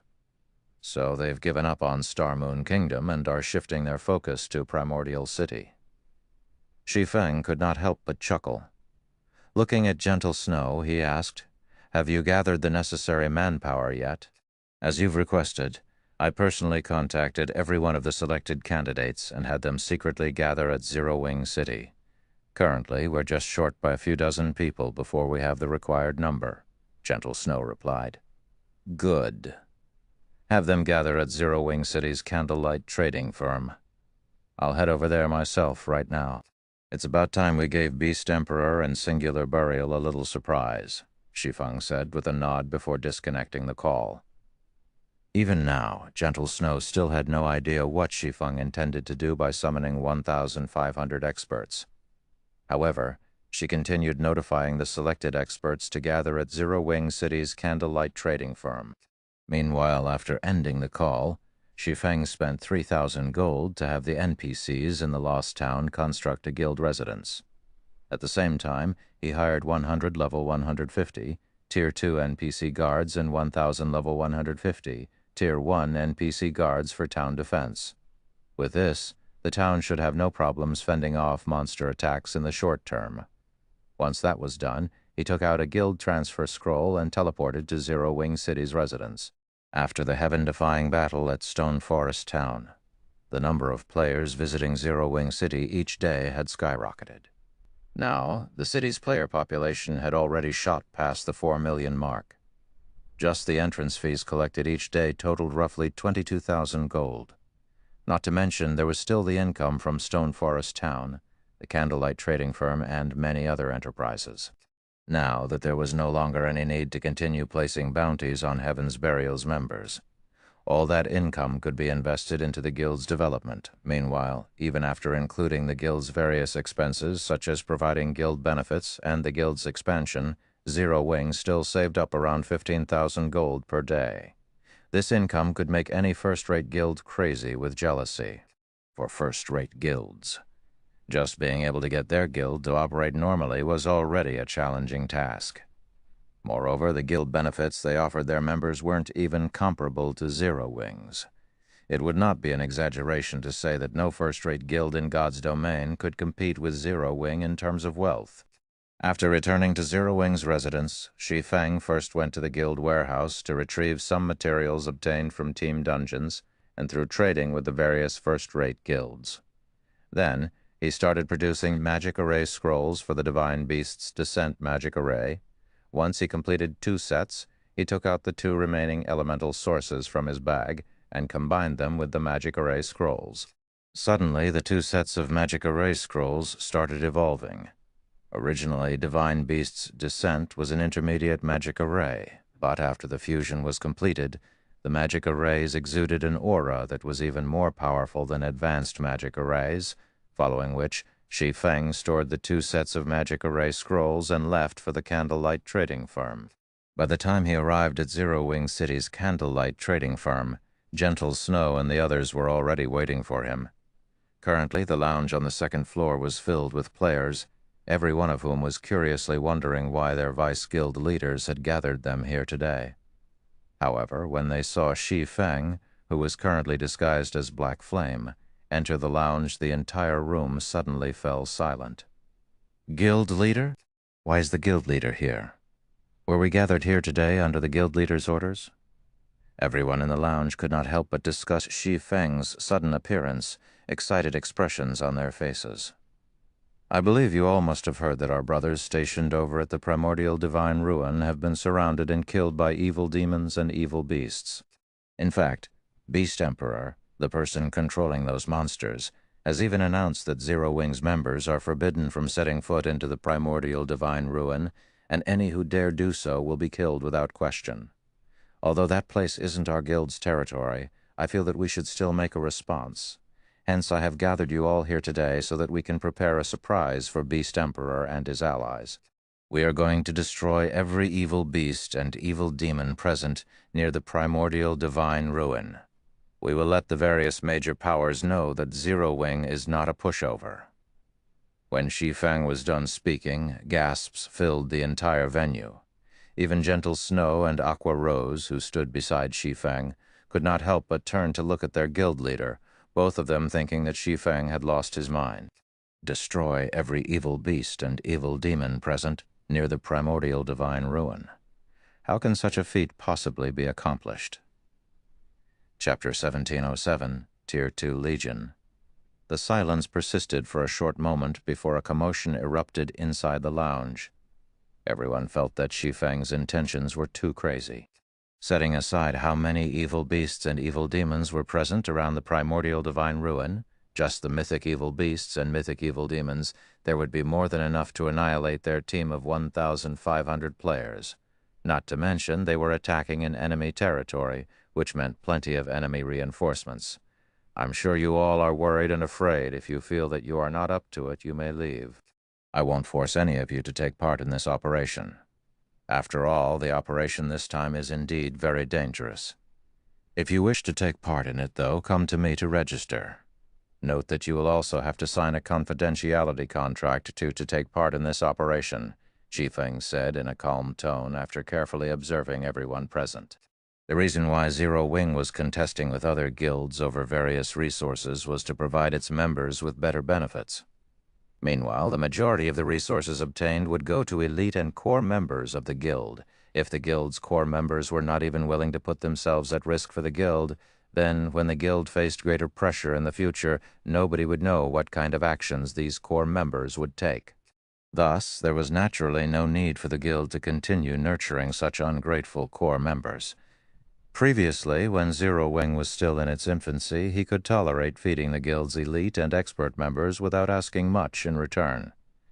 However, now that Zero Wing was no longer in its infancy and had already stepped onto the path of becoming a superpower, the guild would need much more resources than before to continue developing.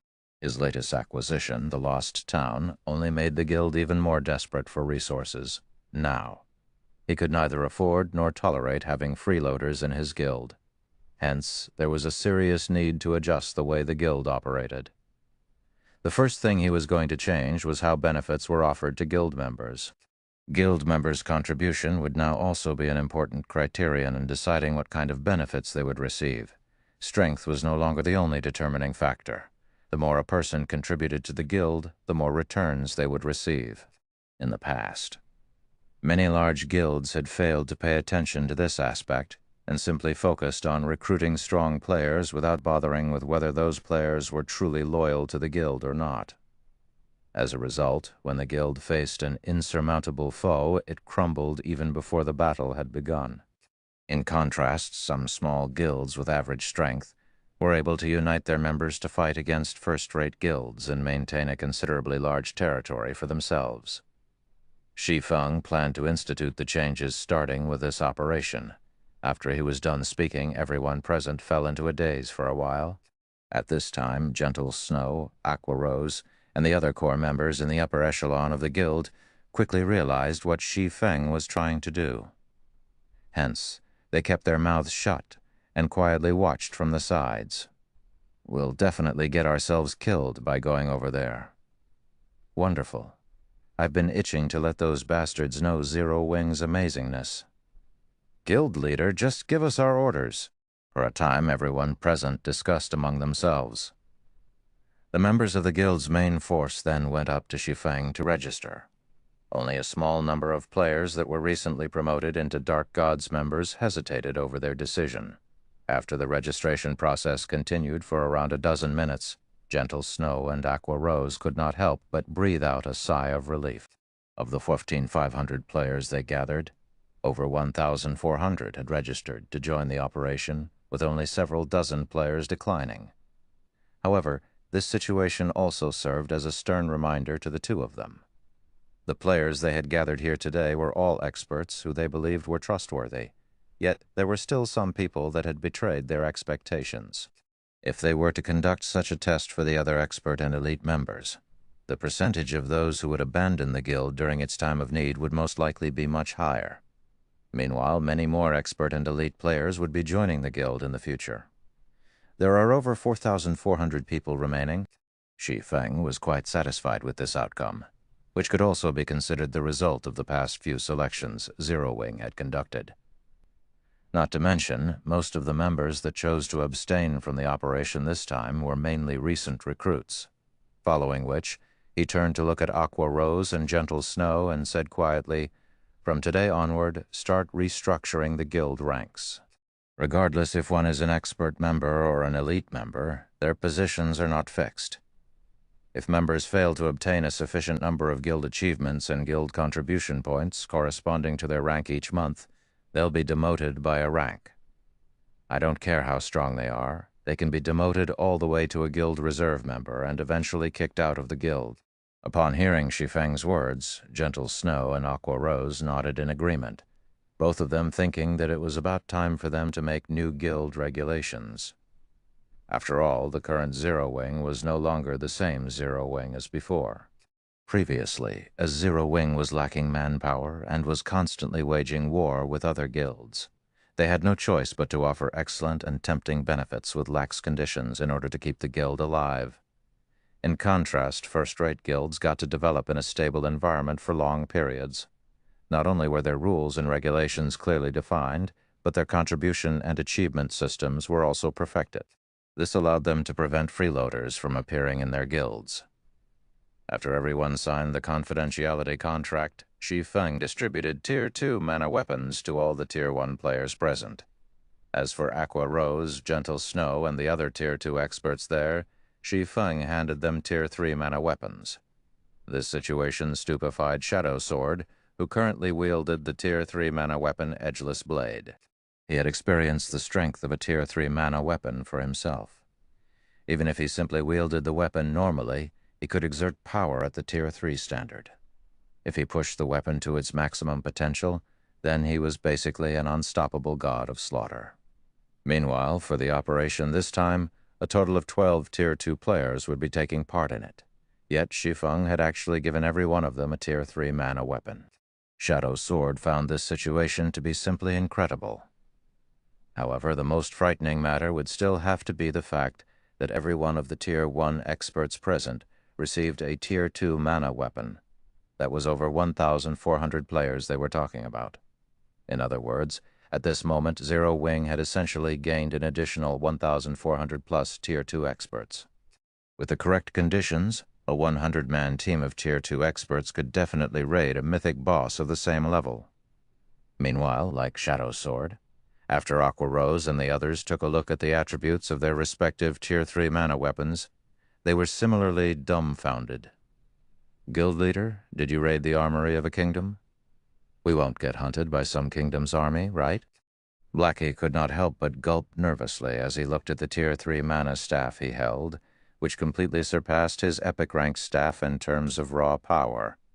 The other Tier 2 experts nodded their heads, seconding Blackie's words.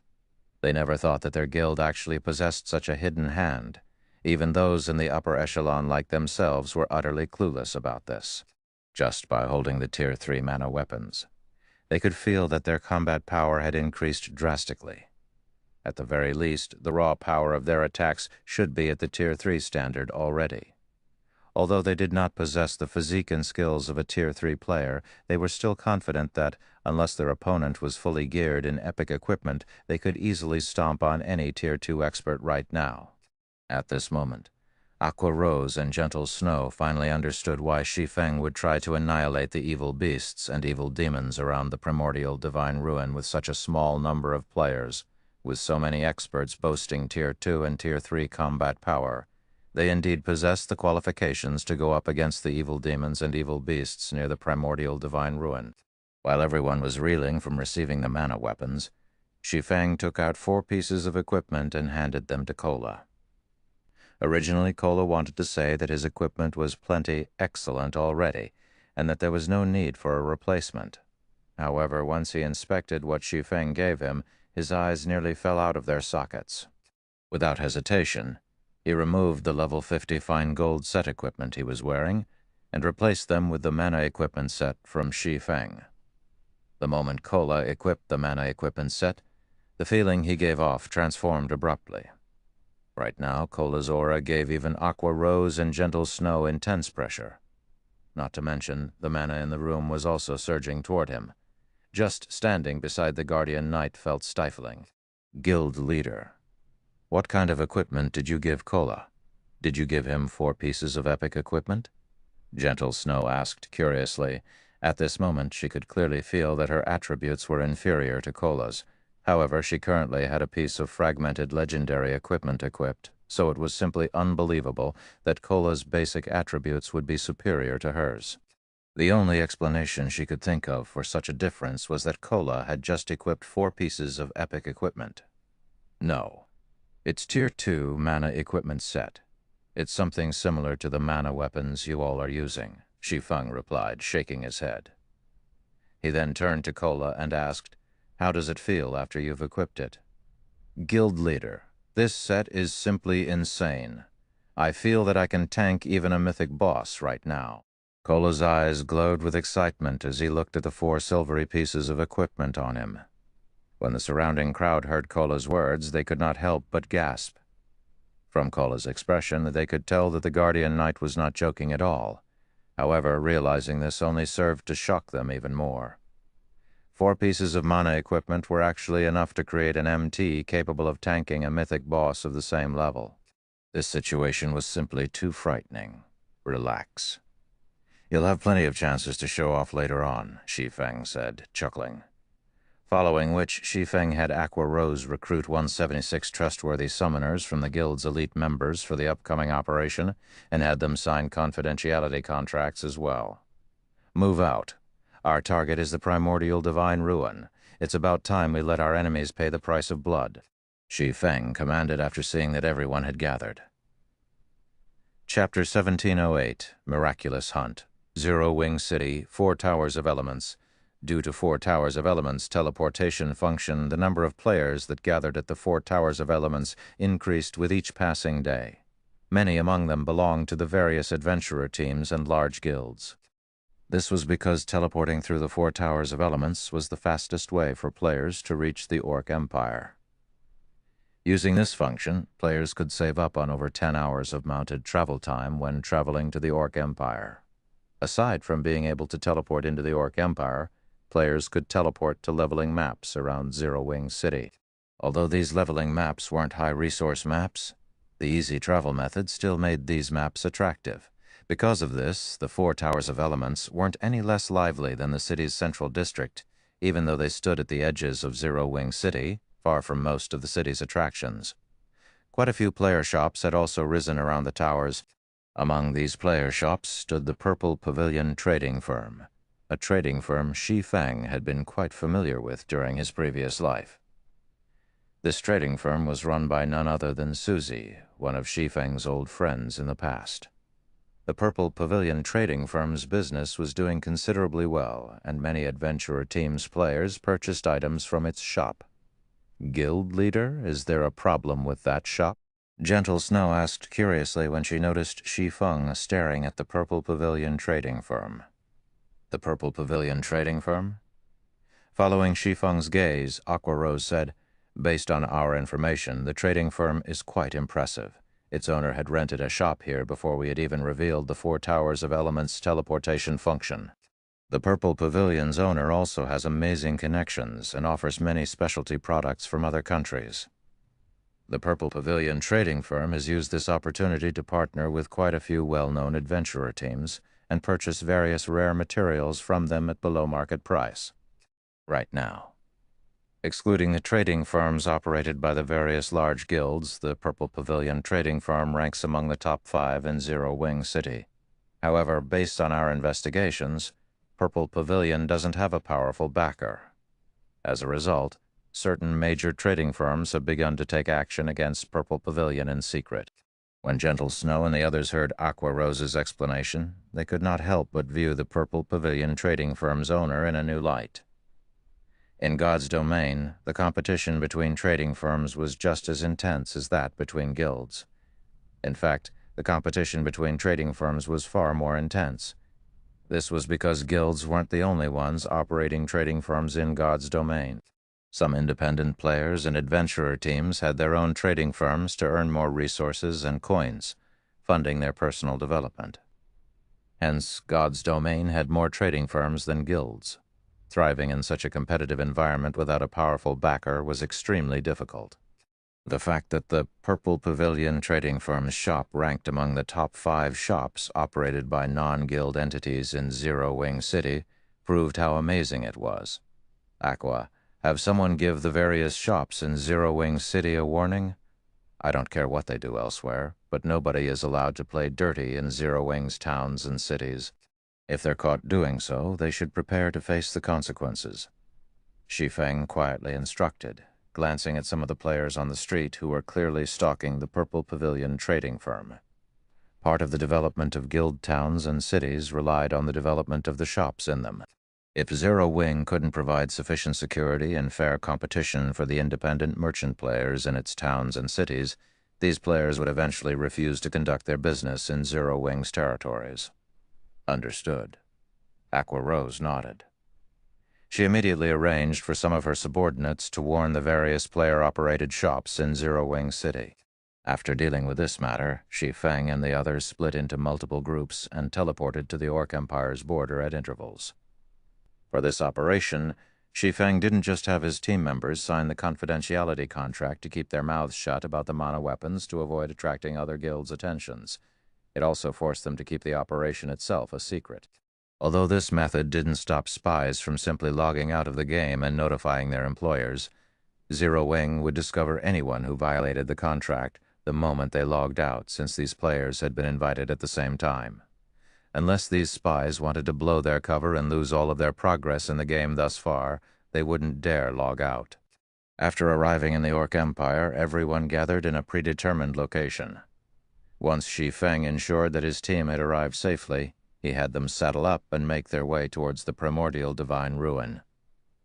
Each of these players was either an elite or expert in Zero Wing, so they all had their own guild mounts. A legion of majestic thunderwolves quickly traversed the Orc Empire's barren lands, and as it passed, the areas it left behind looked as if they had been ravaged by a powerful storm. However, even amongst this legion of majestic beasts, Shi Feng's demonic flame tiger stood out like a sore thumb. Although the demonic flame tiger had shrunk to 3 meters in height after its evolution, eye-catching, pitch-black flames and arcs of silver electricity danced along its paws. The demonic flame tiger also radiated an aura that rivaled that of a high lord. It was difficult not to notice the beast. When other players encountered Zero Wing's legion, they grew nervous. This was because the orcs in the Orc Empire also rode gigantic battle wolves and battle tigers. At first, these players assumed that the Orc Empire's armies had ambushed them, and they had nearly turned and fled. However, after getting a closer look, they realized that the mount's riders were human, not robust orcs. Seeing this, they relaxed and sighed with relief. "Crap, who are those people? Almost all of them are using the same type of mount. Don't they look like Zero Wing's Thunder Wolves? Those Thunder Wolves are seriously cool. I wish I had one." Zero Wing? That shouldn't be possible. Those players are heading toward the primordial divine ruin, which is surrounded by evil beasts and evil demons. If they are Zero Wing's members, aren't they just heading towards their deaths? Could Zero Wing be trying to force their way into the ruin? That's impossible, right? There are more than 100,000 evil beasts and evil demons at the ruin. They'd even wipe out an army of several thousand experts in the blink of an eye. If not for that Beast Emperor wanting to avoid provoking every major power in the Orc Empire, he could easily stop anyone from entering the primordial divine ruin with his monster army. Zero Wing shouldn't be underestimated either. The Guild had already defeated Heaven's Burial's evil demon army. I've watched the recordings of that battle. Zero Wing had even faced down mythic-ranked evil beast and demons. Didn't you see Zero Wing summon those mythic monsters? There's no way Zero Wing can summon such powerful monsters again easily. The players that noticed Zero Wing's force discussed the Guild's actions heatedly. News that Zero Wing had dispatched a force to the primordial divine ruin quickly spread. After all, it would be difficult for such a powerful army to avoid notice for long. Soon the various major powers waiting to enter the primordial divine ruin began to discuss the matter as well. Zero Wing is taking action so soon? Is Zero Wing insane? Don't they know that there are over 100,000 evil demons and evil beasts guarding the primordial divine ruin? Zero Wing's actions confused all of the various large guilds' upper echelons. Brother Singular, like Beast Emperor, has said, Zero Wing really couldn't hold back and has come running to us on its own. "This is a good opportunity for us to take our revenge," Falling Fire said, a cold glint flashing in his eyes as he read the report his subordinate just sent him. "We only lost because we didn't fully understand Zero Wing and fought them on their home turf. However, our battlefield will be set in the Orc Empire this time. We also have 8 mythic monsters under our command. Even if Zero Wing can summon more of those high demons to suppress our mythic monsters, we'll have plenty of Grand Lords and Great Lords to spare. We can annihilate this Zero Wing forces." Zero Wing. Singular Burial gnashed his teeth in anger when he heard the mention of the Guild. His eyes turned bloodshot, and he growled, "I won't let any of your members return alive this time." Zero Wing had thoroughly destroyed Heaven's Burial in their last battle. All of the time and effort he had invested in his Guild's development had gone to waste, just like that. Now, hatred for Zero Wing consumed his thoughts. The evil demons and evil beasts encircling the primordial divine ruin were a suggestion he had made to Beast Emperor. He had done so to cause as much trouble for Zero Wing as possible, impeding the Guild's development. As soon as Singular Burial finished speaking, a spatial gate opened above him. Once the spatial gate opened fully, cloaked figures atop mounts jumped out, one after another. When these cloaked figures landed, everyone recognized the mounts as Zero Wing's Thunderwolves. "What's going on? Zero Wing's members actually dare to charge straight into the evil demons and evil beasts' encirclement. Are they seeking death?" Everyone gaped at Zero Wing's members when they realized who had emerged from the spatial gate. They had assumed that Zero Wing was simply putting up a strong front by marching into the Orc Empire. Even if Zero Wing truly intended to take action, the Guild would employ hit-and-run tactics and target small groups of evil beasts and evil demons at most. However, the fact that Zero Wing's members had jumped straight into their enemy's ranks via a spatial gate left them utterly baffled. Before anyone could react, Shi Feng's gaze shifted toward the nearby Blackwater members. "Kill them." Chapter 1709, Might of One-Hit Translator, Exodus Tales, Editor, Exodus Tales. Zero Wing's sudden appearance had shocked the players at the primordial divine ruin. Shi Feng's command to attack Blackwater's members only intensified their surprise. "This is crazy. Zero Wing must be insane. They've actually barged into the evil demons and evil beasts' encirclement to attack Blackwater?" The members from the various major powers and adventurer teams were stupefied as they watched Zero Wing's members charge into Blackwater's on their mounts. At a glance, it was clear that Zero Wing had dispatched less than 2,000 members to the primordial divine ruin. Even if all of them were experts, Blackwater's forces weren't to be trifled with. Although Blackwater had recently suffered a major loss, it had recruited many of Heaven's Burial's expert and elite members. The guild had sent 4,000 experts and 6,000 elites to the ruin this time, and the lowest leveled among them was level 49. Every one of these 10,000 players also wore top-tier equipment. An army of fewer than 2,000 experts stood no chance against Blackwater's forces.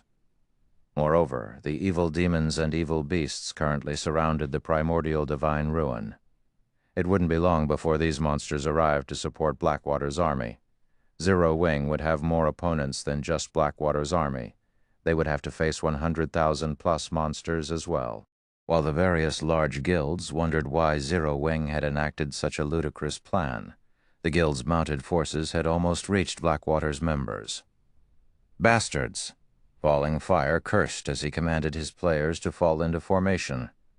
Fortunately, the players Blackwater had dispatched to raid the primordial divine ruin were all well trained, and the 10,000-man army quickly took up arms. The 500-plus shield warriors and guardian knights formed two rows at the front, raising their shields as they prepared to stop their enemy's advance. Meanwhile, the clerics, oracles, and druids at the rear of the army began to cast their buffs on the army's MTs. Now, the two human walls formed between the army and Zero Wing's members could even stop dozens of great lords of the same level, not to mention charging players. Meanwhile, the ranged forces between the shield warriors and guardian knights began to cast their offensive spells. Blackwater's army had far better reaction speed, combat standards, and far more combat experience than the various adventurer teams who fought others in the fields. The entire army moved as one, utterly organized. However, the berserkers leading Zero Wing's charge paid the blockade before them little heed. They didn't even bother to wait for their own shield warriors and guardian knights to catch up as they plowed into Blackwater's formation. The moment before Zero Wing's 100-plus berserkers clashed with Blackwater's MTs, a hint of excitement could be seen flashing in their eyes as they tightened their grips on their weapons. Suddenly, silver runes began to form on their weapons, and the ambient mana gathered around the berserkers' weapons. Without hesitation, the berserkers swung their weapons at the massive shields before them. Boom, boom, boom, a series of loud explosions echoed throughout the area as the berserkers struck the enemy shields. Impossible. When Blackwater's MTs received the berserkers' attacks, they felt as if they had been hit by a truck. Not only did their shields tremble violently and their arms go numb, but they were also forced to take 2 or 3 steps back before they could stabilize themselves. However, before these MTs could regain their postures, Zero Wing's berserkers swung their weapons again, forcing these MTs backward once more after 3 consecutive attacks. Zero Wing's berserkers had broken holes in Blackwater's defensive line.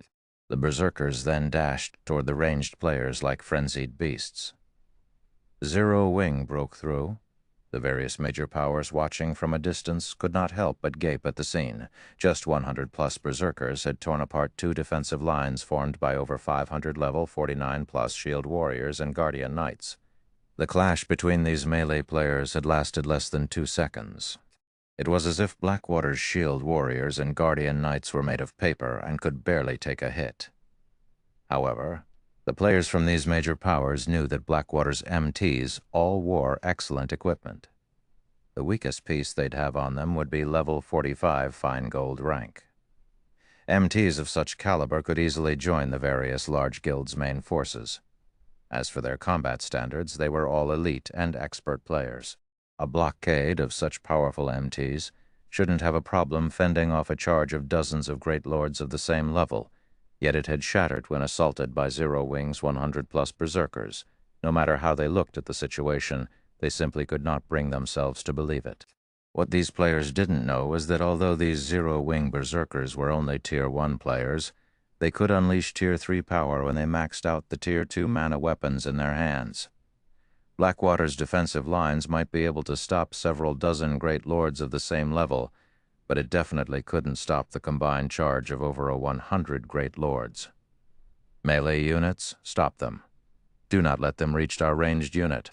Falling Fire hurriedly commanded when he noticed Zero Wing's berserkers approach.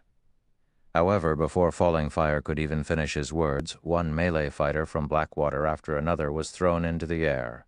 Even when Blackwater's level 50 berserkers tried to stop Zero Wing's berserkers, the latter easily pushed them back. They lost a significant amount of HP when they crossed blades with Zero Wing's berserkers. After repulsing Blackwater's melee players, Zero Wing's berserkers charged toward Blackwater's ranged force like a sharpened sword. The berserkers blocked the incoming ranged attacks with little to no effort. In contrast to Blackwater's pitiful ranged attacks, the attacks Zero Wing's several hundred ranged players launched were basically unstoppable. When Blackwater's MTs tried to block these incoming attacks with their shields, their defensive postures shattered under a single blow, rendering them helpless against the following ranged attacks. Every ranged attack that struck an MT directly dealt over minus 20,000 damage, and Zero Wing's players only needed 3 ranged strikes to kill a Blackwater MT. Blackwater's healers hadn't even had enough time to save their allies. The difference between each side's healers was jaw-dropping. When Blackwater's healers cast healing spells with 1 or 2 second channeling times, the spells would restore around 10,000 of the target's HP. In contrast, when Zero Wing's healers used the same healing spells, their targets recovered nearly 20,000 HP.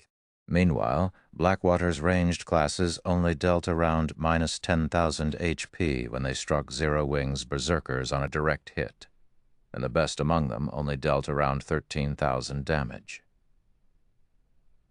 Zero Wing's healers could easily restore whatever HP their berserkers lost. The difference between the two forces was clear for all to see after the battle continued for a short moment. Like a group of ferocious beasts, Zero Wing's members devoured the lives of Blackwater's players, forcing Blackwater to retreat again and again as the army began to show signs of crumbling. The spectating crowd was dumbfounded. No matter how they thought about it, Blackwater should have had the upper hand, yet Zero Wing had an absolute advantage over its army. This didn't look like an actual battle. It was more of a one-sided beating. Zero Wing and Blackwater's strength simply weren't on the same level. So this is the power of mana weapons? Gentle Snow, who commanded the battle from the rear, was indescribably shocked as she watched her players devour Blackwater's forces. They were too strong. Although the branch guild she commanded in the Black Dragon Empire hadn't experienced as many battles as the main branch in Starmoon Kingdom, her guild had plenty of experience in combat involving thousands of players. Hence, she knew that such a large-scale battle wouldn't reach a conclusion quickly. At the very least, the battle would last 15 to 30 minutes before anyone could tell which side had the upper hand. Yet not even 1 minute had passed since the battle between Zero Wing and Blackwater had begun. However, even an ordinary player could see that Blackwater had no hope of winning this fight. At this rate, Zero Wing wouldn't even need 10 minutes to annihilate Blackwater's 10,000 players. Only Shi Feng knew how typical this battle's outcome was. Blackwater's players weren't fighting 1,400-plus Tier 1 players, but a force of 1,400-plus Tier 2 experts. With so many Tier 2 experts, Zero Wing could even wipe out an army of 30,000 Tier 1 players without trouble, much less a force of 10,000. This was the difference between tiers. Silence fell over the primordial divine ruin as players witnessed Zero Wing's overwhelming power. Even the spectating superpowers wore somber expressions as they watched the massacre before them. Black Flame. Do you really think that this is the only force I've prepared for the primordial divine ruin? Pay for your foolishness. As Singular Burial watched Blackwater's army slide backward, he showed neither surprise nor fear, simply revealing an arrogant sneer. He then turned to the cloaked, bandaged man beside him and snapped, "Flame Blood, it's time for you to take action." Nodding in response, Flame Blood immediately took a gray crystal ball from his bag and began to chant an incantation. He wasn't within a kingdom or empire right now, so it didn't matter if he revealed his identity as an evil God's Temple player, since there weren't any NPCs around to hunt him down. Suddenly, clouds of pitch-black fog started to emerge from the crystal ball. The fog rapidly transformed into the figures of 10 evil demons. These summoned evil demons were all level 70 Grand Lords, which he had actually prepared for the Guardian Boss on the ruin's 4th floor. Under Flame Blood's command, the 10 Grand Lord-ranked evil demons charged at Zero Wing's army. Just before they reached Zero Wing's front line and could swing down their massive claws, a figure appeared before them. This figure was none other than Shadow Sword. Scram. Shadow Sword tightened his grip on the edgeless blade and executed a sweeping slash with the rune-covered greatsword. Tier 2 skill, Bladestorm. A silver storm engulfed 10 evil demons, sending them flying over a dozen yards away. When the monsters crashed into the ground, a damage of over -200,000 appeared above each of their heads. Chapter 1710, Gathering Place of Experts. After Shadow Sword's first attack, he used Charge, accelerating toward the nearest evil demon as it was standing back up. When he got close to his target, Shadow Sword raised his greatsword high. Once again, silver divine runes lit up along the edgeless blade's body. Shadow Sword then executed Blade of Waves, one of the Sea God's Apostle class's Tier 2 legacy skills. Blade of Waves was also the most powerful Tier 2 legacy skill he had learned. Currents of blue mana circled the edgeless blade. When Shadow Sword swung his greatsword at the evil demon before him, the mana weapon transformed into a 40-yard-long blade of water. Players in the distance only saw a dark blue horizontal wall suddenly bisect the battlefield. 513,842. A frightening amount of damage appeared above the evil demon's head when the water blade cut through its body. The blade also slammed into other players, and whether they wore plate armor or cloth, all of their HPs plummeted to 0. Their cleaved bodies then transformed into particles of light and disappeared from the battlefield. After the attack, the evil demon that took the hit fell into a heavily injured state, his combat power drastically decreasing. The surrounding Blackwater members expressed their shock and terror when they saw this. Strong. Too strong.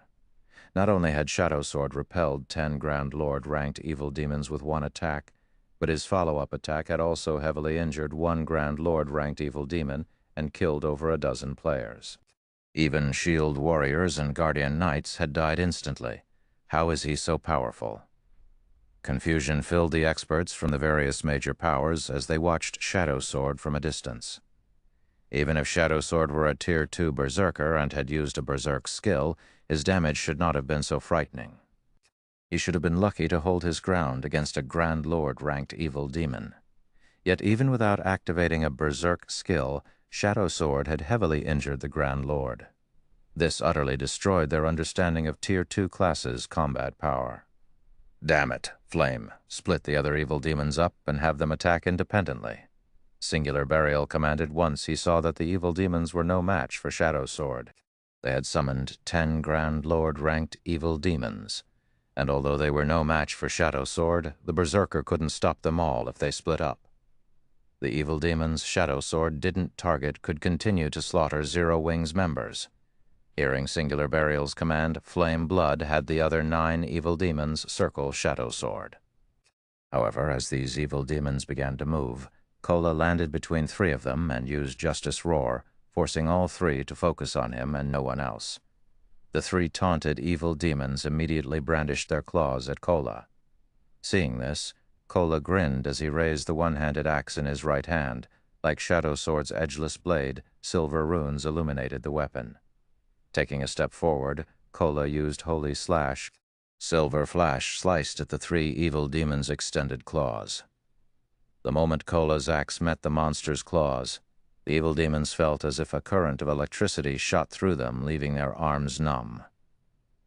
All 3 evil demons were forced to retreat by several steps, and the difference between their strength and Kola's was obvious at a glance.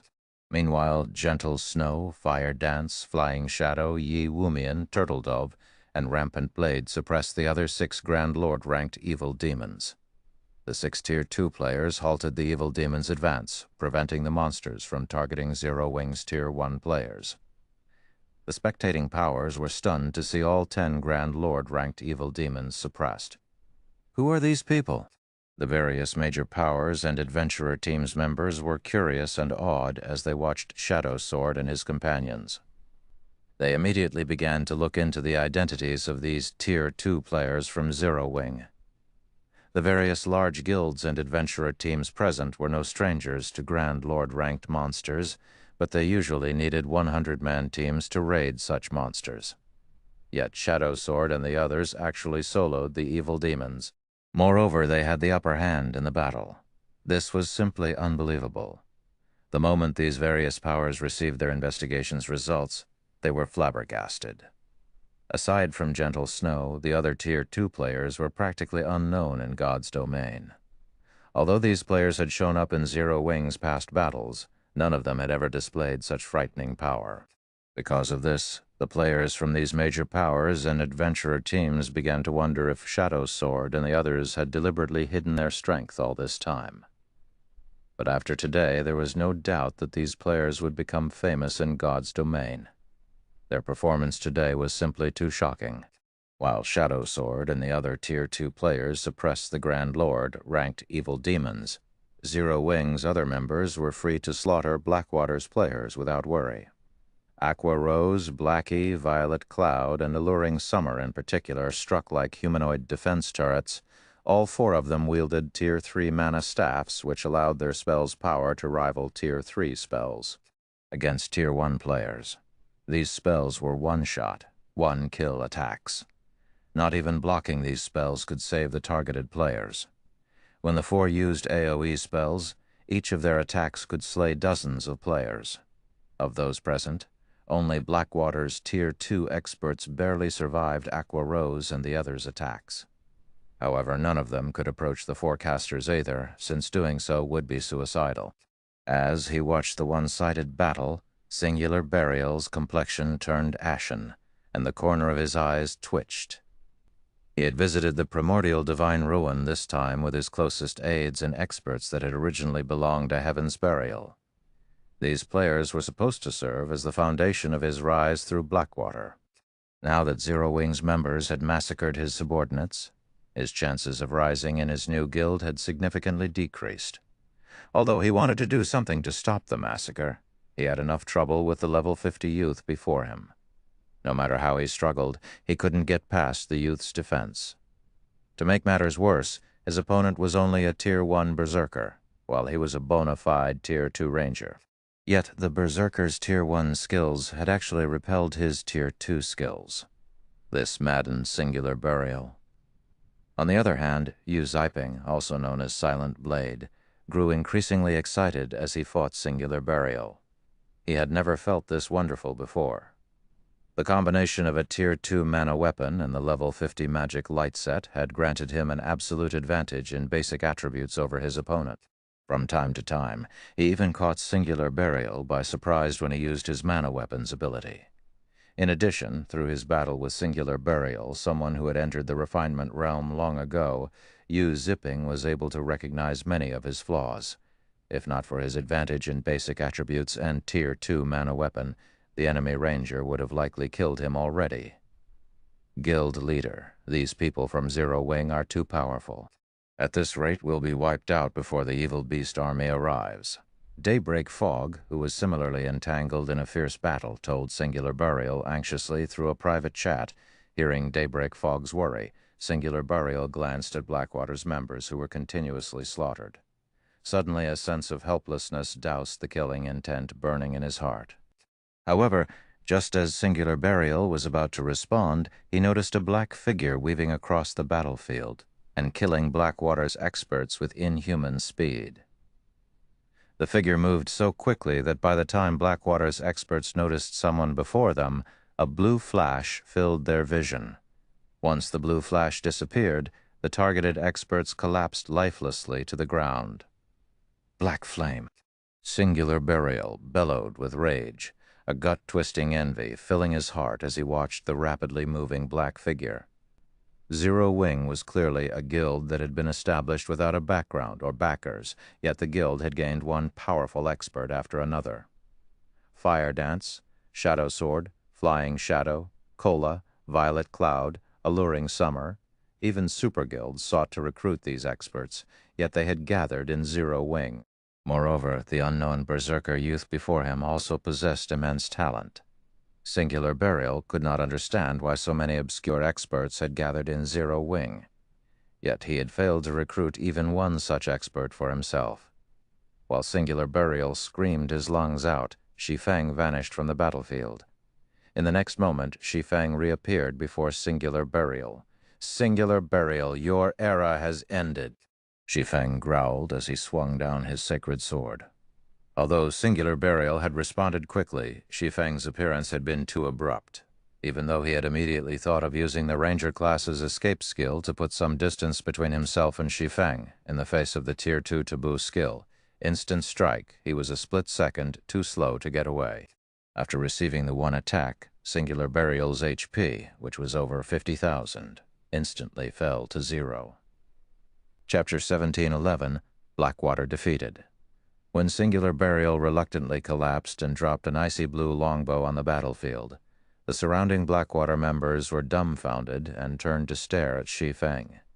A moment ago, Singular Burial had 100% of his HP, yet after one of Shi Feng's attacks, the Ranger had lost it all. Suddenly, a chilling sensation assaulted Blackwater's members. If even a Tier 2 player like Singular Burial could not withstand a single hit from Shi Feng, it went without saying Shi Feng could kill Tier 1 players like them with a casual swing of his blade, too. Black Flame.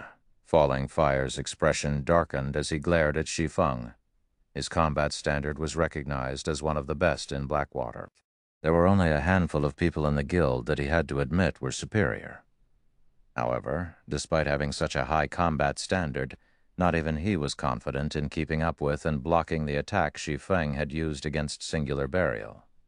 Shi Feng's attack was simply too fast, but it wasn't just because of his high attack speed. H's neutral response time and physical acceleration were also ridiculously fast. After heaving a deep sigh, Falling Fire commanded, "Everyone, retreat!" Due to Shi Feng's display of overwhelming strength, his team members' morale had received a huge boost. Zero Wing's members now fought with more passion and skill than before. In contrast, the morale of Blackwater's members plummeted. Now, this battle's outcome could not be any more obvious. Continuing to fight would only incur more losses for Blackwater. Hearing Falling Fire's command, Blackwater's members immediately turned away from their opponents and fled in every possible direction. Meanwhile, Aqua Rose and Gentle Snow commanded Zero Wing's members to exploit their victory. Seeing that things had gone south for Blackwater, Flame Blood did not dare to linger. He summoned 20 Great Lord-ranked evil demons to buy himself enough time to activate a teleportation scroll. This battle's outcome had truly exceeded his expectations. He had thought that 10 Grand Lord-ranked evil demons would be more than enough to butcher Zero Wing's forces, but he had never expected the small army to have so many monstrous players. "Zero Wing, just you wait. Sooner or later I will make you pay for this defeat." Flame Blood revealed a sneer as he watched Zero Wing's members charge towards him. He was an evil god's apostle, not a guild member. As long as he escaped capture, he'd always have a chance of making a comeback. Flame Blood sent his 20 Great Lords to stop Zero Wing's members as he activated his teleportation scroll. The teleportation scroll to teleport to the evil god's temple had a 15-second activation process, which was slightly shorter than a normal return scroll. With the power of 20 Great Lords at his side, he could easily buy enough time to get away. However, when the 7th second ticked by, Flame Blood noticed a slowly approaching figure out of the corner of his eye. This figure was none other than Shi Feng. Flame Blood couldn't help his growing anxiety as he watched Shi Feng approach. Although over 200 yards separated the two, Flame Blood felt as if the Grim Reaper itself had set its sights on him. "Faster. I have to get out of here as quickly as possible." For the first time ever, Flame Blood felt that the teleportation scroll's activation time was too long.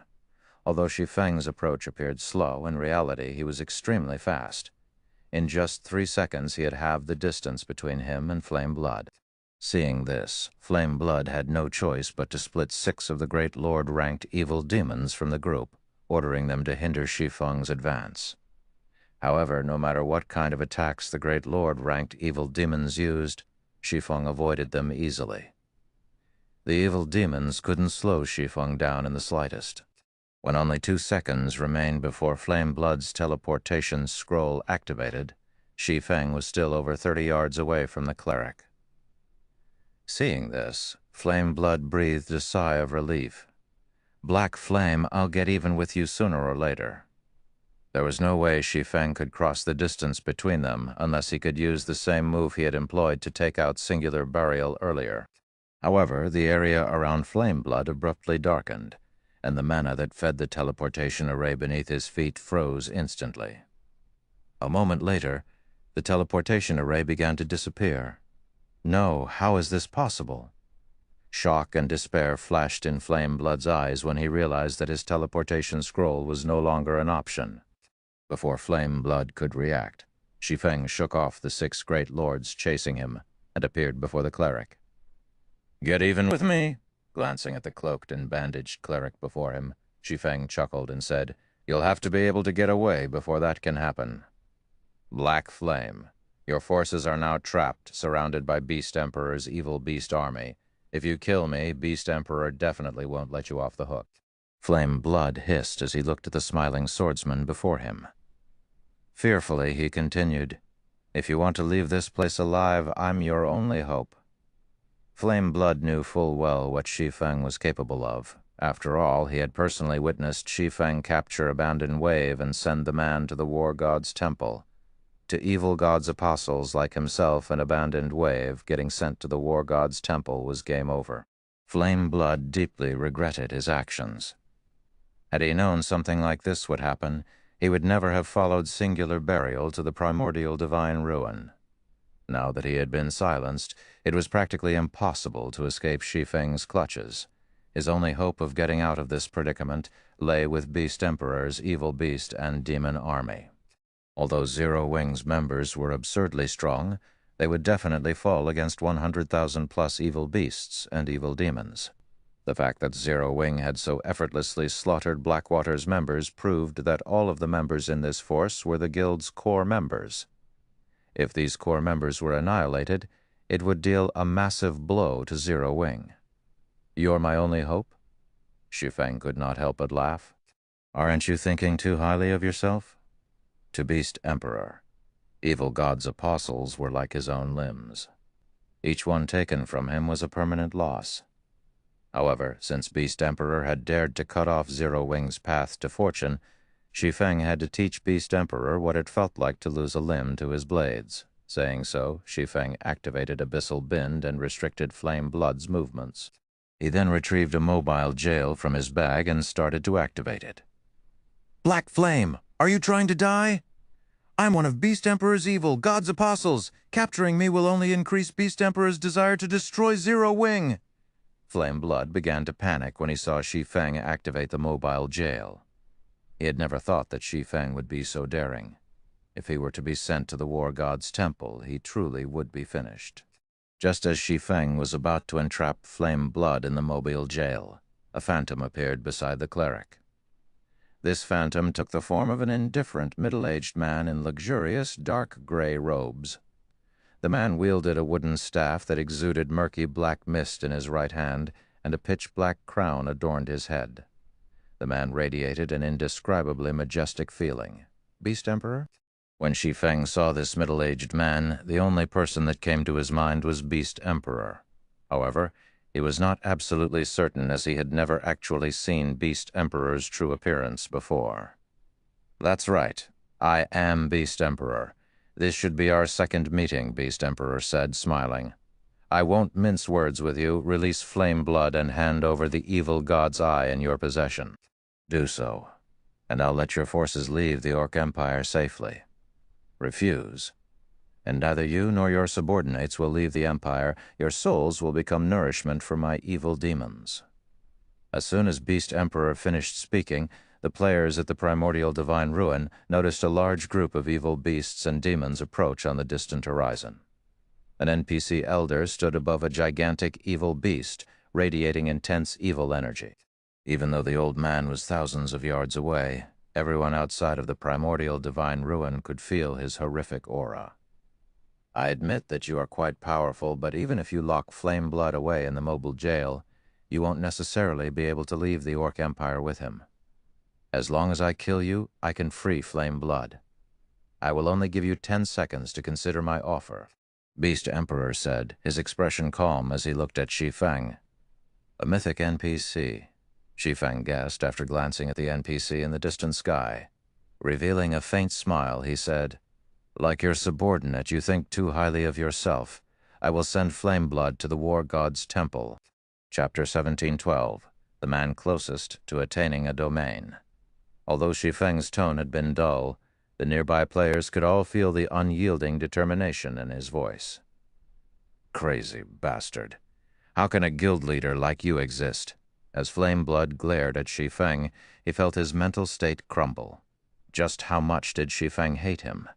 Shi Feng was actually willing to sacrifice over 1,000 zero-wing experts just to finish him off. Black Flame.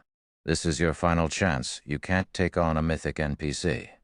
Do you really think that you can escape with your life? If you die at his hands, do you think that the penalty will be as simple as losing a level?" Beast Emperor's expression darkened when he heard Shi Feng's reply. "Do not challenge my patience, otherwise I'll bury you here even if I have to waste my contribution points."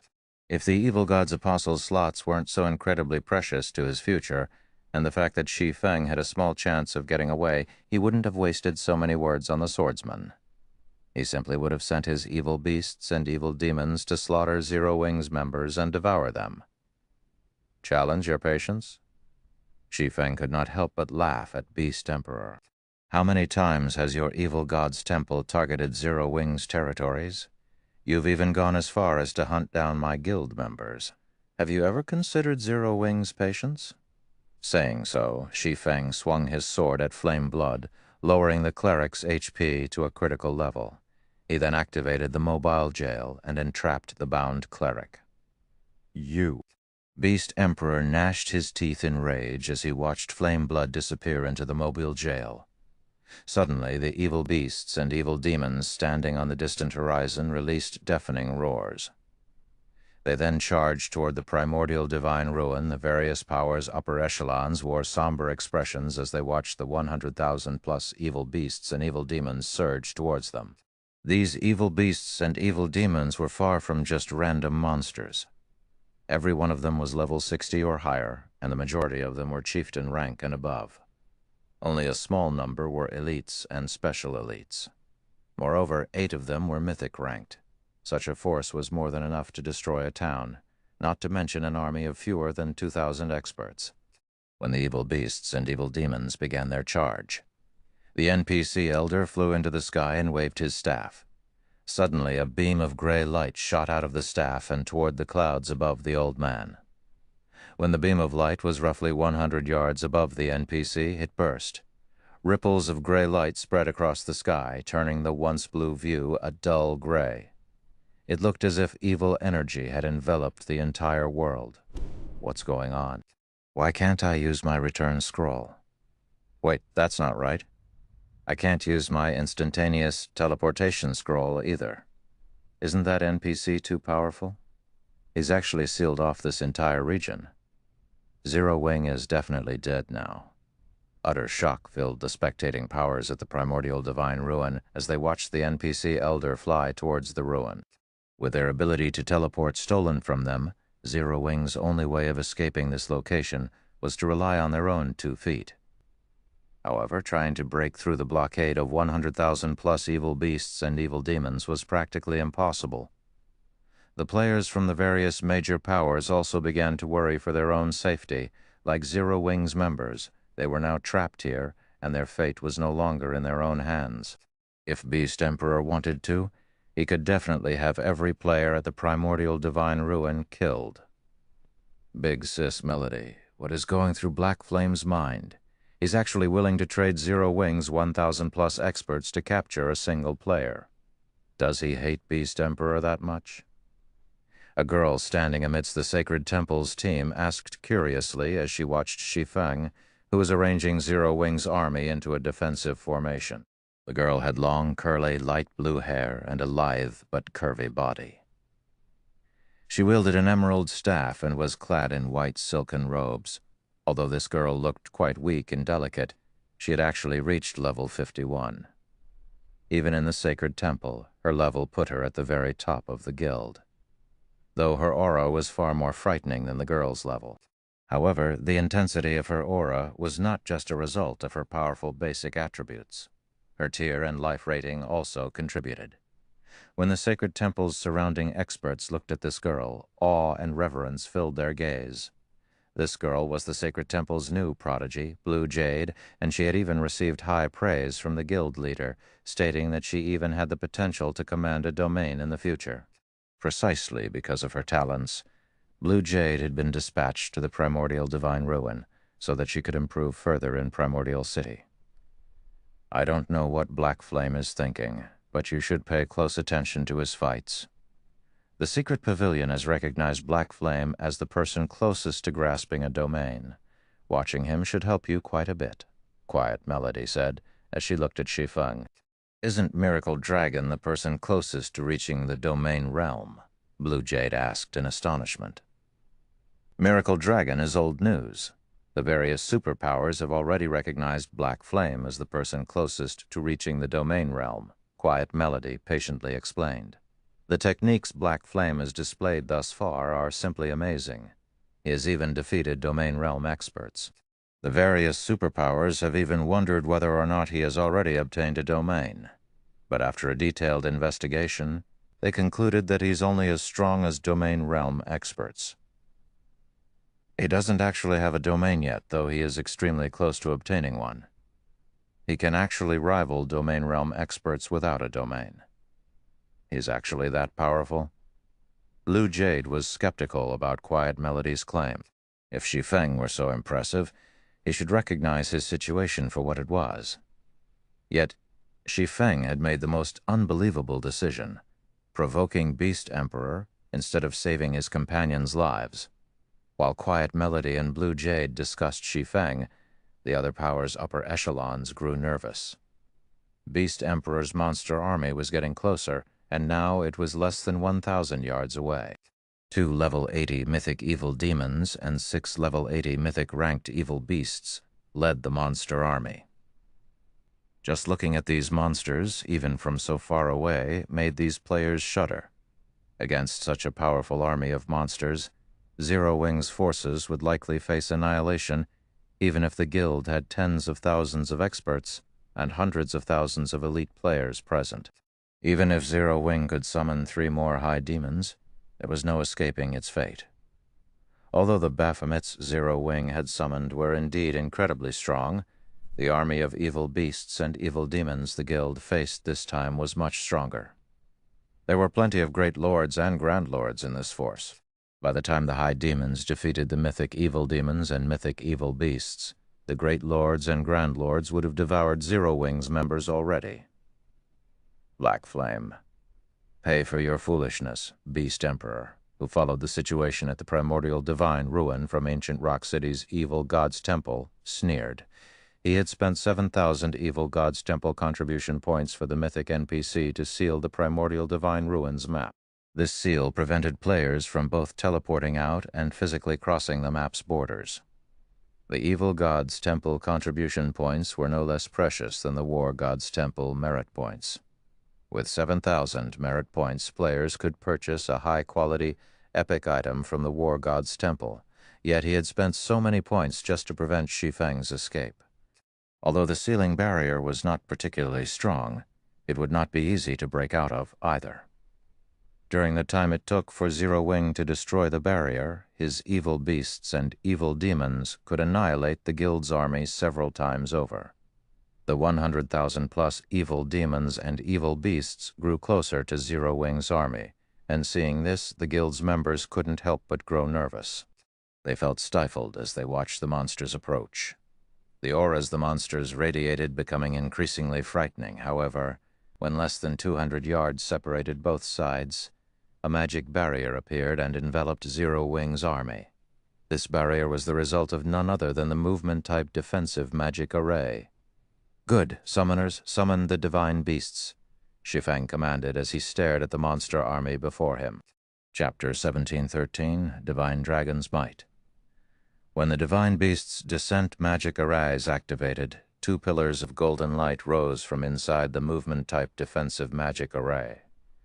The two light pillars pierced the sky and cast a dazzling glow over the primordial divine ruin. The light pillars also purified the overflowing evil energy in the area and returned a massive fraction of the gray sky to its original blue color. Two gigantic magic arrays then appeared and swallowed Zero Wing's defensive magic array, draining the mana around the ruin. Everyone at the ruin gaped at the grand, magnificent scene. What are those? Isn't the amount of mana those magic arrays are absorbing a little too terrifying? Even though we're so far away, I can still feel the mana around me drying up. Wait, I can't even use my spells anymore. The members of the various major powers and adventurer teams stared at the two golden magic arrays in the sky in utter disbelief. This was definitely the first time they had witnessed or experienced such a phenomenon. The two golden magic arrays had actually sucked away all mana in at least a 5,000-yard radius, even preventing them from using any of their skills and spells. Even Aqua Rose and Zero Wing's other upper echelons, who recognized the two golden magic arrays, were shocked and confused right now. This certainly wasn't their first time activating the Divine Beast's Descent magic array. At most, the magic array would stir the mana in a 500-yard radius in the past. Even when they had activated several Divine Beast's Descent magic arounds simultaneously, the arrays hadn't absorbed so much mana that players in the affected area hadn't been able to use their skills or spells.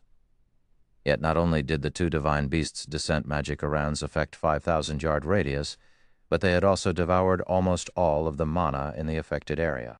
Amazing. Using elemental sources as the magic array's cores can actually improve them to such a degree. Shi Feng couldn't help his astonishment over the spectacular scene before him. Based on his knowledge, even advanced summoning magic arrays couldn't cause such a huge mana drain. Unfortunately, he had never seen a master summoning magic array, so he couldn't make a good judgment. As mana continued to flood into the two gigantic magic arrays, the figures of two divine beasts gradually emerged shortly. Two golden dragons with wingspans of up to 600 meters appeared above the defensive magic array. Both golden dragons were covered in dark purple runes, which gave the dragons a sacred and majestic feeling. Roar. Once the golden dragons fully manifested, they released roars that echoed throughout the primordial divine ruin. Following their bestial announcement, they released powerful shock waves, which repeatedly shoved back the rapidly approaching evil demons and beasts. Even the defensive magic array beneath the two golden dragons trembled violently, looking as if they would shatter at any moment. The two golden dragons had also fully unleashed their auras, freezing the space around them. Even Zero Wing's members, who were protected by a defensive magic array, felt their movements grow stiff. Dragons? Are they really dragons? Are you kidding me? Zero Wing can actually summon dragons. The players from the various major powers who watched from a distance stared at the two golden dragons with bulging eyes. The various major powers knew what kind of monsters dragons were in God's domain. They were the personification of destruction. Their life ratings were only second to ancient gods, and a single dragon was more than enough to destroy an entire kingdom. Yet, two of these great monsters floated in the sky before them. Under the pressure the two dragons emitted, they didn't even dare to think of resisting. It felt as if these two dragons were this land's absolute overlords. The pressure the two golden dragons exuded was no longer a matter of basic attributes. This was the difference in life ratings. However, after using advanced identification skills, some players soon discovered that these monsters weren't real dragons. Rather, they were merely creatures that contained a small trace of a dragon's soul.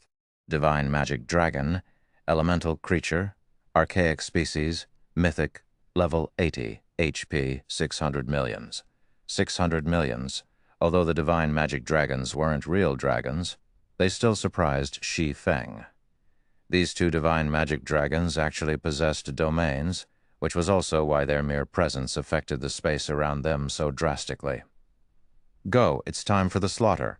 Shi Feng commanded Flying Shadow and Shadow Sword, who controlled the divine magic dragons. A level 80 mythic-ranked archaic species was already a nightmare for current players, let alone a mythic-ranked archaic species that could use a domain. The reason that Tier 4 NPCs could go toe-to-toe with a mythic monster of the same level was their control of a domain. While inside their own domain, Tier 4 NPCs could enhance their abilities and suppress their enemies at the same time. However, it would be a different story if the targeted mythic monster had its own domain. Such an existence would be practically invincible among those of the same rank and tier. Even the high demon Baphomet would receive a one-sided beating if it tried to face the divine magic dragon in a one-on-one fight. Hearing Shi Feng's command, Shadow Sword and Flying Shadow, who stood in the center of two magic arrays on the ground, nodded. They then controlled the divine magic dragons to charge at the approaching evil demons and evil beasts. In response, the divine magic dragons flapped their massive wings once and disappeared. By the time the spectators had reacted to the divine magic dragon's disappearance, the two dragons had already crossed over 100 yards. After 2 seconds, one of the two dragons arrived before a mythic evil demon. Before the 150-meter-tall divine magic dragon, the 5-meter-tall level 80 mythic evil demon looked like an ant. The dragon then swiped its claw at the evil demon before it, and as its claw passed, numerous tears ripped apart space. Although the mythic evil demon tried to dodge the attack, its movements were sluggish due to the pressure from the dragon's claw. The dragon's domain also suppressed the mythic evil demon in every aspect. Not only did the domain decrease the evil demon's basic attributes, but the evil demon's reaction speed had also slowed. In addition, the divine magic dragon's claw was frighteningly fast. In the end, the mountain-like claw struck the mythic-ranked evil demon before it could even begin to move out of the way. Boom. The mythic evil demon's body immediately sank into the ground under the immense force, 30-meter-long cracks splitting the ground around it. All nearby chieftain-ranked evil demons and evil beasts died instantly, and only those at the Lord rank and above managed to survive. However, the surviving monsters sustained a heavily injured state. In the meantime, the other divine magic dragon had stomped on a level 80 evil earth dragon, crushing the mythic evil beast's 40-meter-tall body into the ground. The divine magic dragon then swiped its tail, flattening the ground around it and sweeping away a large number of low-ranked evil beasts and evil demons. Seeing this, the watching players from the various major powers and adventurer teams were dumbfounded. Too strong. The difference in strength between the divine magic dragons and Beast Emperor's monster army was past the point where the latter could compensate with numbers. The mythic-ranked evil demons and evil beasts couldn't pin down the divine magic dragons for even a moment. As a result, the divine magic dragons were free to attack the Grand Lord and Great Lord-ranked evil demons and evil beasts, who were trying to attack Zero Wing's defensive magic array. When the divine magic dragons struck, even the Grand Lords instantly became heavily injured, drastically decreasing their combat powers. Even if these heavily injured Grand Lords and Great Lords reached Zero Wing's defensive barrier, Zero Wing's experts, who wielded mana weapons, could repel and kill them easily. Following which, the two divine magic dragons wreaked havoc across the battlefield, although the mythic-ranked evil demons and evil beasts tried to pin the two dragons down. The divine magic dragons didn't bother with their mythic opponents. Instead, the two dragons sent their mythic opponents flying and focused on the lower-ranked evil demons and evil beasts. Even when these mythic-ranked evil beasts and demons targeted Zero Wing's defensive magic array, the divine magic dragons got ahead of them and sent them flying again. With their massive frames, the two divine earth dragons could protect Zero Wing's members almost perfectly. At the very least, none of the enemy's mythic monsters could touch Zero Wing's defensive magic array. Before even 1 minute had passed, nearly 2,000 evil demons and evil beasts had been killed. The two divine magic dragons were like colossal killing machines that continuously earned EXP for Zero Wing's members, so this is why Zero Wing was so confident. Watching Zero Wing's forces rapidly wear down the evil demon and beast army, the various major powers finally understood why Zero Wing had dared to dive into enemy territory with so few members. Black Flame, Beast Emperor, wore a solemn expression as he watched his minions being massacred by the dozens and hundreds from inside the evil god's branch temple in ancient Rock City. He had carefully nurtured these evil demons and evil beasts so that they could serve as the foundation for his rule in the Orc Empire, yet his hated enemy was slaughtering them for EXP. If the battle continued at this rate, it was only a matter of time before Zero Wing annihilated his minions. Considering the situation, Beast Emperor gritted his teeth and left to meet with an old man in black robes within the temple. Very respectfully, he said, "Lord Byrne, I wish to hire Lord Dyro to annihilate these ignorant adventurers personally. I hope that you will grant me your permission." "You want to get Dyro to take action?" the black-robed elder asked indifferently. "That won't be a problem, but Dyro's services aren't cheap. It'll cost you 12,000 contribution points per hour. So expensive?" Beast Emperor could not help his frown upon hearing this price. He had already spent 7,000 CPs to hire Dyro to cast a sealing barrier over the primordial divine ruin. Now, he only had a little over 14,000 CPs remaining. If he spent another 12,000 CPs now, he'd have to cancel or considerably delay many of his original plans. "Have you decided?" Byrne asked. "Lord Byrne, I wish to hire Lord Dyro for 1 hour," Beast Emperor responded after giving the matter some thought. The last thing he could afford to lose right now was another evil god's apostle. As soon as Beast Emperor finished speaking, 12,000 evil god's temple contribution points vanished from his stockpile. At the same time, Dyro, the mythic NPC at the distant primordial divine ruin, became a mercenary under Beast Emperor's control. Black Flame, you will suffer in death. The first order Beast Emperor gave to Dyro was to slay Shi Feng, who stood inside Zero Wing's defensive magic array.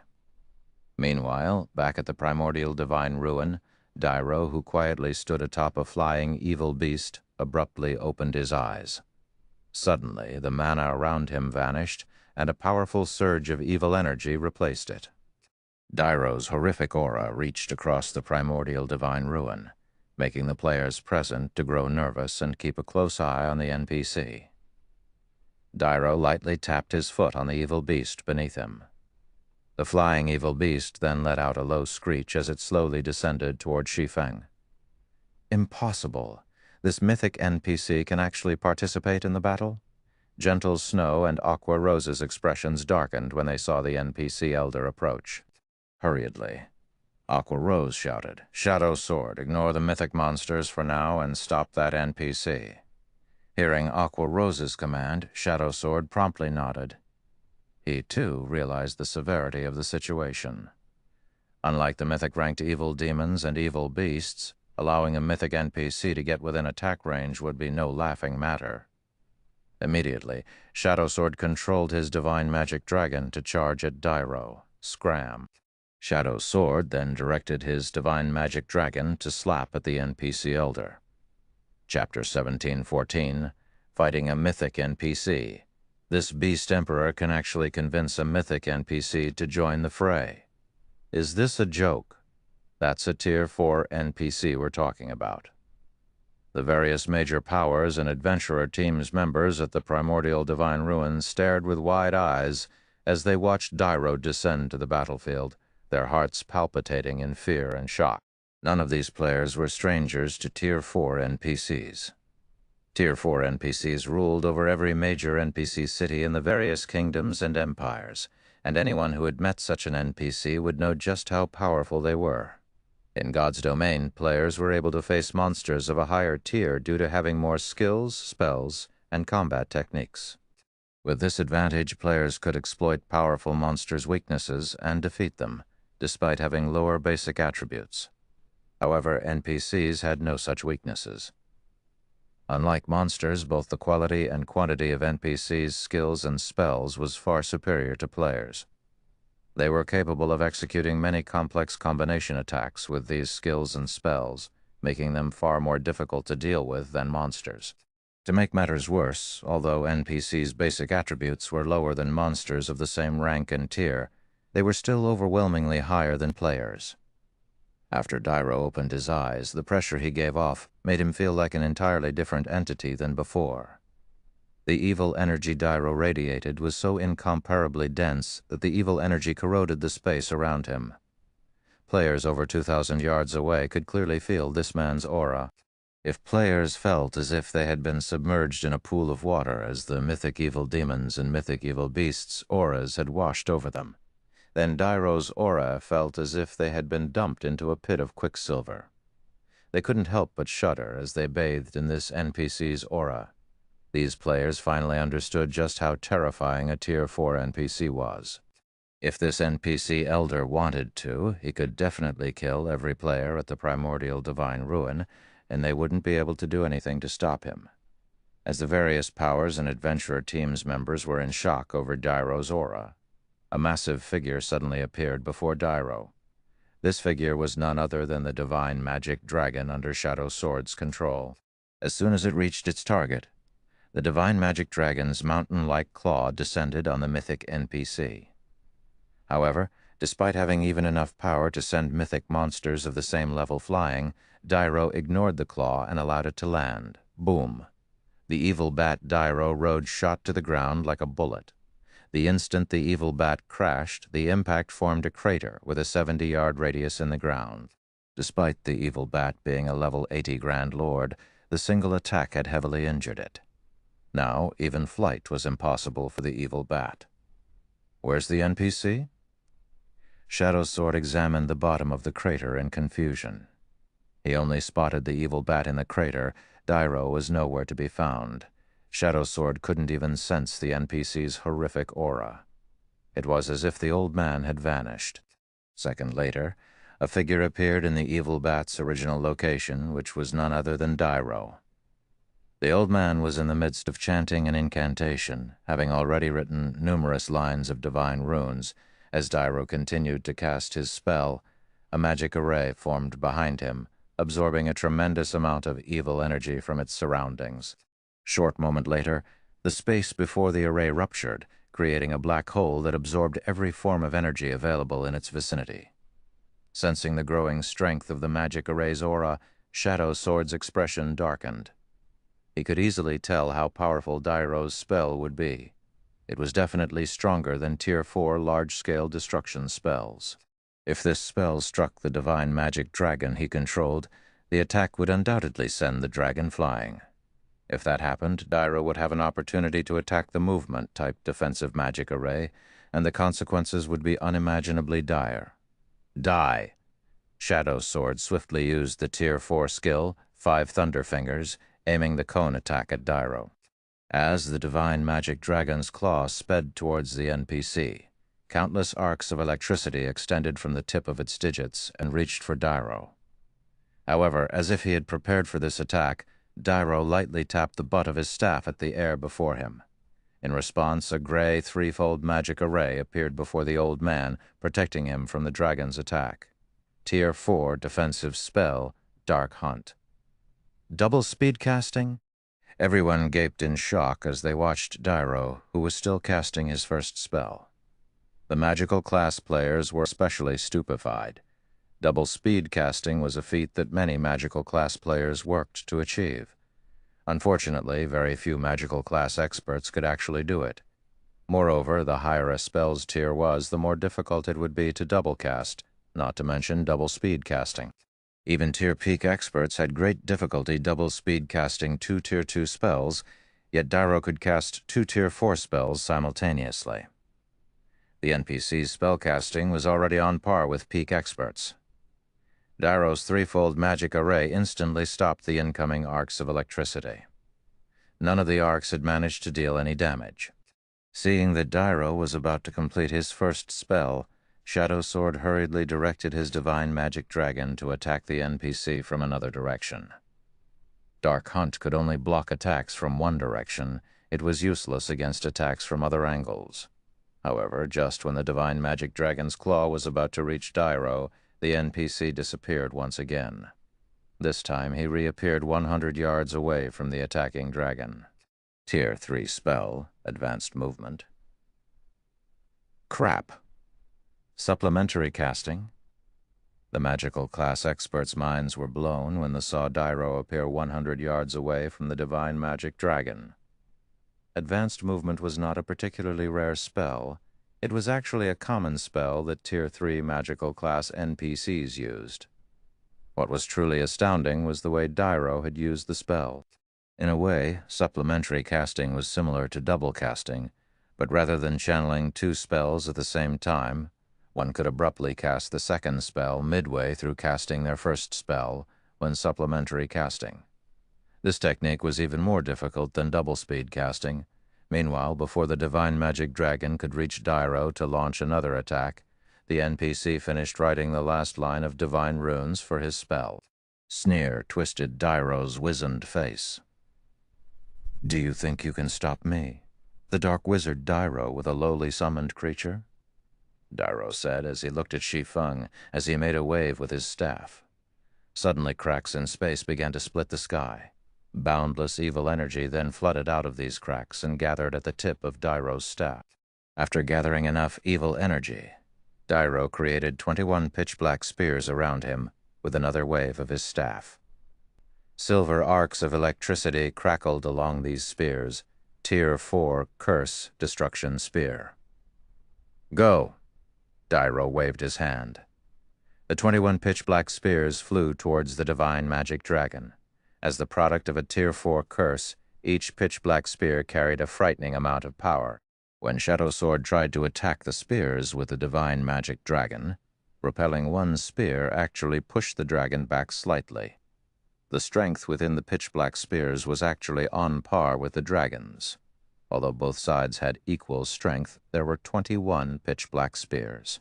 Meanwhile, when players controlled a summoned creature, they couldn't control it as easily as their own body, which ultimately decreased their combat standards when controlling the creature. Hence, even though Shadow Sword had reached the refinement realm, he was only able to block 5 or 6 spears at a time, while the remaining weapons struck the Divine Magic Dragon. For a time, the Divine Magic Dragon was at a complete disadvantage as the spears pushed it back towards Zero Wing's defensive magic array. "Time to finish this." Dairo waved his staff again, joining 2 of the pitch-black spears into one weapon and striking at the Divine Magic Dragon, the attack carrying far more strength than the individual summoned weapons. However, just before the combination attack reached the Divine Magic Dragon, suddenly a flash of black light bloomed before the Divine Magic Dragon. At the same time, the combined spears that flew towards the dragon's chest veered off course. The 2 weapons then split as they brushed past the scales on the dragon's sides harmlessly. This confused Dairo slightly. "What's going on?" "The dragon dodged the attack?" "No, that's not it. Look at Zero Wing's summoning array." "Huh? Isn't that black flame?" The spectating crowd was dumbfounded for a moment by the sudden development. They failed to understand how the Divine Magic Dragon had become powerful enough to stop the pitch-black spear's combination attack. However, some players with keen eyesight quickly noticed that Shadow Sword was no longer standing in the summoning array for the Divine Magic Dragon. Shi Feng had actually taken his place. "Black Flame, do you think you can change this outcome just by switching controllers?" Beast Emperor could not help but laugh when he saw Shi Feng controlling the Divine Magic Dragon. Summoned creatures were not as easy to control as a player's body. Naturally, a Domain Realm expert would have far more control of a summoned creature than a Refinement Realm expert. The realms of refinement improved a player's 5 senses, but players simply couldn't merge their senses completely with a summoned creature's. As a result, one's combat power when controlling a summoned creature was considerably limited. "They changed controllers?" Dairo muttered as he glanced at the distant summoning array. As a mythic NPC, his intellect was incredibly high. Hence, he was quickly able to assess any changes on the battlefield. However, the surprise in Dairo's eyes quickly faded, replaced by ridicule. "Foolish mortals, do you think you can stop my destruction spears because you've gained more control of a lowly summoned creature? All you've done is prolonged your suffering." Saying so, Dairo combined 20 spears into 10 pairs, attacking Shi Feng with all of them at once.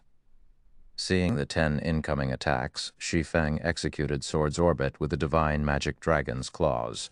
Dang, dang, dang. A series of clangs echoed throughout the primordial divine ruin. In the end, Shi Feng's dragon knocked every one of the 20 destruction spears aside. The spears hadn't even budged the dragon an inch, much less damaged the divine magic dragon, chapter 1715, miraculous effect of the realms of truth. He blocked all of the attacks? How was that possible? All of the players at the primordial divine ruin were experts. Quite a few of them were even refinement realm experts, so they all recognized how impressive the technique Dairo had just executed was. In their opinions, Dairo's 10 combination attacks were simply splendid. Even if there was no difference in basic attributes, the refinement realms among the spectating crowd weren't confident in blocking all of those attacks without backing up in the slightest. Their likelihood of success would be even lower if they had to do so with a summoned creature. Yet, not only had Shi Feng successfully blocked every one of Dairo's attacks, but he had also done so with the divine magic dragon. His control is amazing. Shock flashed in Blue Jade's eyes as she watched the divine magic dragon in the sky. So, this is the strength of the expert closest to achieving a domain? As a Tier 2 summoner, she had a much clearer idea of how difficult it was to control a summoned creature than other players. It was practically impossible for players to control a summoned creature as well as they did their own bodies. This fact held true even for herself. Despite reaching the flowing water realm, her combat standards with a summoned creature were barely at the trial tower's 6th floor. Even if she made a breakthrough and reached the void realm, she was only confident in raising her combat standard when controlling a summoned creature to the middle stage of the trial tower's 6th floor. Yet, Shi Feng could actually reach the refinement realm with the divine magic dragon. This was simply unbelievable. Meanwhile, hovering in midair, Dairo stopped trying to defeat his opponent's vile quality of attacks after watching his first volley fail. Instead, he had the 21 destruction spears attack simultaneously from different directions. Suddenly, numerous streaks of pitch-black light threatened to devour the divine magic dragon. This bastard! He was actually holding back against me? Shadow's sword tightly balled his fist, frustration filling his gaze as he watched the destruction spears dance in the air. When he had controlled the divine magic dragon, Dairo's attacks with the destruction spears had been very straightforward. The NPC hadn't used any particular techniques. Now, however, the destruction spears moved in a coordinated and well-choreographed pattern. These movements were obviously the result of some sort of combat technique. Even if there weren't a difference between Shadow's sword and his opponent's attributes, he felt that he'd be lucky to block a handful of the spears if he tried to defend against the coordinated attacks personally. As the destruction spears were about to plow into the divine magic dragon, Shi Feng decided to charge forward rather than retreat. He controlled the divine magic dragon to fly headfirst into the approaching spears. What is he trying to do? Shi Feng's actions dumbfounded the spectating crowd. Although the destruction spears couldn't kill the divine magic dragon, if all 21 spears struck the summoned creature, the impact would certainly send it flying several hundred yards back. If that happened, Dairo would have plenty of opportunities to destroy Zero Wing's defensive magic array. However, as everyone assumed that Shi Feng was trying to force his way through the attacks, the divine magic dragon began to maneuver agilely around the spears and rapidly close the distance between it and Dairo. Any destruction spear that came near the dragon either brushed past its scales or the summoned creature batted it away with a claw. They couldn't actually hit the divine magic dragon. If one wasn't paying attention, they might even assume that the destruction spears had actively avoided the dragon. Flowing water realm? Blue Jade could not help but rub her eyes as she watched the scene before her, unable to believe it. However, no matter how she looked at the situation, the divine magic dragon's combat standard was definitely at the flowing water realm. There was no other way it could block all of those spear attacks. However, the situation also left her confused. Just how did Shi Feng accomplish such a feat? How could something like this be possible? They were talking about controlling a summoned creature here. Blue Jade wasn't the only one who was shocked. The many experts at the primordial divine ruin were similarly stupefied. Leaving aside Shi Feng's personal combat standard, his control of summoned creatures could definitely rank at the very top of God's domain. So this is the true benefit of the realms of truth? Shi Feng, who evaded the relentless destruction spears, felt the true power of the realms of truth for the first time. Unlike the realms of refinement, the realms of truth focused on exerting the maximum potential of one's body, rather than the five senses. Hence, even when controlling the divine magic dragon, his performance in the realms of truth had reached the ascension realm. After deflecting the endless spear attacks for a short moment, the divine magic dragon Shi Feng controlled arrived before Dairo. Shi Feng then had the summoned creature slap at the NPC. However, Dairo was still a mythic NPC, and his reaction speed was extremely fast. Before the massive claw could reach him, he used advanced instantaneous movement and appeared 100 yards away from his original location. However, not wanting to give the NPC time to breathe, Shi Feng charged forward once again. Suddenly, Dairo was at a disadvantage and had no choice but to evade Shi Feng's attacks physically.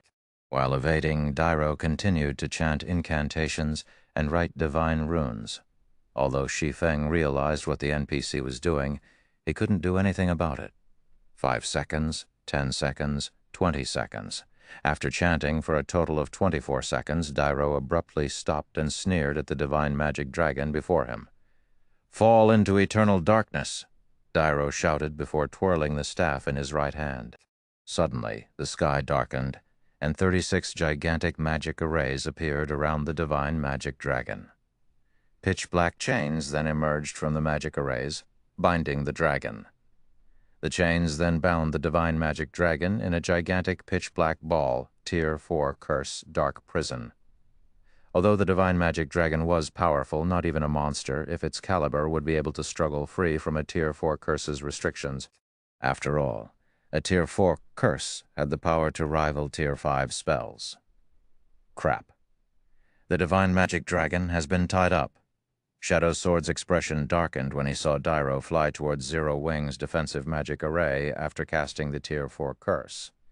Although the movement-type defensive magic array was strong, it would only last a few hits from a Tier 4 NPC. Moreover, unlike monsters, a magical class NPC like Dairo would have an acute understanding of magic arrays.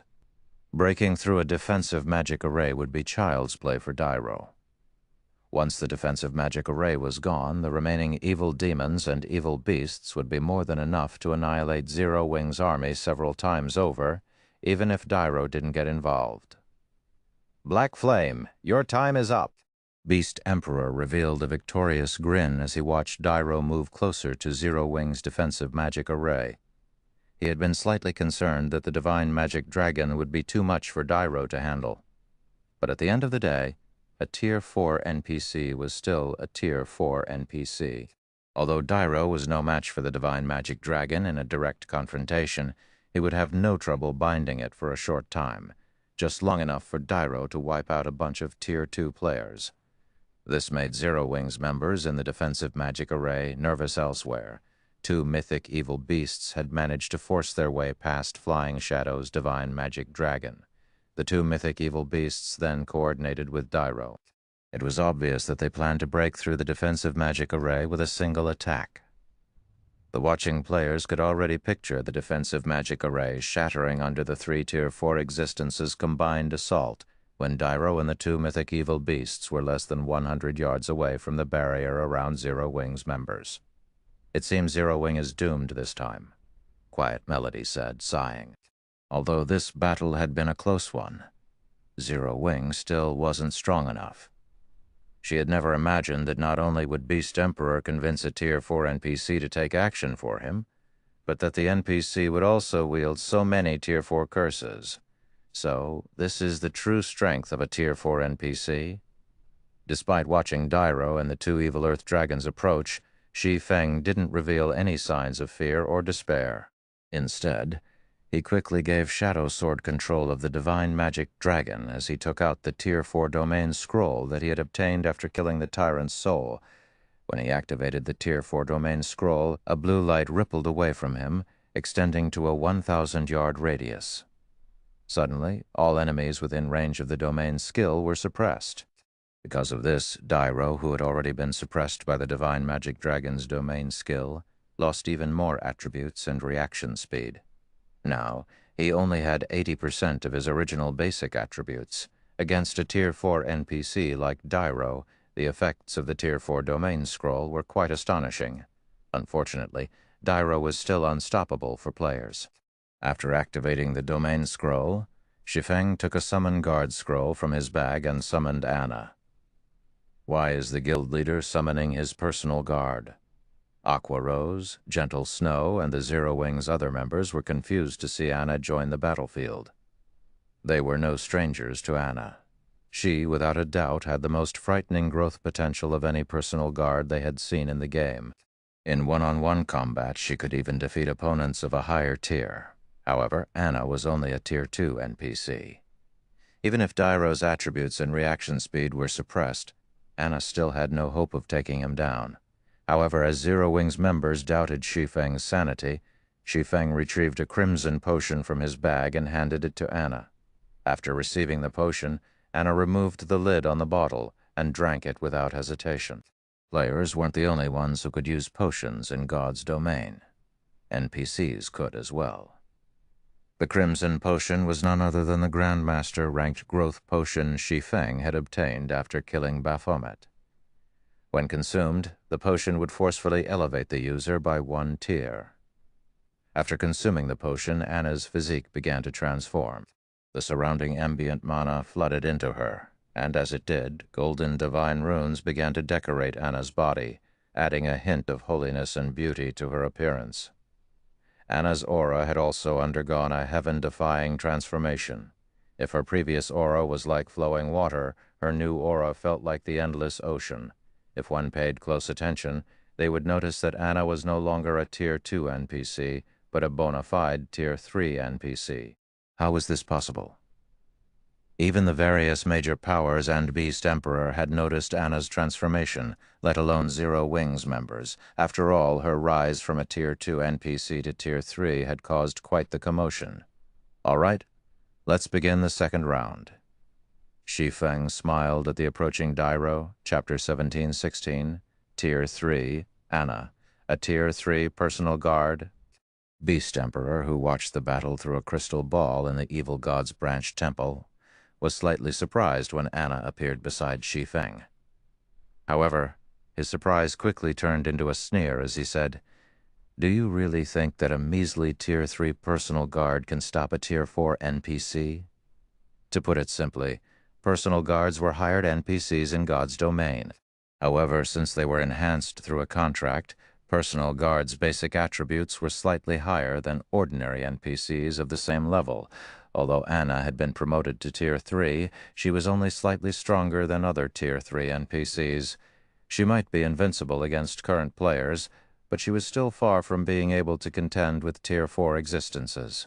Meanwhile, when the Tier 4 Cursed Dark Prison was used on ordinary mythic monsters of the same level, it could trap the monster for at least an hour.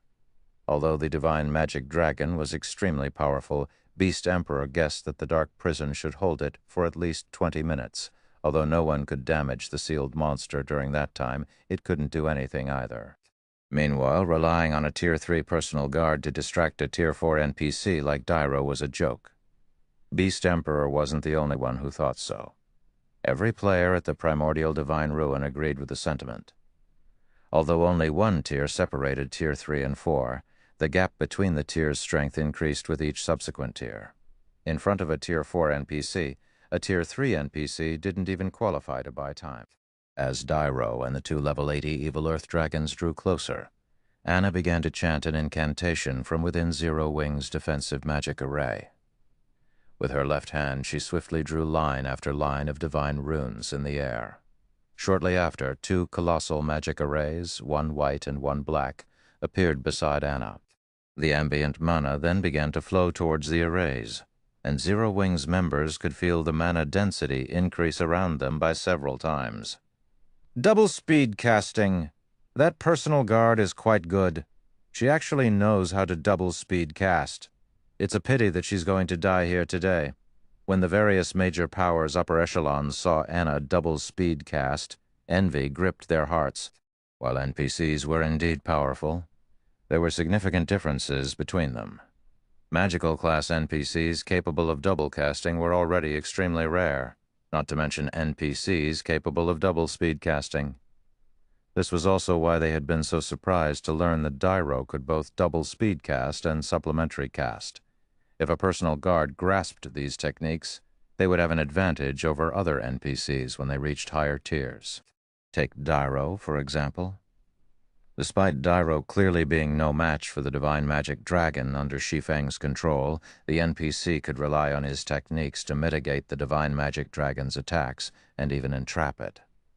As the spectating crowd pondered such things, two pillars of light rose from the two colossal magic arrays, each taking on the color if the array it emerged from. In the next moment, 3 summoned creatures stepped out of each of the 2 light pillars. 3 knights in silver armor had emerged from the white light pillar, each of which wielded a silver sword in their right hands and a shield that could easily serve as a mirror in their left. Knight of Light, Elemental Creature, Grand Lord. Level 80, HP 60 million, 30,000. Meanwhile, 3 mages in deep black robes stepped out of the black light pillar. Each of the mages carried a staff that was shrouded in black mist. The crystals embedded in the top of the staves radiated 4 different colors. Envoy of Darkness, Elemental Creature, Grand Lord. Level 80, HP 45 million, 45 millionth, Tier 3 Spell, Light Summoning. Tier 3 Spell, Darkness Summoning. If players use the Grandmaster ranked Growth Potion, they'd only rise by a single tier, but if an NPC used the potion, that'd be a different story. After Anna rose to Tier 3, she had learned all of the Tier 3 spells she would know after truly being promoted to Tier 3. Hence, right now, she was a bona fide Tier 3 existence. The Growth Potion's only flaw was its short duration of 15 minutes. Once the potion's duration ended, Anna would revert to her original state. Hence, players had only used these potions in crucial moments in the past. They could not be treated like trump cards in guild wars or siege battles. What a powerful personal guard. The instant the 6 level 80 Grand Lords appeared beside Anna, silence fell over the spectating crowd. Nobody had thought that Anna was actually strong enough to summon 6 Grand Lords of the same level. With this, she was basically invincible among Tier 3 existences. Before the spectating crowd could recover from their shock, Anna controlled the Knights of Light and Envoys of Darkness to charge out of the defensive magic array and attack Dyro and the 2 mythic evil beasts. In the next moment, the Knights of Light vanished, reappearing instantly around their mythic rank targets. Once the knights surrounded their opponents in a triangular formation, they raised their shields before them. Suddenly, a magic array of light manifested beneath each of the knights, linking with each other to form a prism of light that trapped Dyro and the mythic evil beasts. Immediately, Dyro and the evil beasts' basic attributes fell once more. Now, the 3 mythic existences only retained 60% of their original attributes. Moreover, they couldn't break free of the magic barrier unless they killed the Knights of Light. By the time the Knights of Light had finished, the Envoys of Darkness had also completed their spell's chants. Pitch black mist began to rise from the ground within the barrier, binding Dyro and the evil earth dragons.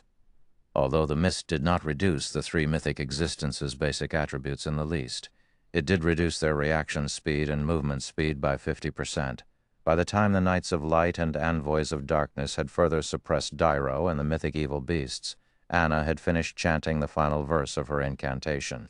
Tier 4 spell, Yin-Yang Cycle.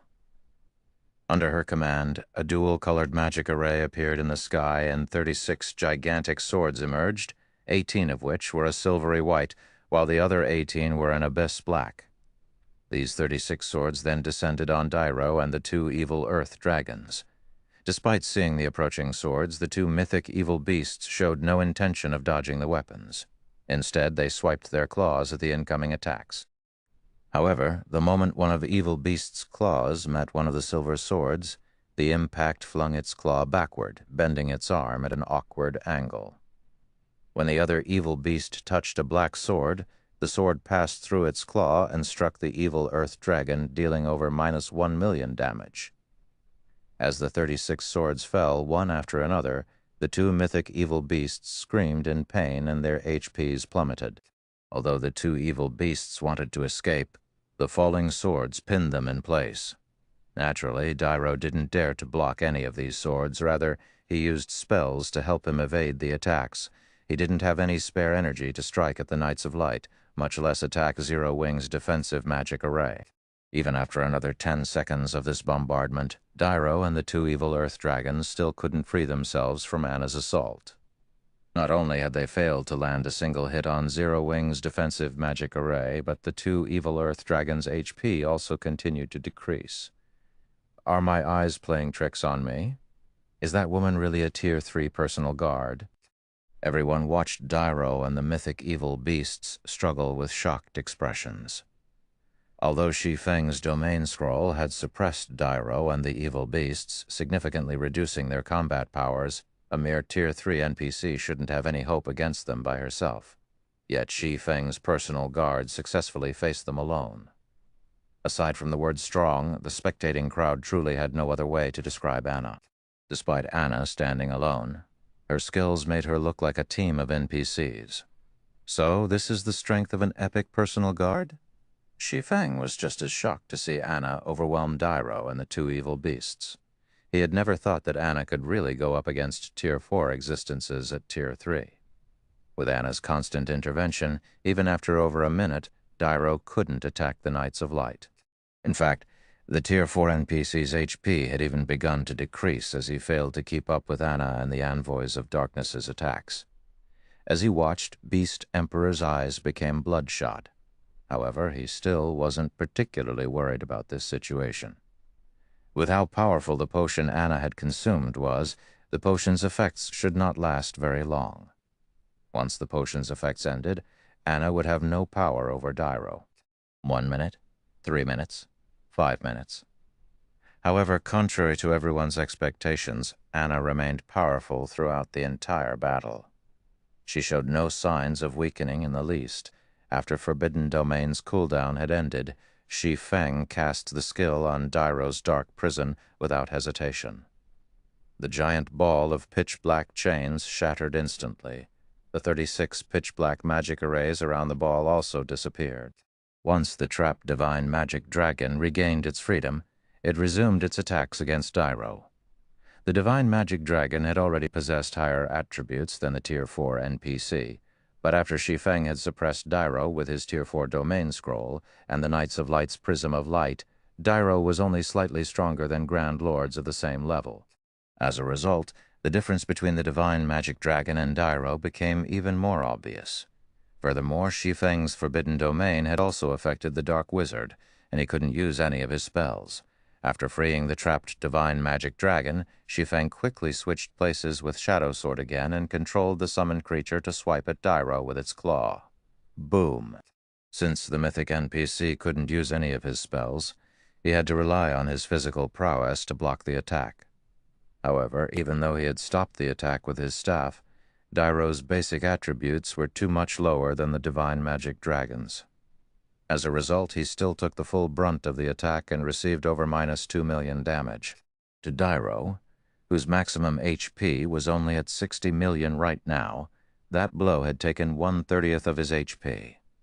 Taking advantage of Dairo's helplessness, Anna followed the divine magic dragon's attack with a Tier 4 spell, dealing over -7 million damage to the silenced NPC. While 60 million HP might seem like a lot to players, to the divine magic dragon and Anna, this much HP was nothing. After 6 seconds of constant struggle, Dairo eventually removed the silenced debuff. However, he only had 1/3 of his HP remaining by this point. To make matters worse, although Dairo could again defend himself with powerful spells, the massive difference in attributes between himself and the magic divine dragon was beyond the reach of spells. As a result, the enemy dragon broke through his defense again and again, and his HP visibly decreased. Finally, when less than 1 minute remained on Anna's growth potion, Dairo's HP hit 0. The NPC elder then collapsed to the ground with a face of frustration and reluctance. Chapter 1717, Shocking Numerous Countries. As Diro died, the dark gray evil energy consuming the sky above the primordial divine ruin faded. The land once again bathed in the sun's glaring rays. Many of Zero Wing's army abruptly leveled up as the Tier 4 NPC awarded more abundant EXP than any ordinary mythic monster. Unlike mythic monsters, the NPC dropped only 2 items when he had died. After these 2 items appeared, the evil energy surrounding the old man's body quickly dissipated, and shortly after, his body transformed into ash that scattered with the wind. He died? A Tier 4 NPC was killed just like that. Everyone at the primordial divine ruin watched Dairo's disintegrating corpse in utter disbelief. After playing God's Domain for so long, everyone was terrifyingly familiar with the strength of Tier 4 NPCs. They were powerhouses that could guard and rule over major NPC cities. They were definitely invincible to current players. Yet players had just slain one such NPC. This situation had overturned everything they thought they had known about God's Domain. How is this possible? That's a Tier 4 Dark Wizard we're talking about. Beast Emperor's countenance twisted as he stared at Dairo's corpse through the gigantic crystal ball in the Evil God's branch temple. He had spent nearly all of his Evil God's temple contribution points to get Dairo to participate in the battle. Aside from getting rid of Zero Wing, he also wanted to give the various superpowers a warning. He wanted everyone to know that the Orc Empire was his territory, yet both his main and side objectives had failed. Back on the battlefield, the players from the various major powers and adventurer teams weren't the only ones shocked by Dairo's death. Even Zero Wing's members stared at the NPC's corpse with dumbfounded expressions. Did we succeed? Aqua Rose muttered, finding what had just happened a little hard to believe. Relax. He's dead. Although Tier 4 NPCs are powerful, they're not invincible. Everyone, continue killing the evil demons and evil beasts. The battle is not over yet, Shi Feng said, chuckling. Shadow Sword, come take back control over the dragon. While Tier 4 NPCs were very powerful, they were not insurmountable. As players reached higher levels and gained more strength, some would even take out the level 200 Tier 4 NPCs that protected major NPC cities, let alone a lowly level 80 Tier 4 NPC. Understood. Shadow Sword snapped out of his daze and nodded. Once Shadow Sword took control back, Shi Feng activated Gale Domain, transforming into a blur as he dashed towards Dairo's ashes. NPCs like Dairo rarely dropped loot, which was why players weren't usually interested in killing God's Domain's NPCs. Not only were NPCs built to counter players, but they also didn't drop much loot even after they died. Normally, players wouldn't bother with such a thankless task unless they had no other choice. As for the Tier 4 NPCs that protected cities, they almost never dropped loot, and due to the city's magic arrays, these NPCs would command even more combat power. To make matters worse, if players killed a city's protector, the city's kingdom or empire would post a bounty on their head. If players had a working brain, they wouldn't provoke an NPC city's Tier 4 NPCs without a very good reason. However, in the rare event such NPCs dropped loot, the items would definitely be top tier. Although Shi Feng didn't need to worry about anyone stealing Dairo's loot due to the evil beasts and demons on the battlefield, he thought it would be best to be safe rather than sorry. On the off chance that some suicidal players decided to give it a go, reclaiming the loot would be troublesome. The 2 evil Earth Dragons were still trapped in the Knights of Light's Prism of Light, and Anna and the Divine Magic Dragon had them thoroughly pinned down. This allowed Shi Feng to reach Dairo's partly disintegrated corpse easily. After retrieving the 2 items the NPC had dropped, he immediately turned and fled back to the defensive magic array. When the Major Powers players saw this, their eyes became bloodshot with envy. That was a Tier 4 NPC's loot. Even if they didn't know what the items were exactly due to how powerful Dairo had been, those items were guaranteed to be extraordinary. However, although they were jealous, none of them dared to take action. Whether the Divine Magic Dragons or Anna's level 80 Knights of Light and Envoys of Darkness came after them, all of these beings were ridiculously powerful. Even if they charged onto the battlefield to steal the loot, they would simply add to these monsters' kill counts. Meanwhile, as the various superpowers' upper echelons watched the two divine magic dragons battle, jealousy gripped their hearts. If Zero Wing could summon more divine magic dragons, then nobody in the Orc Empire could beat the Guild, not even Beast Emperor. However, they also realized that even if Zero Wing could summon more of these dragons, it should only be able to do so a limited number of times. It was even possible that Zero Wing only had these two summoning arrays. Otherwise, the Guild could have summoned a third divine magic dragon to take out Dairo, rather than giving Anna a rare potion to increase her strength. That could elevate a personal guard by 1 tier was far more valuable than a divine magic dragon. Each of these dragons required 88 summoners, which had to be protected at all times. On the other hand, the potion Anna had consumed could be carried and used without such challenging restrictions. Of course, that was just an assumption. They'd have to investigate the situation slowly through their spies in Zero Wing to learn the exact truth of the matter. But it was safe to say that from today on, no one would dare to provoke Zero Wing at the primordial divine ruin. When Shi Feng returned to the defensive magic array, he continued to command Zero Wing's army as they slaughtered the evil beasts and demons. After they killed 2 mythic evil beasts and 30,000+ lower-ranked evil beasts and evil demons, Beast Emperor finally gave up and recalled his minions from the primordial divine ruin. Even Beast Emperor is helpless against Zero Wing? Falling Fire, who watched the battle from a safe distance with a magic mirror, frowned as he watched this outcome. He had planned to send Blackwater's army back to the ruin after Beast Emperor had severely wounded Zero Wing's forces, but it seemed that his plan was no longer viable. Sure enough, Zero Wing still won. Amazing. This is simply amazing. Zero Wing actually forced back an army of 100,000+ evil demons and evil beasts with a little over 1,000 players. With this, Beast Emperor has lost his position as the Orc Empire's overlord. The spectating crowd at the primordial divine ruin could not help but shudder with excitement as they watched the evil demons and evil beasts frantically flee.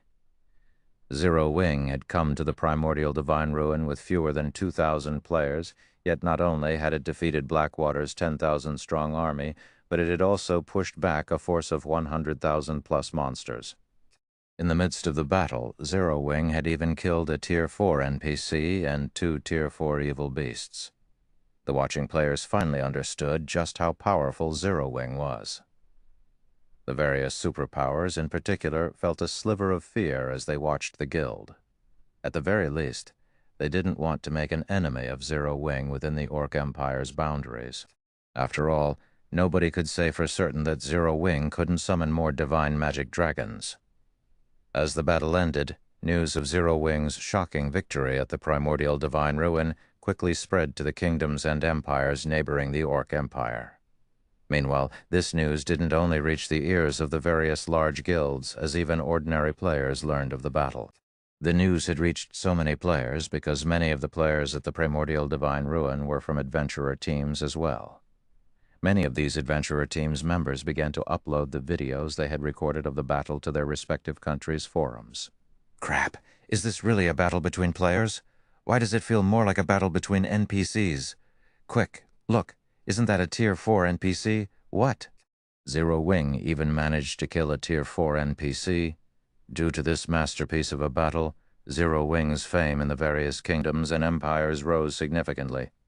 Many players even began to consider joining Zero Wing. For a time, countless players swarmed towards White River City and Zero Wing City. Black Flame, don't think that you've won the war just because you've won this battle. A cold glint flashed in Beast Emperor's eyes as he read the forum posts. Since you've severed one of my limbs, I'll make sure that Zero Wing never sets foot in the Orc Empire again. He admitted that his evil demon and evil beast army had been defeated, and the loss had been significant. However, he knew very well that the divine magic dragons were summoned creatures. They could only exist for a limited amount of time. Once that duration ended, he could simply send his minions back to the primordial divine ruin and slaughter Zero Wing's army. Even if Zero Wing could summon the divine magic dragons again, he could just order another retreat and attack at a later time. He had more than enough evil demons and evil beasts to bleed Zero Wing dry. Star Moon Kingdom, White River City. After seeing that the battle was over, Shi Feng used a return scroll to return to White River City. However, Shi Feng did not head directly to the War God's Temple. Instead, he visited White River City's Adventurers Association, in a VIP room on the Adventurers Association's second floor. When one of the association's senior administrators entered the room, he greeted Shi Feng, who rested on a sofa, and asked, "Lord Protector, how may I be of service today?" "I wish to build a town in a neutral map outside of the kingdom, and I need the Adventurers Association's help," Shi Feng said, nodding. He then revealed the town-building order he had acquired from the Lost Town. Chapter 1718, Building a Neutral Town. Inside the luxurious VIP room, the NPC senior adopted a more respectful attitude towards Shi Feng upon watching the swordsman pull a tattered piece of parchment from his bag and place it on the table. Following which, the NPC inspected the parchment carefully. Although the town-building order was nowhere near as valuable as a Star Moon Kingdom city-building order on its own, it could rival, even surpass, the value of the kingdom's city-building order depending on how it was used. This was because the town-building order didn't have location restrictions. One could even construct a town in a neutral map if they wished to. Neutral maps were not under any kingdom or empire's jurisdiction, so building a town in one of these maps was akin to securing rule over the map. On the other hand, while the Star Moon Kingdom city-building order was indeed very valuable, the city built had to be constructed within Star Moon Kingdom's borders. In other words, the city would still be under the kingdom's jurisdiction and would be largely influenced by the kingdom. The simplest example of such influence was the monthly management fee towns and cities had to pay the kingdom. For a basic city like Zero Wing City, players had to pay a monthly management fee of 30,000 gold. If the city were promoted to an intermediate or advanced city, the fee would increase by several times. However, if a town or city were constructed in a neutral map, players wouldn't be required to hand over an exorbitant management fee to any kingdom or empire. Instead, players only had to pay a small management fee to the system. Of course, such a benefit had a huge drawback, the lack of safety. Towns and cities within a kingdom or empire were under that kingdom or empire's protection. Monster attacks were the greatest threat these towns and cities would have to face. However, monsters weren't the only threat in a neutral map. Raids from other races would be commonplace as well. If a guild weren't strong enough, building a town in a neutral map would simply be a waste of manpower and resources. In fact, guilds had often overestimated their strength during Shi Feng's previous life, constructing towns in neutral maps, which were subsequently destroyed. However, this drawback included another benefit, which was the greatest benefit of building a town in a neutral map. Since neutral maps were not under a kingdom or empire's jurisdiction, guild towns and guild cities in neutral maps could trade with other races. God's domain had many different races. Aside from creatures with low intellect, which only knew how to slaughter other beings for survival, there were intelligent races that could communicate with players, such as dwarves, elves, orcs, half-elves, and half-orcs. Only, these races were prohibited from entering guild towns and cities within kingdoms and empires' borders. At most, players might encounter these races in NPC towns and cities, but even then, these races would only conduct basic trade with players. However, these foreign races produced many products that were better than those made by human hands. Moreover, each race had their own specialty products that would be of great help to players' survival when fighting in the fields. Take dwarven-made weapons and equipment, for example. As the dwarves had better techniques and special forging methods, their weapons and equipment performed far better than human-made products. Meanwhile, guild towns in neutral maps weren't prohibited from trading with foreign races. As long as a town were attractive enough, it could inspire members of the foreign races to visit. Aside from trade, players could also employ foreign races to serve as the town's soldiers. Unlike human warriors, these races' warriors generally specialized in a particular aspect. Hence, guilds that had towns in neutral maps in the past had hired foreign races' warriors to protect their towns. Because of these aspects, although neutral towns didn't seem any different than ordinary guild towns, they could actually function like miniature kingdoms in neutral maps. Although the neutral town couldn't compare to kingdoms and empires in every aspect, it had the qualities to become one. Lord Protector, I have ascertained that there are no problems with your town-building order. May I know where you wish to build your town? The NPC administrator respectfully asked as he stored the town-building order. He then took out a crystal ball and placed it on the table. In the next moment, a map of God's domain appeared in the crystal ball. Here, Shi Feng said as he pointed at the Orc Empire's primordial divine ruin. Constructing a town in a neutral map wasn't like building one in a kingdom or empire. Kingdoms and empires would never intervene in matters outside of their borders. When building a town in a neutral map, the Adventurers Association was fully responsible for handling the town's construction. Lord Protector, this location is currently quite chaotic. The lowest level monsters nearby are above level 50. Orcs also wreak havoc in the area. If you wish to build a town there, it will be costly. The basic construction fees alone come to 40,000 gold. If you wish to employ guards each level 100, Tier 1 adventurer will cost 3 gold per day, 10 gold per day for a Tier 2 adventurer, and 100 gold per day for a Tier 3 adventurer. You will also only be allowed to employ them for a maximum of 3 days. Do you wish to hire any guards? I'll hire 1,000 Tier 1 adventurers, 500 Tier 2 adventurers, and 20 Tier 3 adventurers for 3 days. This wasn't the first time Shi Feng had built a neutral town, so the cost didn't particularly surprise him. While neutral maps were extremely dangerous, the profit one could obtain from them was immense. Hence, towns in neutral maps were only given 3-day protection periods. Not only were these NPC guards expensive, but their levels wouldn't scale along with players, remaining only slightly higher than the local monsters. These NPC guards were mainly there to repel monster and foreign race assaults, not players. Zero Wing had recently earned a fortune from selling the equipment it had obtained after killing Heaven's Burial and Blackwater's members. It also had the profit from Stone Forest Town and Zero Wing City. However, since a large part of the money had to be invested in the guild's development, Zero Wing only had a little over 80,000 gold in the bank right now. The construction alone cost 40,000 gold, which was many times higher than building a town within Starmoon Kingdom. With how expensive the adventurers were, Shi Feng didn't dare to hire too many at once. Furthermore, if a town wished to survive in a neutral map long-term, relying on temporary guards definitely wasn't a viable solution. Hence, the guild had to set some money aside to build static defenses in the town as well.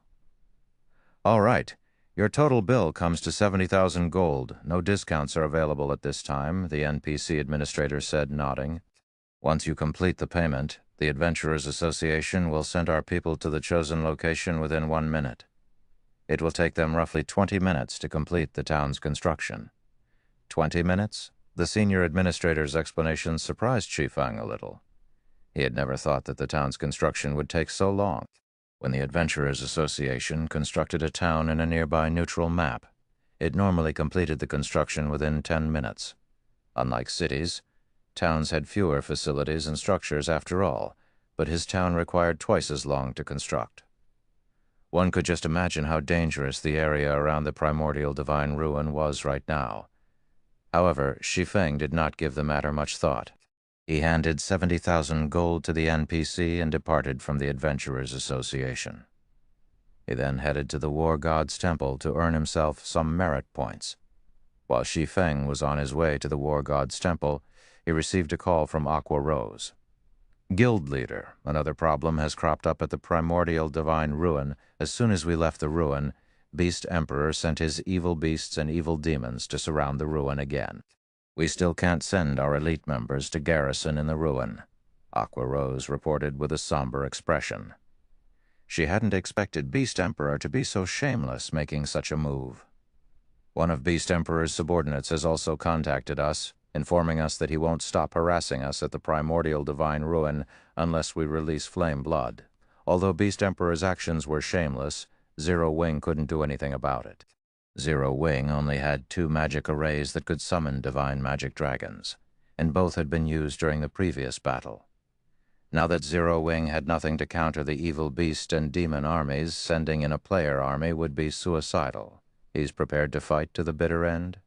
Shi Feng could not help but chuckle. Since that is the case, let him have his fun. We'll see how long he can continue his struggle. But what about Primordial City?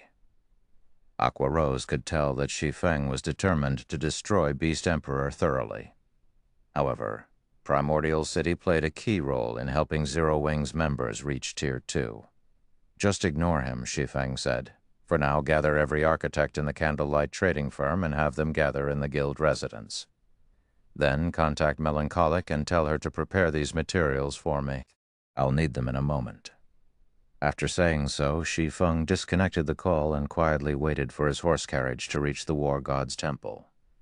Meanwhile, Aqua Rose stared at the darkened screen before her with a confused look. "Is it really fine to leave him alone?" Aqua Rose muttered to herself worriedly. However, the expression Shi Feng has worn during their conversation indicated that he had a well-thought-out plan in mind.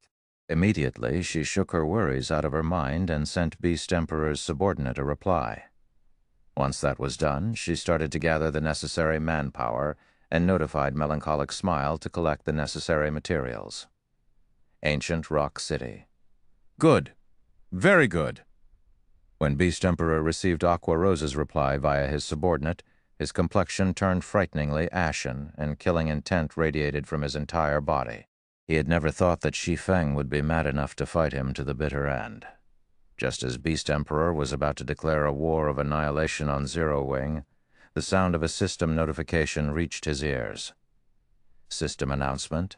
Congratulations to Zero Wing for being the first guild to construct a town in a neutral map, rewarding 30,000 guild popularity and 10,000 popularity to the new town. Chapter 1719, Zero Wing's Town. A town in a neutral map?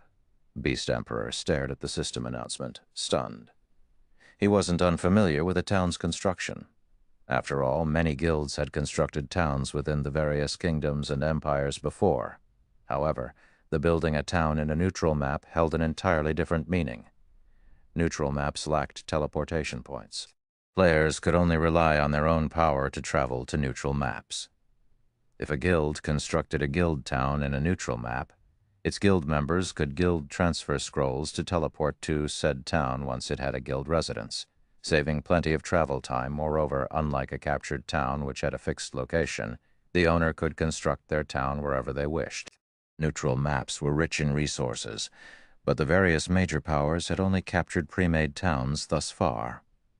Nobody had successfully built a town in a neutral map yet. Even so, these powers had reaped plenty of benefits from their captured towns. If they could build a town in a strategic location and occupy it, they could definitely secure more resources.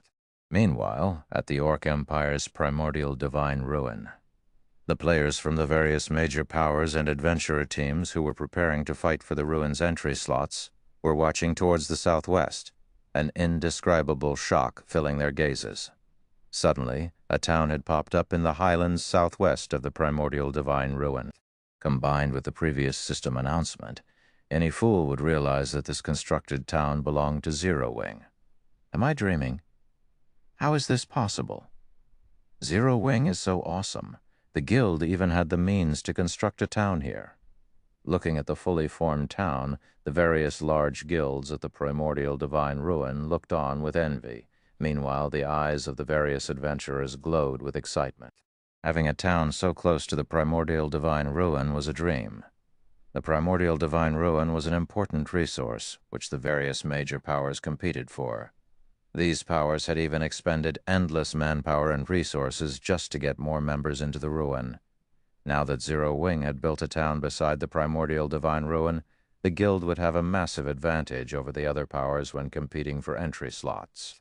First, Zero Wing could easily mobilize a large number of guild members to the primordial divine ruin. Zero Wing's members would not have to face hours of travel. Second, the players that Zero Wing garrisoned in the ruin wouldn't have to worry about repairing gear and replenishing supplies. The primordial divine ruin wasn't a town, and even though it offered hotels for players to rest in, there were a limited number available. Moreover, the cost was beyond exorbitant. Not even large guilds could necessarily afford for thousands of their members to rent rooms from the hotels. Yet if players set up camp outside of the ruin, their stamina and concentration recover would be incredibly slow. This prevented them from grinding the surrounding monsters and leveling up efficiently. However, towns were a different story. A town could accommodate more players, and most importantly, players could repair their weapons and equipment in a town.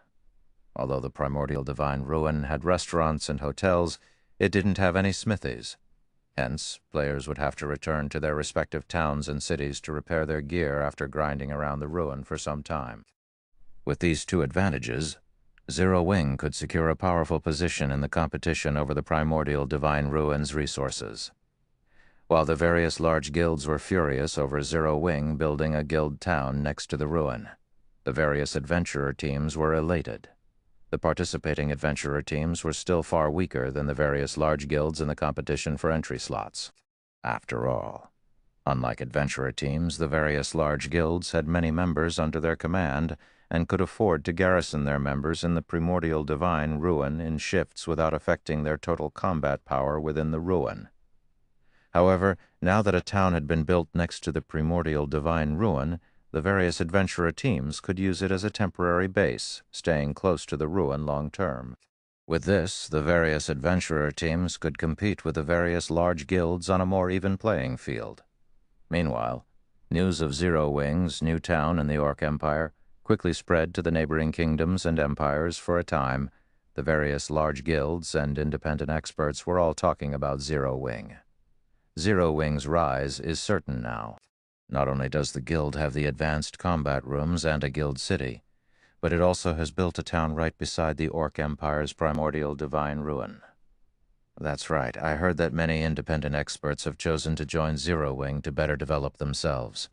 Apparently, not only has the guild reserved specific advanced combat rooms for its members, but Zero Wing members can also learn the guild's combat techniques for a much lower price than non-guild players. I knew I should have joined Zero Wing earlier.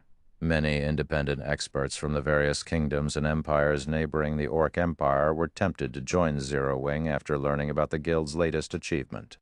They hadn't known much about Zero Wing previously, and those that had known hadn't had a particularly optimistic view of the guild. However, that had all changed after the guild's overwhelming victory against Blackwater and Beast Emperor.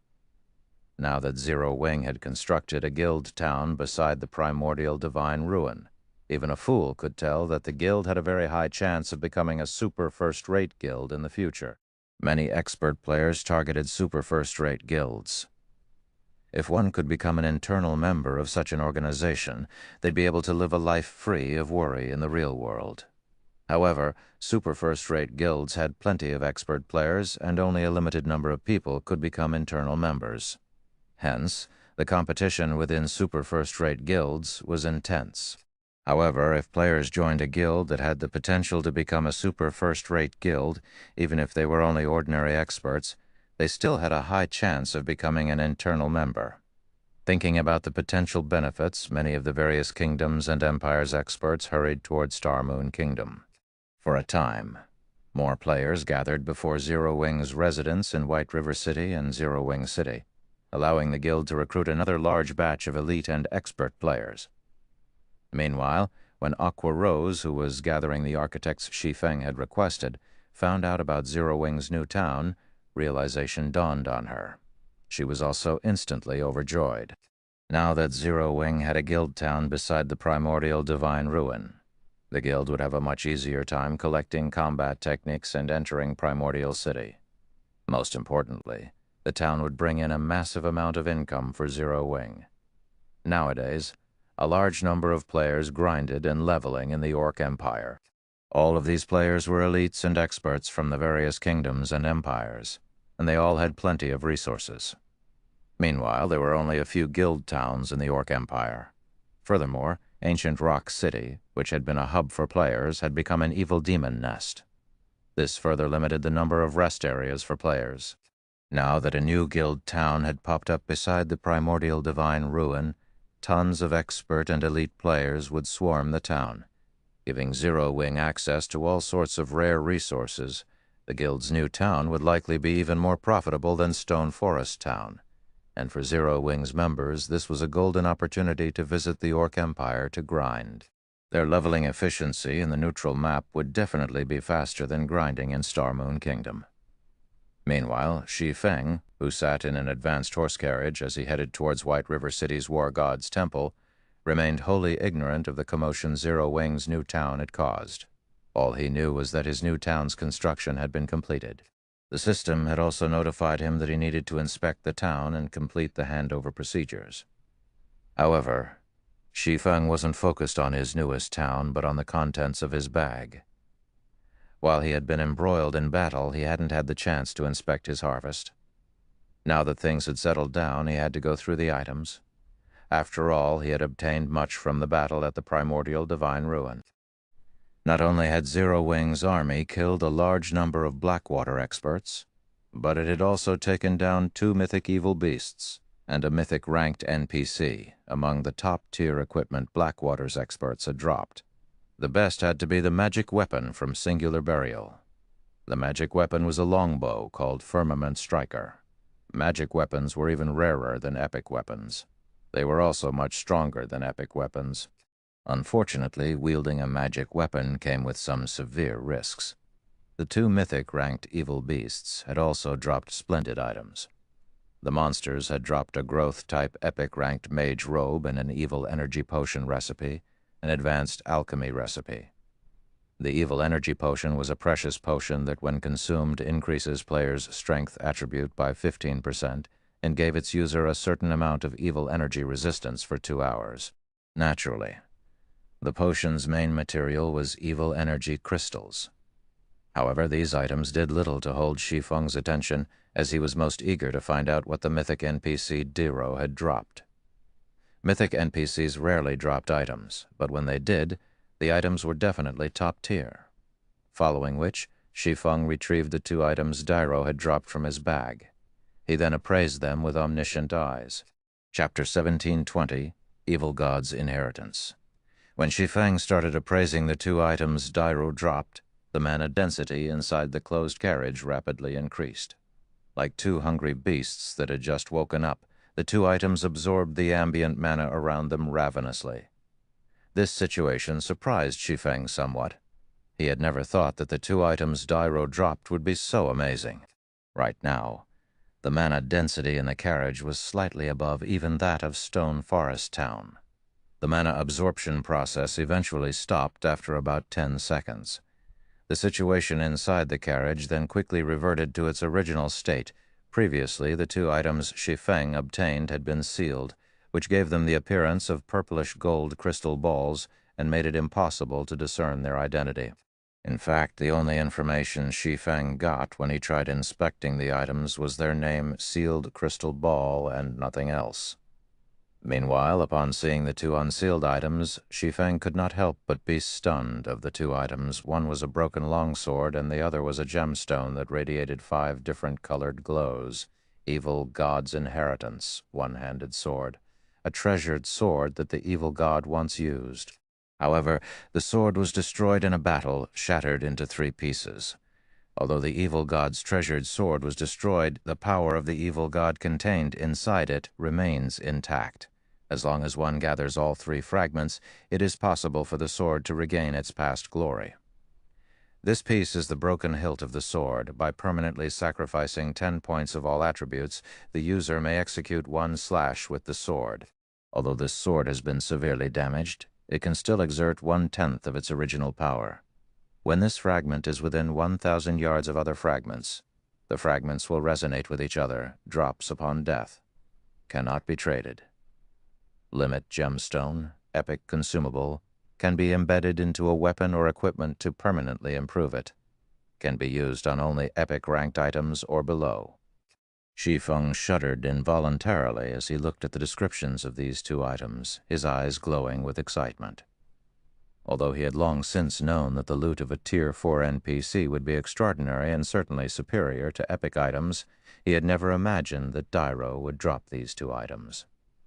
The evil god's inheritance was a weapon the evil god had used frequently when it was still intact. In its complete form, it should be a legendary weapon at the very least. Although he had only a fragment of the weapon, it could lead to obtaining a real legendary weapon. Its value was definitely higher than that of a fragmented legendary weapon. After all, legendary items were exceedingly rare in God's domain, and every one of them had extraordinary origin.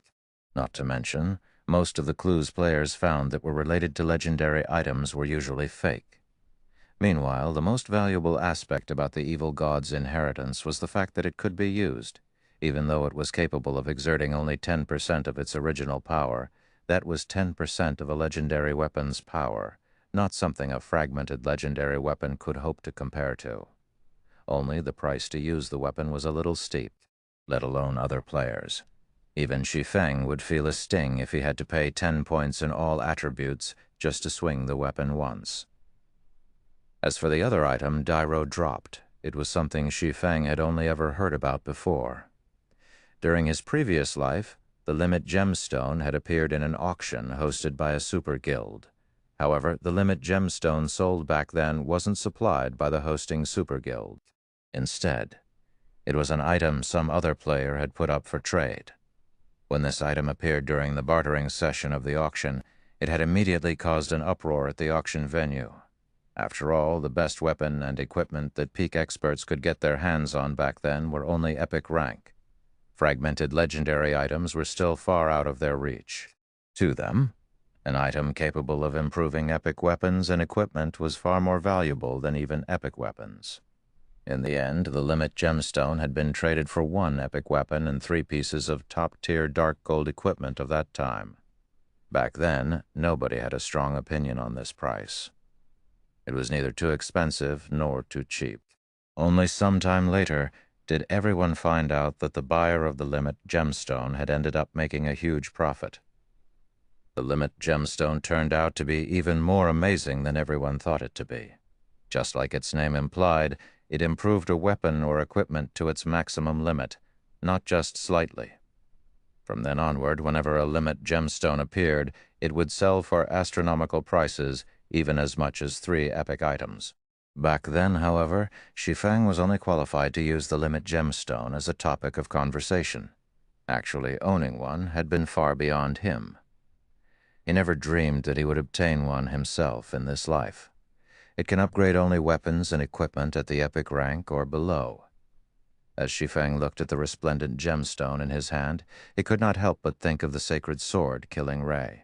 As one of the 36 famed swords of God's domain, Killing Ray was much stronger than any ordinary epic weapon.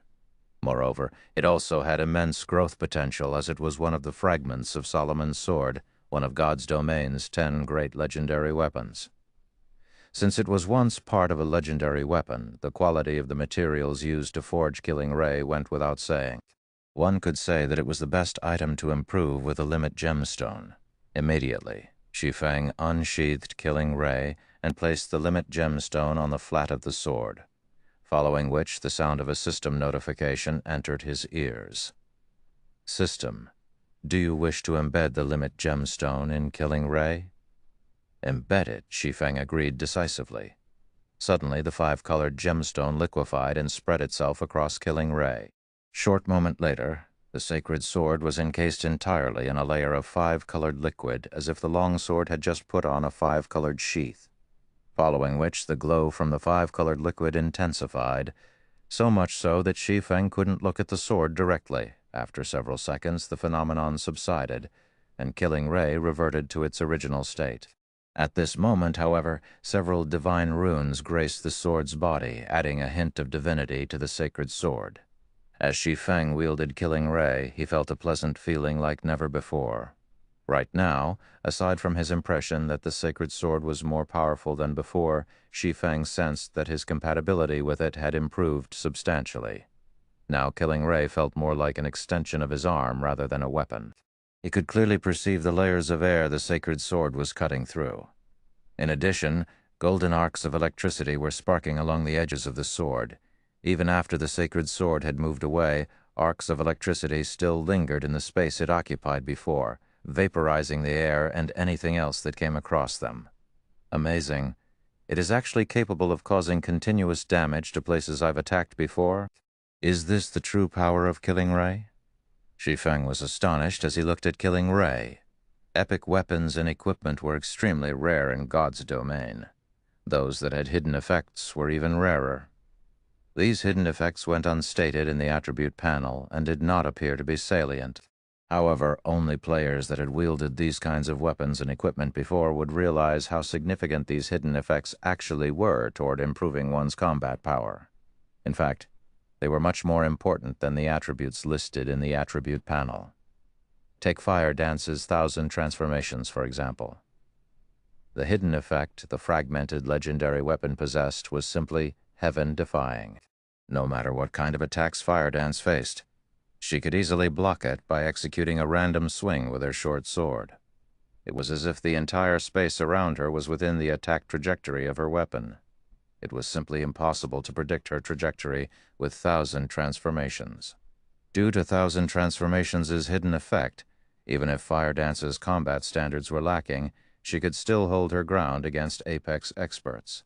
Meanwhile, although Killing Ray's hidden effect was not a match for 1,000 transformations', it was still very frightening.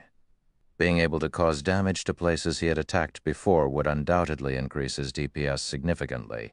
If utilized properly, he could even seal his opponent's movements, preventing all retaliation. Killing Ray's hidden effect would pose trouble even for Void Realm experts, not to mention other experts. After playing with Killing Ray's hidden effect for a while longer, Shi Feng could no longer hold back, tapping open the Sacred Sword's attribute panel. He was very curious to find out just how much Killing Ray had improved.